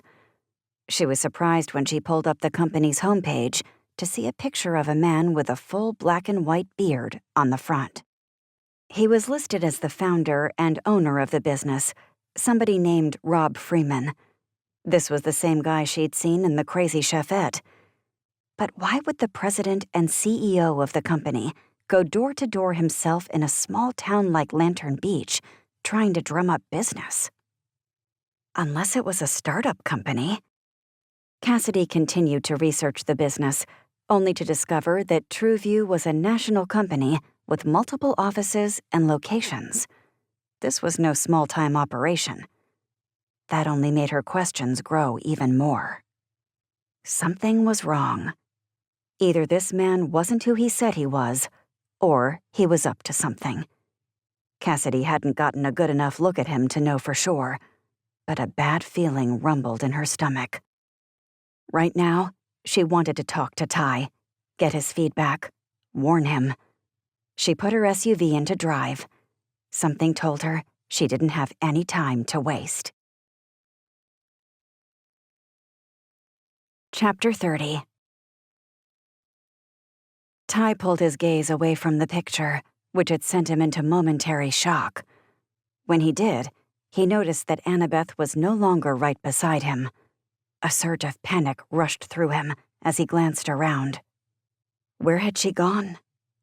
Ty knew the girl was quick, but she usually stayed close. Finally, he spotted Annabeth in the distance, climbing a sand dune. A kite appeared to be stuck in the grass there, and the girl reached for it. It seemed harmless enough, but Ty still didn't like her being that far away from him. "Annabeth?" Ty yelled. But the girl hardly looked at him. Maybe she couldn't hear him over the waves. He picked up his pace into a jog. "Annabeth!" In the distance, Annabeth reached for the kite, trying to untangle the string from the sea oats. As Ty moved toward her, he glanced around. There was still nobody on the beach, nobody in the distance even. But just as that thought crossed his mind, a man appeared over the dune, only a few feet away from Annabeth. Another surge of worry rushed through Ty, especially when he recognized the man. It was the guy who'd been selling windows around town, and he was walking straight toward Annabeth. Ty reached for the gun at his waistband, knowing he needed to be prepared for the worst. "Ty! Annabeth!" Cassidy scanned the inside of her home with its beige and teal colors. There were no signs of life. Concern pulsed through her. Where could Ty and Annabeth have gone? Cujo wasn't here either. They must have gone for a walk, Cassidy realized. It was the only explanation that made sense, especially since Ty's truck was still parked at the house. Cassidy charged from the house and climbed over the dune. She wasn't sure why she felt such an urgent need to show Ty this picture, but she did. In her gut, she could feel they were closing in on whoever was behind this and getting closer to finding answers. But the closer they came to answers, the more danger they were all in. She had no doubt about that. She paused on the other side of the dune. As she scanned the shoreline, she spotted 3 figures in the distance. 3 figures? Who was the third one? She sucked in a breath as the truth washed over her. It was the man with the salt and pepper beard, the one she'd seen in the Crazy Chefette. He stood near Ty and Annabeth. A wave of urgency crashed on Cassidy. She darted across the sand, desperate to get to them in time to help in case things went south. Was this man trying to abduct Annabeth? The thought made anger simmer in her blood. She knew Ty could handle himself, but that didn't mean she liked this situation. Not one bit. "Police!" Cassidy yelled as she darted toward the scene. As soon as the bearded man saw her, he threw his hands in the air and stepped back. This man wasn't going to get away. Cassidy would get some answers from him, one way or another. Chapter 31. As Cassidy drew her weapon, Ty pushed Annabeth behind him and stepped back. "I think we have a misunderstanding here." The man's eyes widened and darted around as if he were near panic. Sensing the rising tension, Cujo came to guard Annabeth, fur bristling in a protective manner. Cassidy's jaw hardened as she said, "I'll be the judge of that." The man raised his hands higher, sweat appearing on his forehead.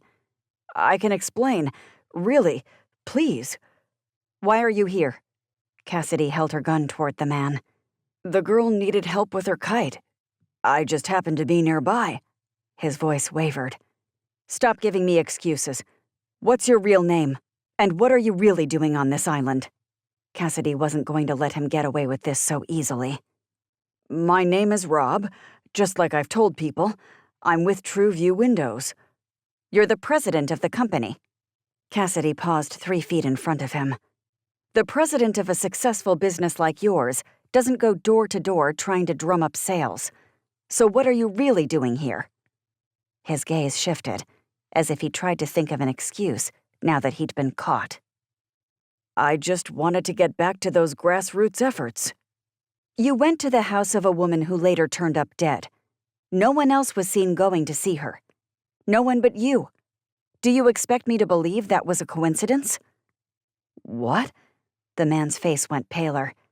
"I didn't have anything to do with that. I didn't even know. Please, you've got to believe me." Cassidy's voice remained hard. "We need to talk. Now." The man nodded quickly, not bothering to hide his desperation. "Of course, anything you need. But I was never going to hurt anybody. I promise." Ty kept a hand on Rob's arm as he led the man to the cottage. Meanwhile, Cassidy walked with Annabeth and Cujo, no doubt keeping an eye on the situation in front of her. Right now, she was a mix of cop and mom, a dangerous combination if Ty had ever seen one. Who was this man, really? What did Cassidy know that Ty didn't? He hoped to find out those answers soon. Ty led the man back to the house, neither of them saying anything. As soon as they were inside, Cassidy took Annabeth to her room and instructed her to stay there with Cujo for a few minutes. Cassidy's jaw was almost as hard as her eyes when she returned. Ty nudged Rob into a dining room chair while both he and Cassidy stood in front of him. They were dealing with a killer here on this island, a killer who had murdered a federal agent. This was no time to play nice. "Who are you, really?" Cassidy demanded, her eyes narrow with focus. "I told you." The man's words came out fast, heightened. "My name is Rob Freeman." "What are you doing here on this island?" Cassidy pushed. "And don't tell me you're trying to sell windows." The man opened his mouth, but then shut it again, as if thinking twice about what he was going to say. His foot shook beneath the table, practically causing a tremor throughout the whole room. "Someone challenged me that I should get out here and try to sell windows myself," he blurted. "So that's what I'm doing." "Who exactly challenged you to do that?" Cassidy demanded. "It's a long story." Cassidy crossed her arms. "We have time. Besides, we're searching for a killer on this island, and right now, you are at the top of my suspect list." The man's eyes widened until Ty saw the whites all around his pupils. "I didn't kill anybody. You've got the wrong guy." Cassidy narrowed her gaze. "Then why did you pay a visit to our murder victim?" "Because someone told me to go to that address." As soon as Rob said the words, he lowered his head and buried his face in his hands. Cassidy twisted her neck, still not letting up. "You're going to need to explain that a little bit more." Even as Cassidy said those words, a theory began to brew in Ty's mind. He stepped back, anxious to see if he was correct. Because if he was, his theory might answer a lot of questions. Chapter 32. Cassidy eyed the man in front of her, her muscles bristling and ready for action. She couldn't trust this man yet. He obviously had ulterior motives, and he'd approached Annabeth. That automatically put him on Cassidy's bad list. She crossed her arms as she addressed him. "I'm listening." She couldn't imagine what he might have to say. The man raised his head and arms again. "If I tell you something, can we keep it between us?" "That depends on what you tell me." Rob's neck muscles tightened, and he rubbed his throat, almost as if he couldn't breathe. "If the wrong person finds out, I'll be a dead man." Cassidy narrowed her gaze, not in the mood to placate anyone. The stakes were too high. "If discretion is warranted, then you'll have it." The man licked his lips before quickly nodding in short, jerky motions. "Fine. I got a text message about 6 days ago that instructed me to come to Lantern Beach, where I would receive further instructions. If I didn't, someone was going to reveal one of my secrets." Cassidy sucked in a breath. The same man who'd been threatening various people had also threatened this guy. That's what she'd been afraid of. "Exactly what kind of secret is this guy holding against you?" she asked. Rob shook his head, the look in his gaze one of pure agony and desperation. "Please don't make me tell you." "I know you don't want to share, but if it's not relevant to this investigation, it won't matter." Rob hung his head again and remained silent for several minutes, until he finally said, "I've gotten deep into some debt because of a gambling addiction. If my wife finds out about it, she'll leave me. And if the board of directors for my company finds out about it, I'll most likely lose my business." "Those are pretty high stakes," Cassidy said. Rob nodded, but his eyes looked hollow. "Believe me, I know. That's why I don't want anyone to find out. So, of course, I decided to come here instead." Ty stepped closer, his broad form an intimidating figure as he stood beside Cassidy. "What instructions did you receive after you arrived?" Rob rubbed his throat again. I was sent a list of addresses and instructed to go to each one to try to sell people windows. That was it. The directions were pretty simple. Even though they didn't make sense to me, I was glad that was all this person asked of me. Someone had been trying to frame him, Cassidy realized. They'd sent this guy to all the places where the killer might have been. Somebody must have known that people would become suspicious of Rob. Whoever was behind these crimes was clever, Cassidy realized. Too clever. Too calculated. Did this person send you over here today? Ty glowered down at the man. Or was it really a coincidence you ran into us? I got a text message saying to come back here and follow up about those windows, Rob rushed. But when I arrived, I saw you walking down the beach. That's when I decided to try to make it look casual. I'm going to need to see those text messages, Cassidy said. If there are any more addresses on your list, I need to know about them also. Who else could this person be targeting? Of course. Anything you need. You've just got to believe me when I say I would never hurt somebody. Never. In any other circumstance, Cassidy may not believe him. But considering the fact that she'd received those same threats, she knew he was most likely telling the truth. Someone had just wasted a whole lot of her time. But the question was still, who? Cassidy let Rob go, but he promised to update her if he got any more text messages. She had no good reason to keep him. In fact, he might be better off if he waited for further instructions. Whoever was behind this was going to slip up sometime. Cassidy needed to be there when he did. Ty started a pot of coffee after the man left, and then the two of them sat down to talk. They'd gone to check on Annabeth, and the girl had seemed surprisingly unconcerned. She'd found some blocks and begun building a tower in her room, content to play alone. Cassidy turned to him, exhaustion wrinkling the corners of her eyes. This just keeps getting bigger and bigger, doesn't it? When I saw Rob's face, I suspected his motive might be something like this. Ty shook his head. Someone has a whole crime ring based on threats to reveal people's secrets and sins. How are they learning this information? And what do the people behind these threats get out of this? That's what I can't figure out. Cassidy leaned back.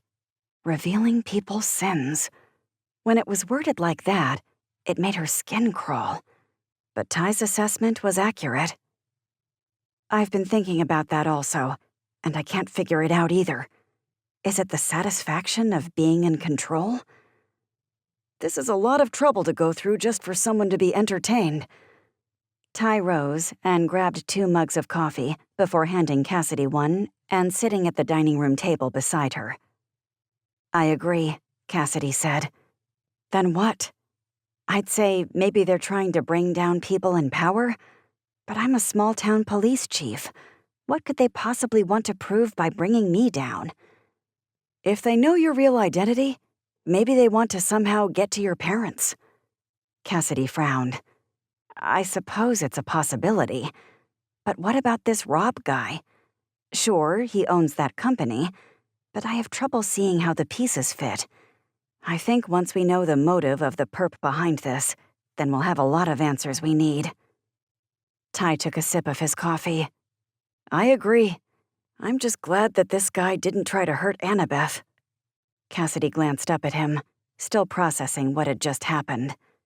I'm surprised you let him get that close. A few minutes before that, I got a text message. Cassidy's spine straightened. What kind of message? He pulled out his phone and showed her the pictures. Cassidy's breath caught. In the photos, she had straight, dark hair. She'd had to change her hair when she had come here, so nobody would recognize her. Now, every 3 weeks, she bleached her roots. Instead of straightening her naturally wavy hair, she used products to enhance the curl and the wave. Looking at the picture reminded Cassidy of who she'd been at one time. Sometimes, that person seemed like a ghost. It seemed like she'd lived another life. That's probably because she had.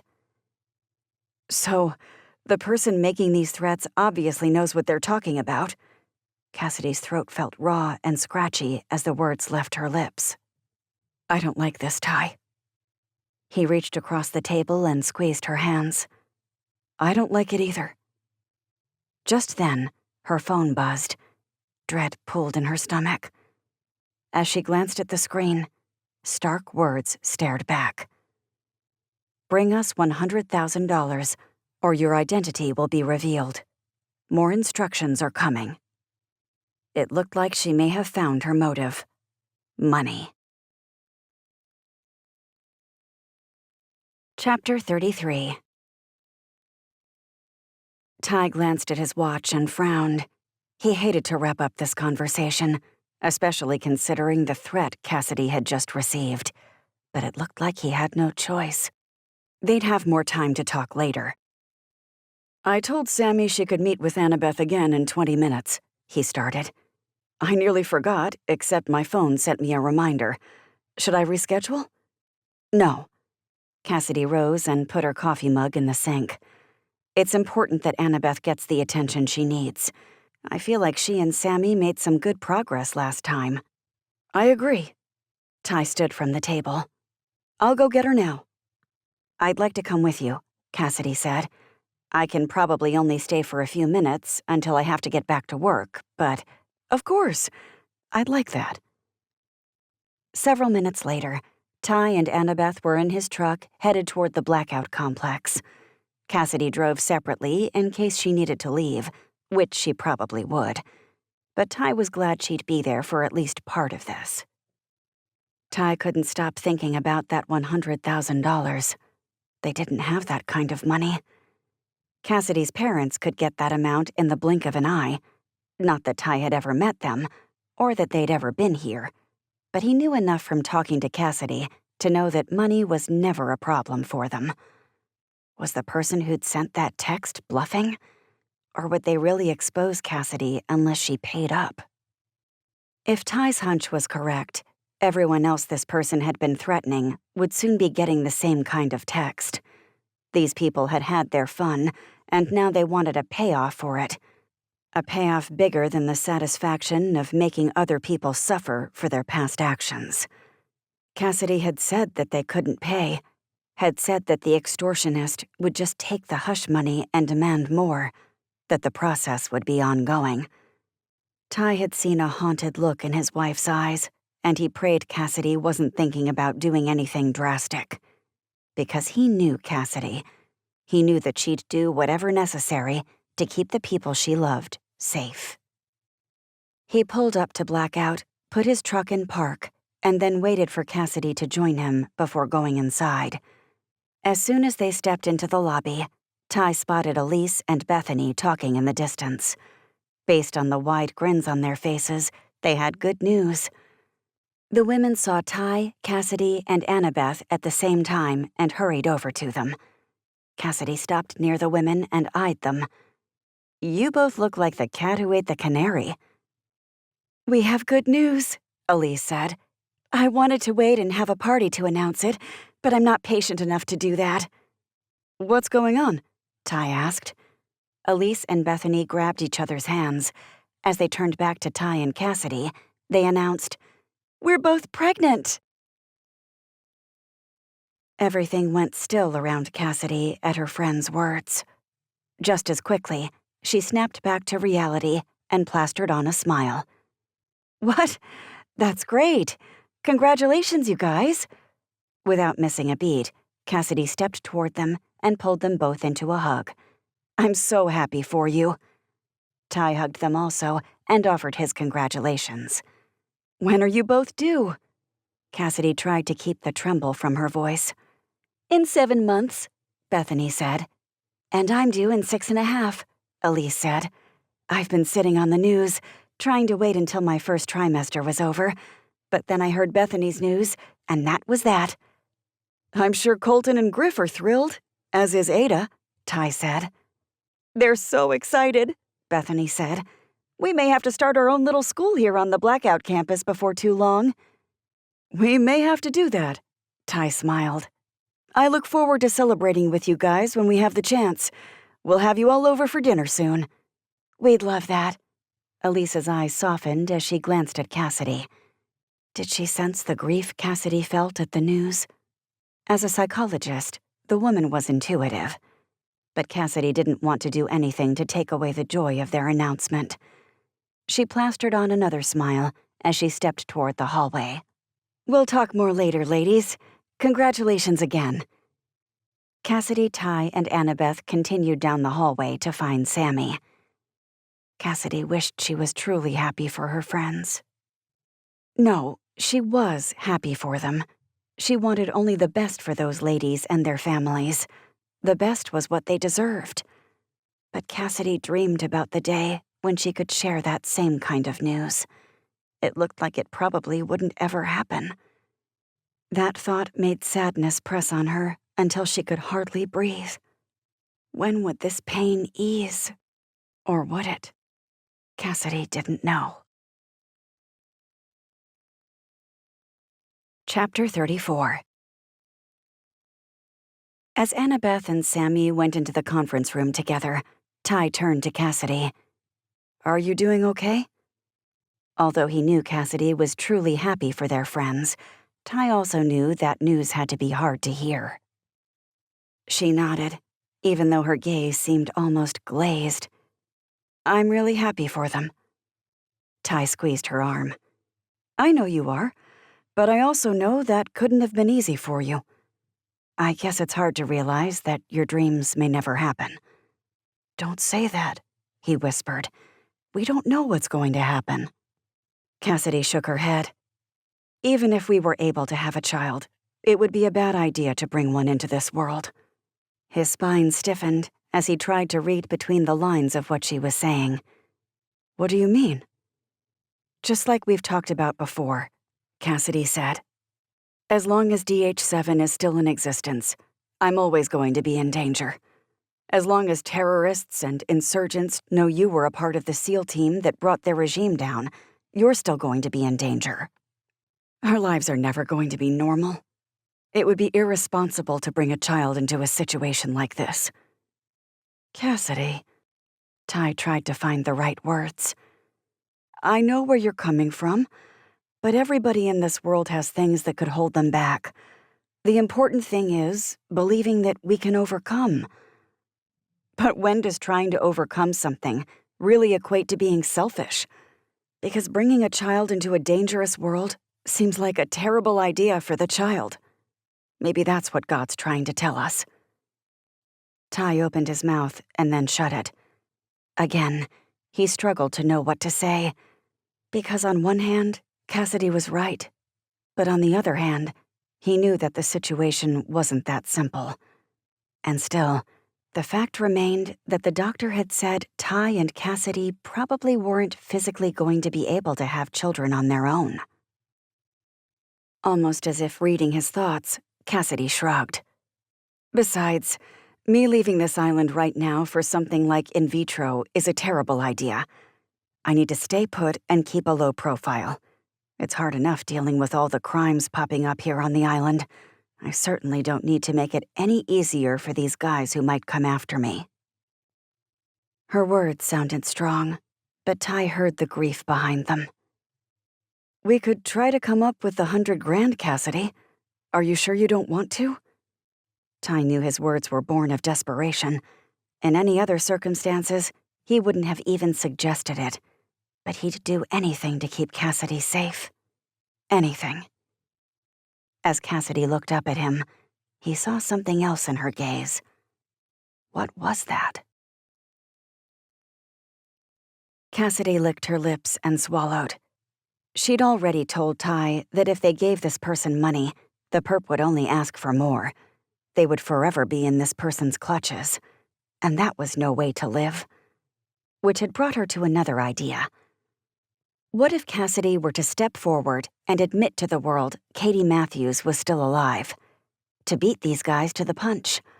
That way, they'd have nothing to hold over her. But she didn't know what it would prove either. If everyone in DH7 knew she was alive, she'd still be in the same situation. She'd still always be hiding, waiting for someone else to find her. and sometimes she was so tired of hiding. On occasion, Cassidy scanned the web for any articles of interest on DH7. From what she'd read, the gang's influence seemed to be waning. She hoped that one day, the organization might dissolve. But she also knew that was most likely wishful thinking. Cassidy shrugged, and her attention turned back to Ty. "We can't pay the money. It goes against everything I believe in." "So we just wait for them to act?" Ty studied her face, as if trying to get a pulse on the situation, and on Cassidy's feelings. "I'm trying to think of a solution." DH7 was big, with members clustered across several states. It was too big to take down. Many law enforcement agencies had tried. "I know you're trying to figure this out. So am I. But we're going to need to explore every option here."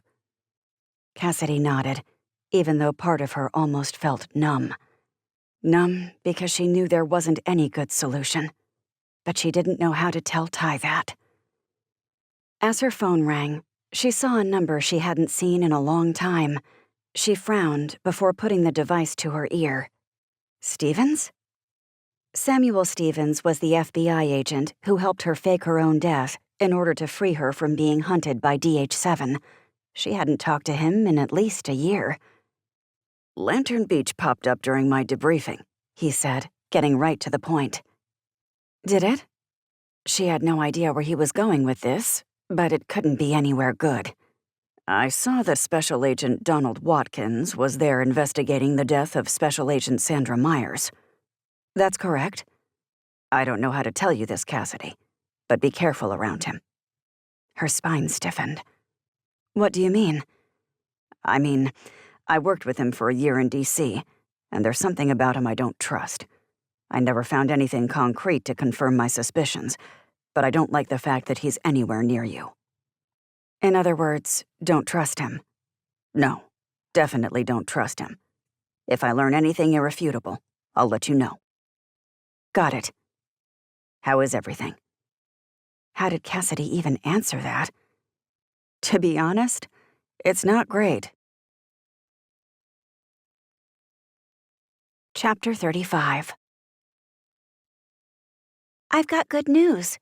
Sammy's cheerful voice pulled Cassidy and Ty from the otherwise dark moment. Cassidy glanced up from where she talked to Ty in the conference room. She shoved aside thoughts of her conversation with Samuel and turned her full attention on the ever-friendly, ever-cheerful Sammy. "We always like good news." Ty slipped his arm around Cassidy's waist as they waited to hear what she had to say. Annabeth is making real progress. Sammy paused in front of them, casting a warm glance back at Annabeth, who still played in a little room off the main conference area. I tried to get her to say a few things, and she moved her mouth. I think she wants to speak again. It's just getting over the hurdle of doing it for the first time. "I'm glad she's making some progress," Cassidy said. "She did have a nightmare where she shouted no last night. I thought I should mention that. I can't be sure, but it may have even been a night terror." Sammy frowned before nodding. That would be perfectly normal in a situation like this. It's her subconscious way of trying to work out everything that's happened.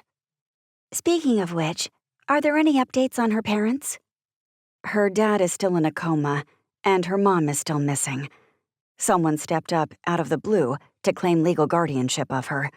The paperwork looks legit, but with a few questionable phrases, and a judge is looking it over. I'm afraid that the legal system is going to try to take her away from us before it's time. Cassidy's voice cracked as she finished the update, and she rubbed her throat, almost as if it were sore. Sammy frowned before shaking her head. That would be a really bad idea. Annabeth obviously feels safe with the two of you. Being thrust into a new situation like that would only slow her healing process. "If it comes down to it, would you be willing to speak on her behalf?" Ty asked. Sammy nodded, no hints of hesitation in her body language. Of course. Anything I can do to help. I want whatever is in the child's best interest, and I think the two of you are what Annabeth needs right now. When she looks at you, Her eyes practically glow. Cassidy glanced at Annabeth again as the girl colored something at the table. She was so glad the girl felt secure with her. Could this child be the answer to her prayers? Or would staying with Ty and Cassidy only put Annabeth in more danger? Cassidy left Ty and Annabeth at the blackout complex and went back to the station. She tried to get her conversation with Sammy out of her head and focus on her work, but it was hard. Just like it was hard to forget about the demand for money. There were no good solutions, but Cassidy only had a day left to figure things out according to the verbal agreement between her and Hollick. Pressure continued to knot Cassidy's shoulders until her neck hurt. Just as she poured her last cup of coffee, her phone rang. Police Chief Cassidy Chambers. Chief Chambers, this is Mindy Broderick. I work for social services in Winchester, Virginia. As soon as Cassidy heard social services, a rush of panic went through her. Then she realized this wasn't about Annabeth. A couple of days ago, Cassidy had put in a call to the social worker who was associated with Alexandria Manchester after her parents had died. "I appreciate you taking the time to call me back," Cassidy started. "I'm working a case and was hoping that you could answer a few questions for me." Who is the case pertaining to? Someone named Alexandria Manchester. I'm afraid that name doesn't sound familiar. Cassidy stiffened. Mindy's name had popped up when Cassidy had done her research. Her maiden name was Morris, Alexandria Morris. Does that ring any bells? The social worker let out a long, I did have a girl I worked with named Alexis Morris. Could it be the same person? I'm not sure. I haven't heard that name before, but anything is a possibility. Let me pull out my files. But if this is the girl I'm thinking it is, you're going to want to be sitting down. Cassidy tensed. Maybe this was the lead she'd been looking and praying to find. Chapter 36. I guessed correctly. Satisfaction rang through the social worker's voice. But I need to be certain I can share this information. Alexandria Morris's life is in danger, Cassidy said. Whatever is said won't lead back to you, but it's urgent that I know anything that might help me find her. Understood. Of course I want to help. Mindy paused as if gathering her thoughts. Finally, she said, Alexis Morris and Alexandria Morris are the same person. She changed her name legally for a brief period of time. Cassidy let Mindy's words sink in. Why would she do that? Alexis was always a troubled girl. It's understandable when you consider the trauma she went through. The woman had Cassidy's full attention now. What kind of trauma was that? The poor girl was shuffled from foster care family to foster care family for the longest time. Oftentimes, kids in these situations look for somewhere they can belong, often a group of friends, and Alexis was no different. Go on. She always had exceptional computer skills. She probably got them from her father, who owned his own IT business before he was killed. Unfortunately, Alexis did not put those talents to good use. She used them to hack into websites. Cassidy's mind raced as she wondered where this conversation would go. What do you mean? You said this is just between you and me, right? If I share any of this information with my colleagues, I won't mention your name. I'll be discreet. Mindy hesitated another moment. At first, what Alexis did was relatively innocent. I mean, as innocent as anything illegal might be. Alexis would hack into websites in order to get herself a bit of extra money. Really? That had been the last thing Cassidy expected to hear. Really. But then it turned into something bigger. Alexis hacked into the school website to change her grades. Her classmates paid Alexis to change their grades as well. It was quite the side hustle she had going on. Why was none of this in her records? You didn't hear this from me, but her records may or may not have been sealed. Alexis was a juvenile and went to jail for 2 years. When she was released, she changed her name back to the designation her parents had given her, and she started a new life. That wasn't something Cassidy had been expecting to hear. That explains a lot. When was the last time you spoke with her? Mindy let out another sigh, as if trying to recall her memories. Alexis aged out of the foster care system at 18. My understanding is that, shortly after, she met the man who's now her husband. Dr. Joe Manchester? Yes, he's the one. She seemed to have turned her life around, last I heard. Mindy paused. You mentioned her life is in danger. What's going on? Cassidy nibbled on her bottom lip a moment before saying, That's what we're trying to figure out. If there's anything else that I can do for you, let me know. Will do. But as Cassidy ended the call, she leaned back in her chair. Alexandria was a hacker. Whoever was finding out these secrets about various people was also probably a hacker. Was Alexandria working with the Shacklefords? Had she masterminded this whole thing? What if she wasn't a victim, but an accomplice? Cassidy had no idea what the answers were. But as more of her questions were beginning to be answered, she didn't like the picture that was forming. Cassidy called an emergency meeting of the 2 people she trusted most in this world, Ty and Mac. They met at her office, and Cassidy shared what she'd just learned about Alexandria Manchester. Well, I'll be a blue-nosed gopher, Mac shook his head. This is multifaceted, to say the least. I know. Cassidy glanced at Mac, then Ty. Believe me, I know. That's why I need the 2 of you here. I need your knowledge and expertise, and I need people who will look at this from a different perspective than I am. What are your thoughts on the situation? Ty leaned forward, his intelligent gaze flickering with thought. I guess the first question that came to my mind is whether or not Alexandria is being forced to do these things, or if she is doing them at will.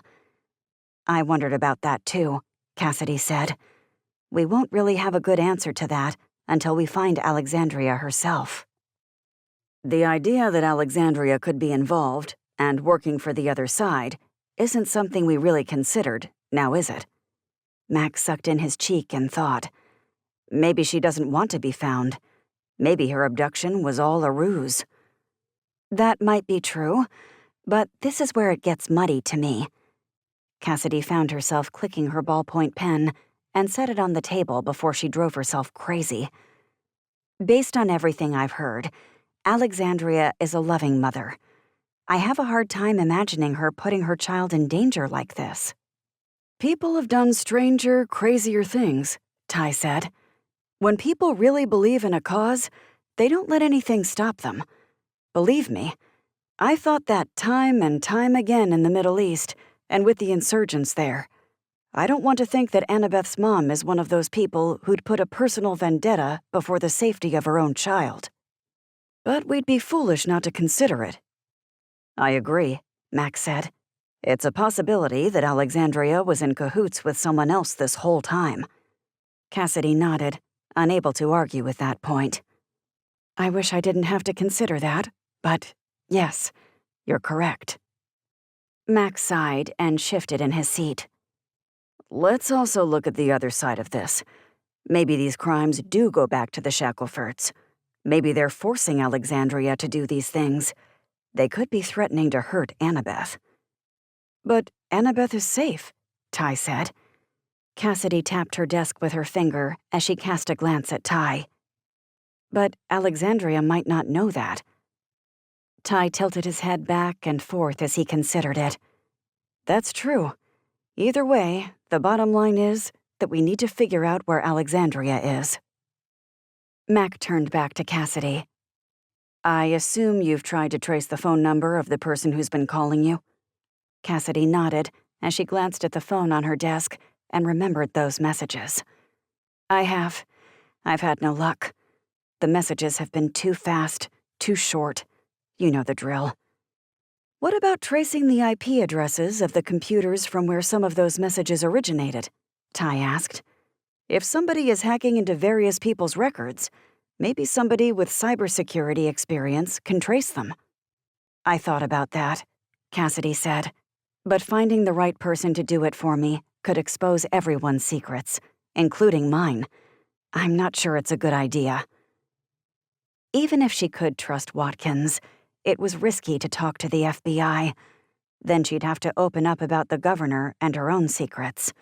It was too risky. Besides, it was anybody's guess at this point who else was involved. Maybe the threats that Cassidy and the others had received were just the tip of the iceberg. Mac leaned back in his seat, a deep frown tugging at his lips. I think there's one thing we can agree on. Whoever is doing this has to be close. If they sent you a message yesterday saying that dead Sandra Myers could be you, they're obviously near enough to watch. Cassidy shivered at the reminder. That seems to be the case. It's not like we're in an area where there are security cameras on every corner. If someone saw me, it was most likely because they were physically watching. If they're close, we need to draw them out of their rabbit hole, Max said. Do a little shock and awe treatment on them. Remind me what that means? Cassidy wanted to make sure they were on the same page. Shock and awe is when you surround your enemy and overwhelm them so they have no choice but to give up, Ty answered. It's a classic military strategy. Cassidy tried to figure out how they could apply that to this situation. In theory, it sounded great, but she needed a concrete plan. You think that's what we should do? Try to draw them out and into a situation where they have no choice but to give up?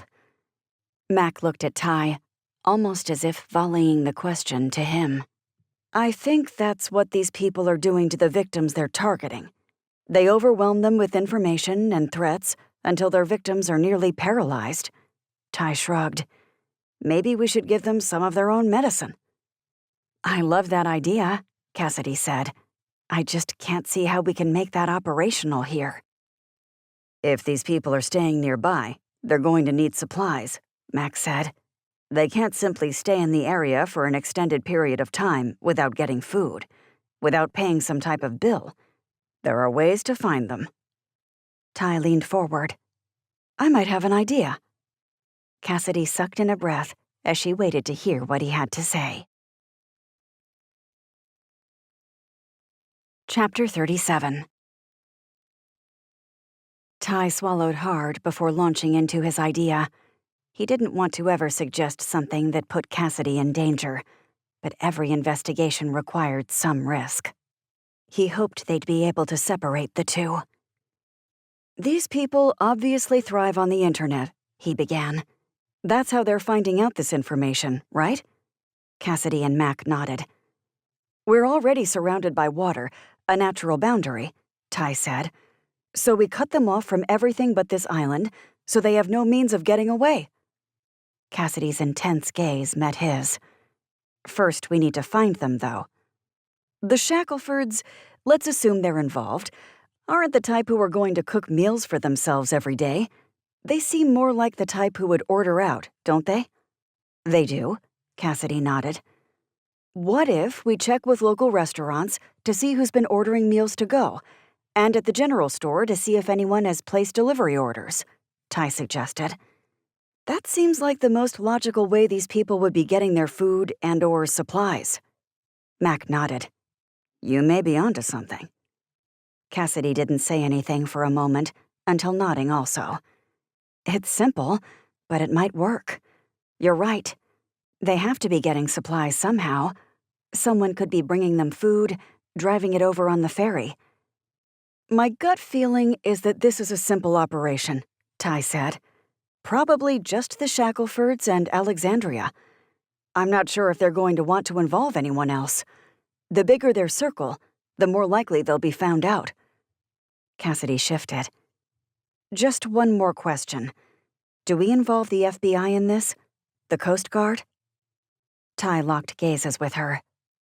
It's your call, but if we involve them, there's a chance that all these secrets will come out, including your own secrets. Cassidy frowned and nodded. You're right. "Do you really think this will work?" Mac asked. "Can anybody think of a better plan?" The three of them glanced at each other. They each knew the truth. There wasn't a better plan. Just then, Mac's phone buzzed. He grunted before raising the screen.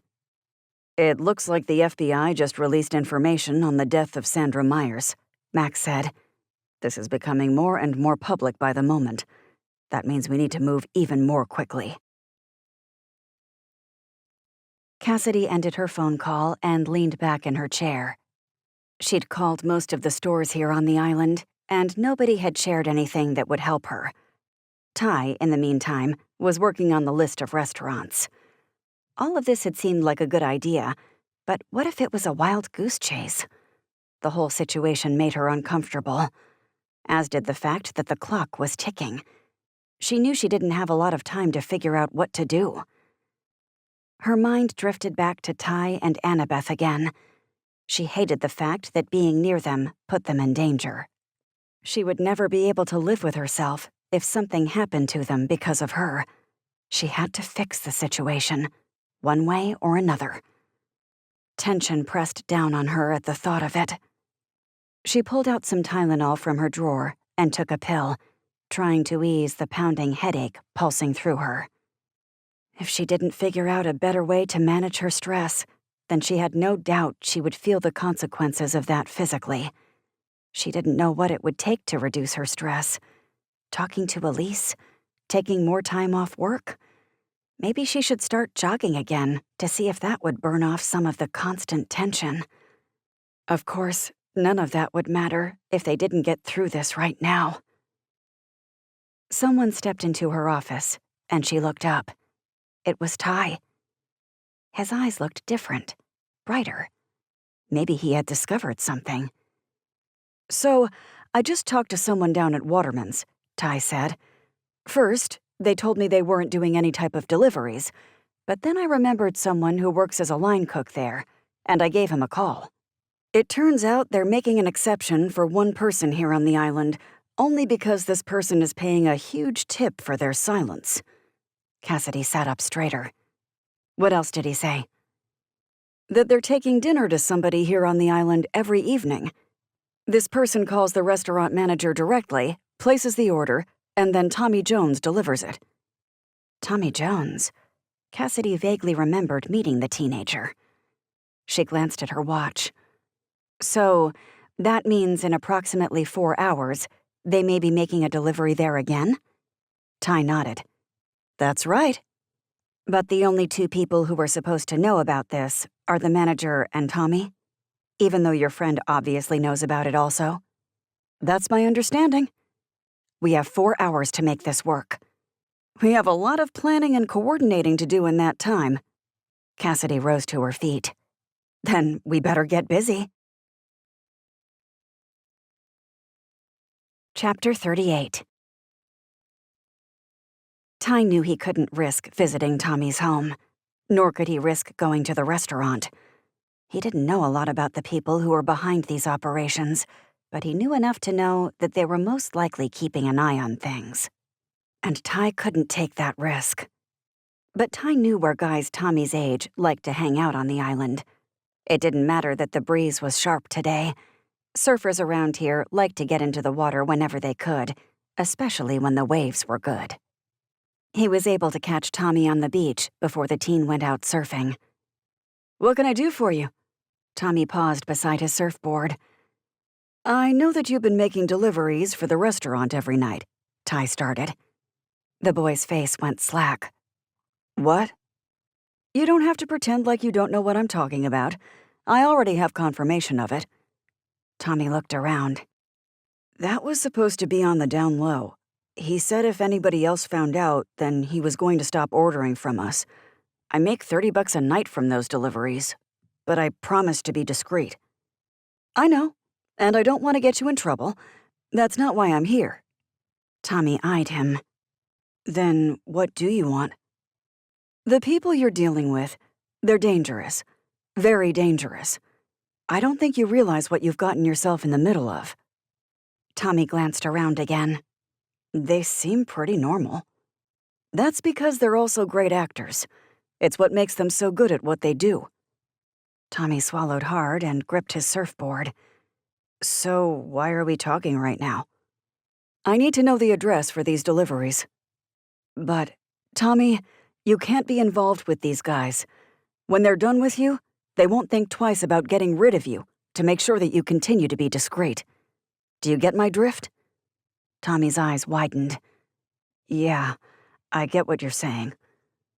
I need you to tell me the address where you've been going and anything of note that you've seen or heard when you made those deliveries. And tonight, when you guys get the call to bring food, we need to have somebody else take your place. You need to put as much distance between these people and yourself as possible. But I could use the money. Ty stepped closer. These people are assassins for hire. You don't want to mess with them. They kill people? Tommy swallowed hard and stared another moment before nodding his head rapidly. Whatever you need, I'll do it. This is where he said they're staying. Ty pointed to an area on the map. Cassidy squinted, trying to get a better idea of where these people were located. It looks like he just pointed at the water, she said. Ty nodded. They're staying in a houseboat. Honestly, it's pretty smart of them. That's not one of the areas where we normally check. It's true, Mac added. The people staying on those houseboats are from different families that come and go at various times of the year. Those boats are mostly empty now. Plus, they're far enough off the beaten path that we don't see them that often. So, this whole time they have been staying on the island? Cassidy shook her head, nearly wanting to kick herself. She'd assumed that at least one of them had left the island at some point. But they'd both been here the whole time. If she had been able to locate them earlier, they could have stopped a lot of this danger before it ever happened. These people know what they're doing. Ty locked his gaze with hers, almost as if reading her thoughts. They know the best places to hide out. It's what they do. I understand. This wasn't a time for her to feel sorry for herself, or even to kick herself for any mistakes. This was the time to move forward. We need to make sure that they're surrounded, so that once we get there, they don't try to run, Ty said. Ordinarily, in a circumstance like this, I'd call in the Coast Guard, Cassidy started. How would you feel if we used the blackout guys for this? They're still here for another week or so before they start a big job we have coming up. They could monitor the waterways, and they are familiar with shock and awe tactics. You could also get some of your guys involved, too. With all of us involved, we could have them surrounded. She shook her head. The less people who know about this, the better. I love the guys here on the force, but even the fact that they might know anything puts them in danger. I understand, Mac added. But we still might need more manpower. We have the 3 of us here, and the 4 guys with blackout. Plus, who's going to take Tommy's place? Cassidy leaned back. I've been thinking about that. There's only one person who comes to mind who might work. Officer Banks. I know I just said I didn't want to involve any of my guys, but he's the only one who looks anything remotely like Tommy. If the guy sees somebody else coming, it's going to be all over. Do you think you can trust Banks? Mac asked. He's never done anything to show me that I can't, Cassidy said. Still, I hate to involve him, but I don't have any other good solutions. I think you should talk to him. He seems pretty loyal. See if we can get him on board. Cassidy nodded and then looked at the time on her watch. We are down to 2 hours now. We really need to get a feel of the landscape of that area before we get out there. We don't have a lot of time, but we have to make sure that these people don't see us. You're right, Max said. And the Shacklefords are sharp. They're not going to fall for any of the normal ruses, like pretending to be with the plumbing company. Anything we do will have to be in secret. Cassidy nodded. We better get busy. She couldn't deny that a knot of nerves had formed in her stomach. Chapter 39. An hour later, Ty and his guys had used a thermal camera to determine there were 3 people inside the houseboat. The vessel was located at the end of another long lane, not terribly far from where the body of Sandra Myers had been found. 8 boat slips had been set up there to accommodate houseboats. The other boats were not currently occupied. A black car, matching the description of the one that had almost run Cassidy and Bradshaw over, had been hidden in the woods. 2 guys from Blackout had taken a boat out to monitor the waters in the distance. Meanwhile, Mac and Ty would act as an extra set of eyes and protection from the woods near the place. As soon as Cassidy confirmed that these guys were inside, she would step forward to confront them while her backup remained in waiting. A lot could go wrong. She knew that. But this was what she'd trained for. Still, she, Mac, and Ty were trying to work out all the details. As soon as Tommy got that call, they needed to be ready to jump into action. As the 3 of them were discussing details, Cassidy's phone rang. She recognized the number. It was Hollick. She answered and put him on speaker. Cassidy, he started. Time is running out. I know, but you promised to give me 2 days. If I don't get back with this person soon, then he's going to destroy me. I can't let that happen. Panic laced his voice. I understand your concern, but I need those full 2 days. Just give me a little bit longer. I hope you're working on something. Cassidy started to confirm that she was, but she thought better of it. She wasn't sure she could trust Hollick. The last thing she wanted was to spill information to him that might ruin this whole operation. I'm doing what I can, she finally said, but I need the time you promised. Cassidy held her breath, halfway fearing Hollick would rescind his offer.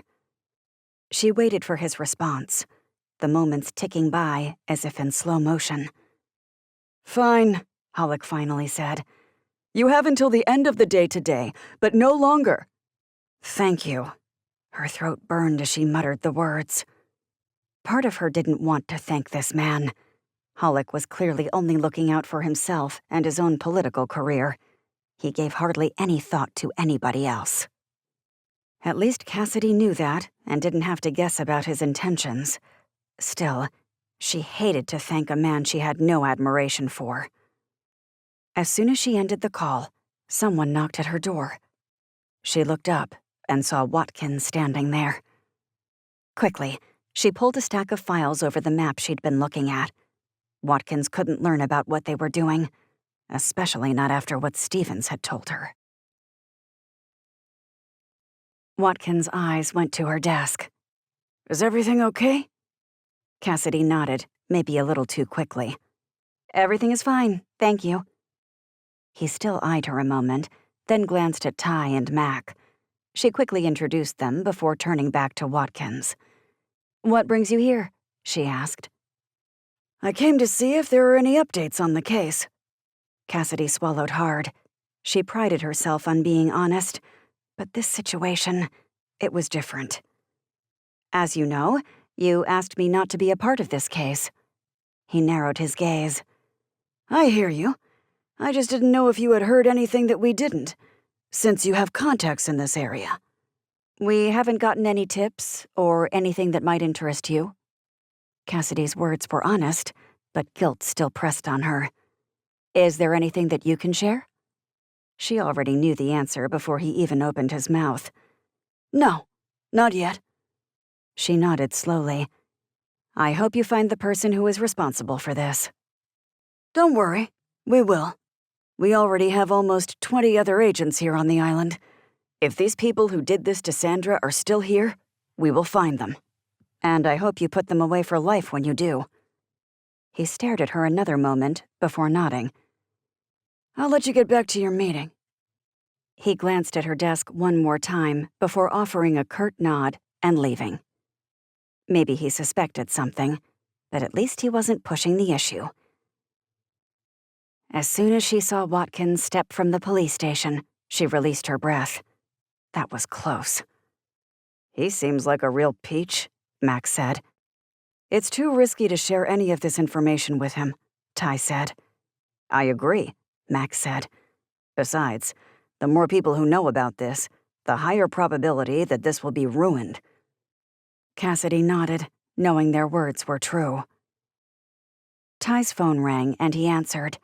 When the call ended, he announced, "These guys placed their dinner order early tonight. Unfortunately, we're not going to have time to do any more planning. We need to get moving. Now." Chapter 40. Cassidy talked to Banks and explained just enough about the situation to him to put him at ease. He agreed to help her and promised to keep the details quiet. Several minutes later, Tommy met her and Banks at a restroom beside the pier. The men exchanged clothing, and Tommy agreed to let them use his car for the delivery. They needed to do everything they could not to raise the Shackelfords' suspicions. Cassidy glanced back and forth between the two men after they changed in the restroom. They definitely weren't twins, but at first glance, they looked similar enough. Ty and his guys were already in place near the houseboat. Cassidy needed to take her place in the woods before Banks arrived. "Give me a few minutes so I can get a head start," Cassidy instructed Banks. "Will do." He climbed into Tommy's beat-up old red sedan and waited. She took off, and a few minutes later parked her SUV 2 streets over before slipping through the trees. She watched her steps as she moved through the forest, careful not to draw any attention to herself. As the saying went, it was showtime. Everything was riding on what happened next. The realization made her feel like she couldn't breathe, but she kept her cool. Finally, Cassidy reached her designated spot. She stood behind a large tree, her gun drawn. She had to make sure the Shackelfords were inside before she made any drastic moves. Everyone else, Ty, Mac, Colton, Dez, and Griff, were also in place. Cassidy drew in a deep breath and stared at the boat, waiting for the moment she sprang into action. She and Ty would go in first, but at their signal, the rest of the guys would step in. The vessel wasn't incredibly large, maybe 600 square feet at the most. The outside was painted white, and there was a small deck up top. No furniture had been placed outside. The boats around it were of varying sizes and shapes, but most looked as if they'd been untouched for a while. A small gravel parking lot stood at the start of the area, and a sandy path led to the bulkhead and boat slips. Cassidy watched carefully as Banks pulled up to the houseboat in Tommy's car. As he climbed out and started forward, he gripped the paper bag full of food. His body language looked relaxed enough. Anyone who didn't know what was happening probably wouldn't be suspicious. Banks walked on the dock, onto the boat, and left the bag by the door, just as directed. These guys would never see his face up close. But Cassidy had no doubt that they were watching. Delivery made, Banks climbed back into Tommy's car and pulled away. When the vehicle disappeared down the road, the houseboat door opened. Lars Shackelford glanced around, his beady eyes searching for any signs of trouble. Then he reached down and snatched the bag before quickly retreating inside. It was him. The Shackelfords were definitely here on this island, and now it was time for Cassidy and the rest of the crew to act. Shock and awe, she reminded herself. Shock and awe. Cassidy motioned to Ty. They needed to move, now. Quietly, they made their way to the houseboat. Cassidy and Ty flanked either side of the front door. When Cassidy gave a nod, Ty kicked the door open, and they flooded inside the place. "Police," Cassidy announced. The Shackelfords stood at attention with their guns drawn. Somehow, these guys had been expecting them. Lars looked as arrogant as ever in his all-black outfit. His blonde hair was cut short and spiked atop his head. His icy blue eyes and pale skin almost made him look frostier than ever. "Put your guns down, or we'll shoot her," Lars said. Cassidy glanced over and saw Emma Shackelford pointing her gun at Alexandria, who was tied to a wooden chair near a small desk. Alexandria looked terrified. One of her eyes was black, her hair was disheveled, Her lip busted. Maybe Alexandria wasn't working for them, at least not of her own accord. A knot formed in Cassidy's gut. "You're not going to shoot Alexandria. She's too valuable to you." "Nobody is valuable to us," Emma hissed. Like her husband, she was dressed in all black. Her dark hair had been pulled back in a bun, and she'd donned red lipstick. "My husband said put your guns down. Do it. Now." Cassidy weighed her options before saying, "That's not going to happen." "Aren't the FBI supposed to be the ones who arrest us?" Lars's eyes gleamed with satisfaction. He didn't try to hide the fact that he might have inside information. "This isn't your case, is it, Chief?" This guy was trying to get under Cassidy's skin, and it was starting to work. She had to nip that in the bud. "I said, put your guns down." Cassidy stared at them, still gripping her gun. "Don't think I won't shoot her." Lars jammed his gun into Alexandria's chest until she whimpered. The woman had tears streaming down her cheeks and a look of desperation in her eyes. Ty and Cassidy glanced at each other again, silently communicating. Finally, they both lowered their weapons, knowing that Lars would act. Emma reached forward and grabbed the guns, placing them on a table behind her. Cassidy couldn't allow an innocent civilian to get hurt. Lars had known that. She was going to let these two think they were in control, but ultimately, they couldn't be. Not if Cassidy wanted to win this. She lifted a prayer, praying for the best right now. Chapter 41. Cassidy raised her hands higher. "There's no need for you to hurt Alexandria." "You're not the one calling the shots here," Lars barked. "I knew you were out there. We have hidden security cameras. However, it appears I underestimated you too." "You think you're smarter than everybody else," Cassidy said. "There's a certain danger in that." Lars's eyes gleamed again. "I know I'm smarter than everyone else. But you two showing up here means I have more collateral damage to clean up." Cassidy swallowed hard. She didn't like the sound of that. "You do know we have a crew waiting outside. Even if you do kill us, you're still going to have to deal with them. Not to mention the FBI. What exactly is your plan of action now?" Lars shrugged. The man seemed unfazed, but his lips twitched again, curling down slightly. "I'll figure it out." "But will you? Because I feel like you've been feeling your way through this entire thing." "We haven't been feeling our way through anything," Lars said. "You don't know what you're talking about." Cassidy was getting under their skin. If she wasn't careful, that could backfire. But if she played her cards just right... In the meantime, she wanted more answers. "I know the CIA fired you, accused you of killing one of your colleagues. You were going to go to jail for a long time, and that was a shame. You were two of the biggest agents out there, or so I've heard." "We didn't kill Hank," Emma said. "We were set up. There was no way we were taking the fall for what someone else did." "So why become killers?" Her timing might be bad, but Cassidy truly did want to know. "Anger." Lars nearly spat out the words. "Why play by the rules when the rules get you nowhere?" "But you had to have a purpose," Cassidy continued. "You don't do things without a reason." "Because we know who framed us," Emma said, her voice just above a simmer. "And as soon as we have enough money, we're going to show the world what kind of person he really is." "Who?" Ty asked. "Who framed you?" "Gerald Mecklenburg, our former boss. He found out that Hank had discovered some backroom deals he was working. In order to silence Hank, he ended his life." "How do you know that?" Cassidy asked. "Because Hank told us what he knew," Lars said.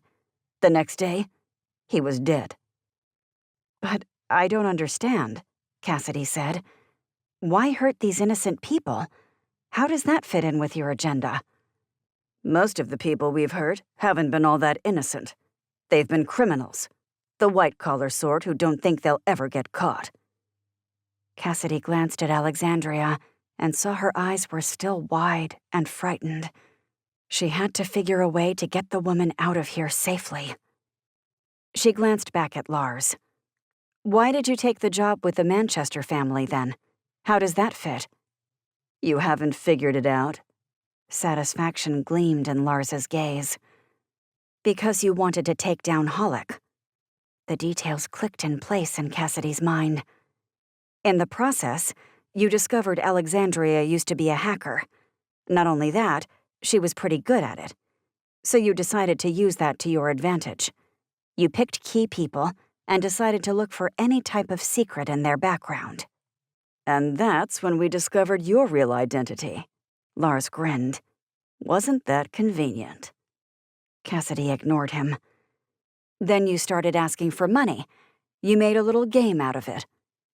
"Of course, we had to research you," Emma growled. "Not only your cases back in Seattle, but everything you've done since you've come here. Some people still think you're a superhero, almost like that silly cartoon someone made of you, calling you Commotio Cordis." Commotio Cordis was the name some on the fringes had given her after she'd taken down DH7's leader. Some had even created cartoons and anime featuring her. Cassidy hadn't heard that name in a long time. "I'm not the superhero, but I am persistent." "Well, that persistence could get you killed." Lars raised his gun again. Cassidy felt her throat tightening, but tried not to show it. "You figured if you could find enough people to hold things over, that you could eventually get money." "I'm tired of talking about it," Lars said. "You're only trying to distract me." "Distract you from what? I don't even have a weapon. You took it." The smirk reappeared across Lars's face. "Yes, I did, didn't I? Now I need to consider my options. I can't leave here with both of you. If I turn my back on you, you'll both try to attack. So that's not going to work. In fact, I can't think of any way to make a run for it with both of you alive. The best thing I can do is take you all as hostages, get out of here, and then kill you." Cassidy's throat tightened even more. "Why don't you slow down here?" Ty said. "Let's talk this out." "Navy SEALs aren't exactly known for talking things out, are they?" Lars snorted. "We know all about you two. In fact, we couldn't decide which of you we really wanted to target the most. Fortunately for you, your wife wins. Maybe if something happens to her, you can live a halfway normal life here in Lantern Beach." "You used to work for the government," Cassidy said. "You tried to do what was right. I don't understand how you turned from American heroes into who you are now." "Gerald Mecklenburg betrayed us." Emma said the words through clenched teeth. "We'll never forgive him for that." "People need to pay," Lars said. "People who use their power to get what they want. We pulled you into this because we needed to keep you running in circles so you wouldn't find us. Apparently, that didn't work." More questions begged for Cassidy's attention. "What about the window guy, Rob? He's the one who doesn't make sense to me." "He's Mecklenburg's best friend," Emma said. "We're going to use him to get to Mecklenburg. But first, we knew we could use him here." "And Sandra Myers?" Ty asked. "She was dirty." Lars sneered as he said the words. "She was Mecklenburg's right-hand woman until she got transferred to the FBI. We told her if she didn't come that we'd kill her mother, who happened to be in a nursing home. We arranged for her mom to be transferred to a new facility without Sandra's knowledge. We needed to keep her on her toes." "What was the point of bringing her here, though?" Cassidy asked. "To kill her, of course. Then to set it up so you'd think it was Alexandria." Cassidy's blood seemed to freeze in her veins. These people truly were heartless. "More games?" Cassidy shook her head. "You love playing those, don't you?" "As a matter of fact, I do." Lars raised his gun. "Now no more talking. Now this is what I'm going to do. I'm going to tell everybody that you're a dead woman unless they let us get away. Are you ready for some fun?" Ty didn't like the way any of this was going. Thankfully, they hadn't come here without a backup plan. Though they hadn't had time to talk everything through, Ty had been in enough life-or-death situations to know never to go in without backup. But even backup could be risky, and Ty had to choose just the right moment before he acted. He had no doubt that these people truly would take him and Cassidy hostage, and he didn't know what would happen after that. Before they hurt Cassidy, they were going to have to get through him. Ty would do whatever it took to protect her. It had always been that way, and it always would be. Why don't you let the ladies go and keep me? Ty stepped closer. You really only need one hostage. If that's the case, then we will just keep Alexandria, Lars said. She's proven to be very useful. Cassidy turned to Alexandria, defiance in her gaze. Annabeth has been staying with us. Your daughter is safe, and she's doing great. A small cry escaped from Alexandria, as if relief had rushed through her. Thank you. Thank you. I've been so worried. I know they probably threatened that if you don't do their dirty work, they would hurt her, Cassidy continued. But we haven't let anybody get close. I just want my family back, Alexandria said. We don't want anyone to get hurt here either, Ty said. I know what you're doing, Lars yelled, his face reddening. You're buying time. And now I'm tired. I'm really tired of this. We don't have any more time to waste. Lars stepped toward Cassidy. Ty knew he had to act. He dropped the flashbang down from his sleeve where he'd kept it tucked. The next instant, he tossed the device across the room. A bang sounded, sending everyone scrambling for cover. They had to get this right, or they would all be goners. Chapter 42. Cassidy watched as Ty lunged toward Lars. The two men collided. He would take care of Lars. Meanwhile, Cassidy needed to subdue Emma. The woman sprang toward Cassidy and threw her on the floor. Emma smashed Cassidy's hands against the floor and pinned her down. You're not going to get away with this! The woman's nostrils flared as she glared down at Cassidy. Watch me. In one motion, Cassidy pushed the woman off her and flipped places with her. Now, Cassidy hovered over the woman, pressing down on Emma's arms and legs so she couldn't move. You think you're so smart, Emma said through clenched teeth. We'll see about that. Emma used all of her strength to push Cassidy off. Cassidy landed on her side. As she saw Emma start toward her again, Cassidy's eyes went to the gun on the table. If she could just reach it. Beside her, Ty let out a grunt. Cassidy's gaze slipped toward him. She needed to see what was going on, needed to know that Ty was okay. But the sound distracted her enough that Emma wrapped her arms around Cassidy's throat, cutting off her airway. Cassidy gasped for breath as she tried to fight the woman off. Using her body as leverage, Cassidy pivoted and sent Emma flying over her shoulder. The woman landed on the table, and the wood cracked. Alexandria, still bound around the chair, scooted back. Just then, blackout agents rushed inside, guns raised. Stop or we'll shoot, Colton yelled. Lars and Emma seemed to freeze as they realized they were surrounded. Cassidy quickly grabbed her own gun and pointed it at Emma. As she did, Griff handcuffed the woman. "It's over," Cassidy said. "You guys won't be hurting anyone again anytime soon." As Ty handcuffed Lars, the man smirked at Cassidy. "I thought you should know. I just sent out a text message. Now the world knows who you really are." As soon as Ty heard Lars's words, panic washed over him. Had the man really sent out that message? Ty would deal with that in a moment. Right now, they needed to take these guys into custody. As his blackout agents ushered the Shacklefords from the boat, Cassidy rushed toward Alexandria and untied her. "Are you okay?" The woman nodded. As soon as her binds were loosened, Alexandria threw her arms around Cassidy and began sobbing. "Thank you. Thank you for everything. I'm so sorry that I had to uncover what I did.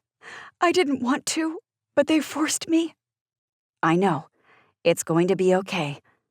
Can I see my daughter? And how about Joe? Where is he? They told me he died. He didn't die, Ty said. He's in the hospital in a coma. Alexandria let out a cry, her eyes a mix of joy and sorrow. At least there's hope.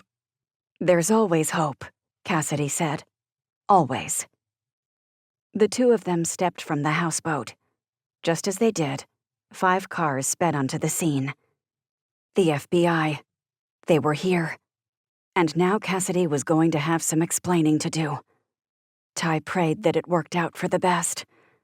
But the good news was that now the Shacklefords would be behind bars. Their shenanigans couldn't hurt anybody else again. But there was some damage that had already been done. Plus, there could be a dirty FBI agent in their midst. Their trouble wasn't over yet, but at least maybe they'd have a moment to breathe. Chapter 43. What do you think you're doing? Watkins stormed toward Cassidy once she was standing on the sandy path with Alexandria. We were following up on a lead. Cassidy raised her chin, determined to stay strong. I thought we agreed to keep each other in the loop. He stopped in front of her and scowled. I couldn't be sure this tip had anything to do with the case you're investigating. Turned out it did. Cassidy shrugged. Here I thought someone was just doing drugs inside. Watkins glanced around and shook his head. It looks like you have plenty of your other guys here on hand, just in case. One can never be too careful. Watkins leaned closer and lowered his voice. What exactly are you thinking, Cassidy Chambers? You know the FBI took over this case. How about a thank you for both recovering a victim and for arresting 2 of the most wanted criminals in the United States? It doesn't change the fact that you went against orders, Watkins said. What if it hadn't turned out this way? What if someone had died? Then I would have had to live with that decision every day for the rest of my life. Believe me, I thought about that. The truth saturated Cassidy's words. A paramedic arrived and led Alexandria away to be checked out. Watkins continued to glare at her. I don't know why you didn't tell me that this was going down. Cassidy swallowed hard as she remembered Stephen's words. It's like I said, I didn't know what was going on. By the time I realized that these guys were actually here, it was too late. Watkins' grunt showed that he didn't believe her. We'll be taking over from here. You should just be thankful I'm not charging you with obstruction of justice. What are you going to do with Alexandria? Cassidy held her breath as she waited for the answer. She's not innocent in all of this. Whatever she did it under coercion. That may be true. That doesn't mean that there won't be any consequences for her actions. Alexandria let out a cry in the distance as she sat on a gurney. She'd obviously heard what he'd said. Please. Alexandria rose and stepped toward Cassidy until a paramedic urged her back down. Take care of Annabeth for me until I can get back to her. Please. Cassidy nodded, sorrow gripping her heart. Of course. Whatever you need. Cassidy glanced back at Watkins. But maybe this was all over. Except for one thing.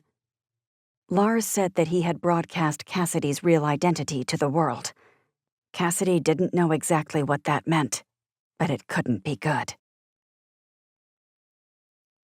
You did the right thing, Max said.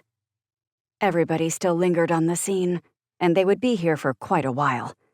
There was a lot of evidence to comb through, all of which Cassidy had been instructed to keep her nose out of. She hadn't been asked to leave the crime scene yet, so she hadn't. I'm not really sure what the right thing was in this situation, Cassidy said. It's like you told Special Agent Watkins. 2 criminals have been arrested. Alexandria has been rescued, and she's in one piece. I'd say that was a win. Mac, Cassidy lowered her voice. Before Lars was arrested, he said he sent out a broadcast about who I really was. Mac shrugged as if she'd just told him forecasters were calling for rain later. I wouldn't worry about that. How can I not worry? Of all people, Cassidy had thought Mac would be able to see the complexity of the situation. He raised something from inside his pocket. I thought they might try to pull something like that, so I pressed this. Cassidy leaned closer and stared at the device in his hands. Is that a cell phone jammer? Mac grinned. You didn't hear it from me. Mac, did you really? For you, I sure did. The breath left her lungs. Thank you. You're a real lifesaver. I can't let anybody find out who my favorite police chief really is. Then we might lose you here in Lantern Beach, and I can't let that happen. Emotion and loyalty glimmered in his gaze. Ty appeared behind Cassidy and placed his hand on her lower back. It looks like someone's doing some celebrating over here. Cassidy turned to him. I'll tell you all about it in a minute, but it's good news. I'm glad, because I could use some good news. I think we all could. Cassidy was ready to put all this behind her. But one other thing bothered her. All that information the Shacklefords had on people. It was somewhere on these people's devices. If the FBI found it, would that mean Cassidy was still in danger? Chapter 44. Cassidy slapped her hand over the pile of cards in a winning move before offering a triumphant smile. Who's the official Uno champion now? Cassidy would think with all the games being played around her lately that a simple card game wouldn't have any appeal. But every time Cassidy saw Annabeth smile, she wanted to do whatever it took to keep that grin on the girl's face. Cassidy has won the past 2 games. Ty lowered his voice as he looked at her. You have no mercy, do you? Hey, I won fair and square, Cassidy said. What more can I say? Sometimes the hand you're dealt is a good one, and sometimes it's not. That's what it all boils down to. That statement was so applicable, not only to Uno, but to life in general, wasn't it? Cassidy and Ty exchanged a smile before Ty asked, Who wants to play another round? Annabeth raised her hand in the air. Cassidy smiled again, enjoying the simple moment at the house with Ty and Annabeth. The good news was that since Alexandria had been found, the legal guardianship case presented by the attorneys had been dropped. Pender had no legal precedent to take over the Manchester's affairs, thank goodness. In fact, those 2 lawyers had been targets of the Shacklefords also. Cassidy didn't know what the 2 had on the attorneys, or what they wanted from them, but it was enough that Pender had forged a lot of that paperwork. In another strange twist, the Shackleford cell phones were missing, and their computer had been wiped. Watkins had asked Cassidy about it several times, but she hadn't taken the phones. Lars had his right before he'd been arrested. So what had happened to the phones? And what kind of information had been on that computer? Watkins hadn't been happy with Cassidy, but he'd let her go with a warning. Still, Cassidy worried about how many people might know the truth. The more people who knew, the more her life was in danger. And, by default, the more endangered the lives were of those around her as well. When someone knocked at the door, Cassidy rose. She knew who was here. She'd been waiting for them to arrive. She offered a tight but hopefully reassuring smile to Annabeth as she paused. Then, taking a deep breath, Cassidy started to the door and opened it. Special Agent Watkins stood there. As usual, he wore a scowl and his lips were pulled in a permanent frown. "Chief," he muttered. "Agent," she responded with an equal lack of enthusiasm. It was the woman who was beside Watkins who got Cassidy's attention. Alexandria Manchester. She was being held until the FBI could figure out exactly what her involvement was in this mess. Cassidy felt certain the woman would be released, but they had to go through due process first. "Are you ready for this?" Cassidy asked Alexandria. Maybe Cassidy should be asking herself that same question. Alexandria nodded and wiped her palms on the sides of her jeans. She looked nervous also, but at least all the signs of her captivity were gone. No longer could Cassidy see the bruises on her face or the burns around her wrists. The next instant, Cassidy turned and saw Annabeth standing there. "Mom," the girl whispered, her voice hoarse. Annabeth ran into her mother's arms. Tears filled Cassidy's eyes as she watched them. Ty stood beside Cassidy and wrapped an arm around her waist as they witnessed the reunion. It really was beautiful, just as Cassidy had expected it would be. But a surprising sadness filled her as well. She knew her time with Annabeth was probably coming to an end soon. Cassidy knew that was the way it should be, but she'd miss the girl and knew that the house would feel empty without her. "How's the case going?" Cassidy asked Watkins as he strode up beside her. It had been 3 days since they had spoken. "We're uncovering more and more all the time." Watkins regarded her with that cold, unreadable look again. "I can imagine." "There are still some missing pieces that we're trying to find, but we will." Cassidy nodded. "I'm sure you will." But her throat tightened as she said the words.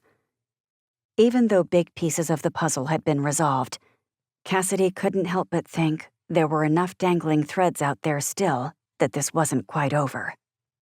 What else had the Shacklefords set in motion? She didn't know, and she really didn't even want to find out. But for now, she would take a minute to breathe and stand in awe of what they'd accomplished so far. This has been Shock and Awe, Lantern Beach Guardians Book 2. Written by Christy Barritt. Narrated by Patricia Santamasso, a member of SAG-AFTRA. Copyright 2021 by Christy Barritt. Production copyright 2021 by Christy Barritt.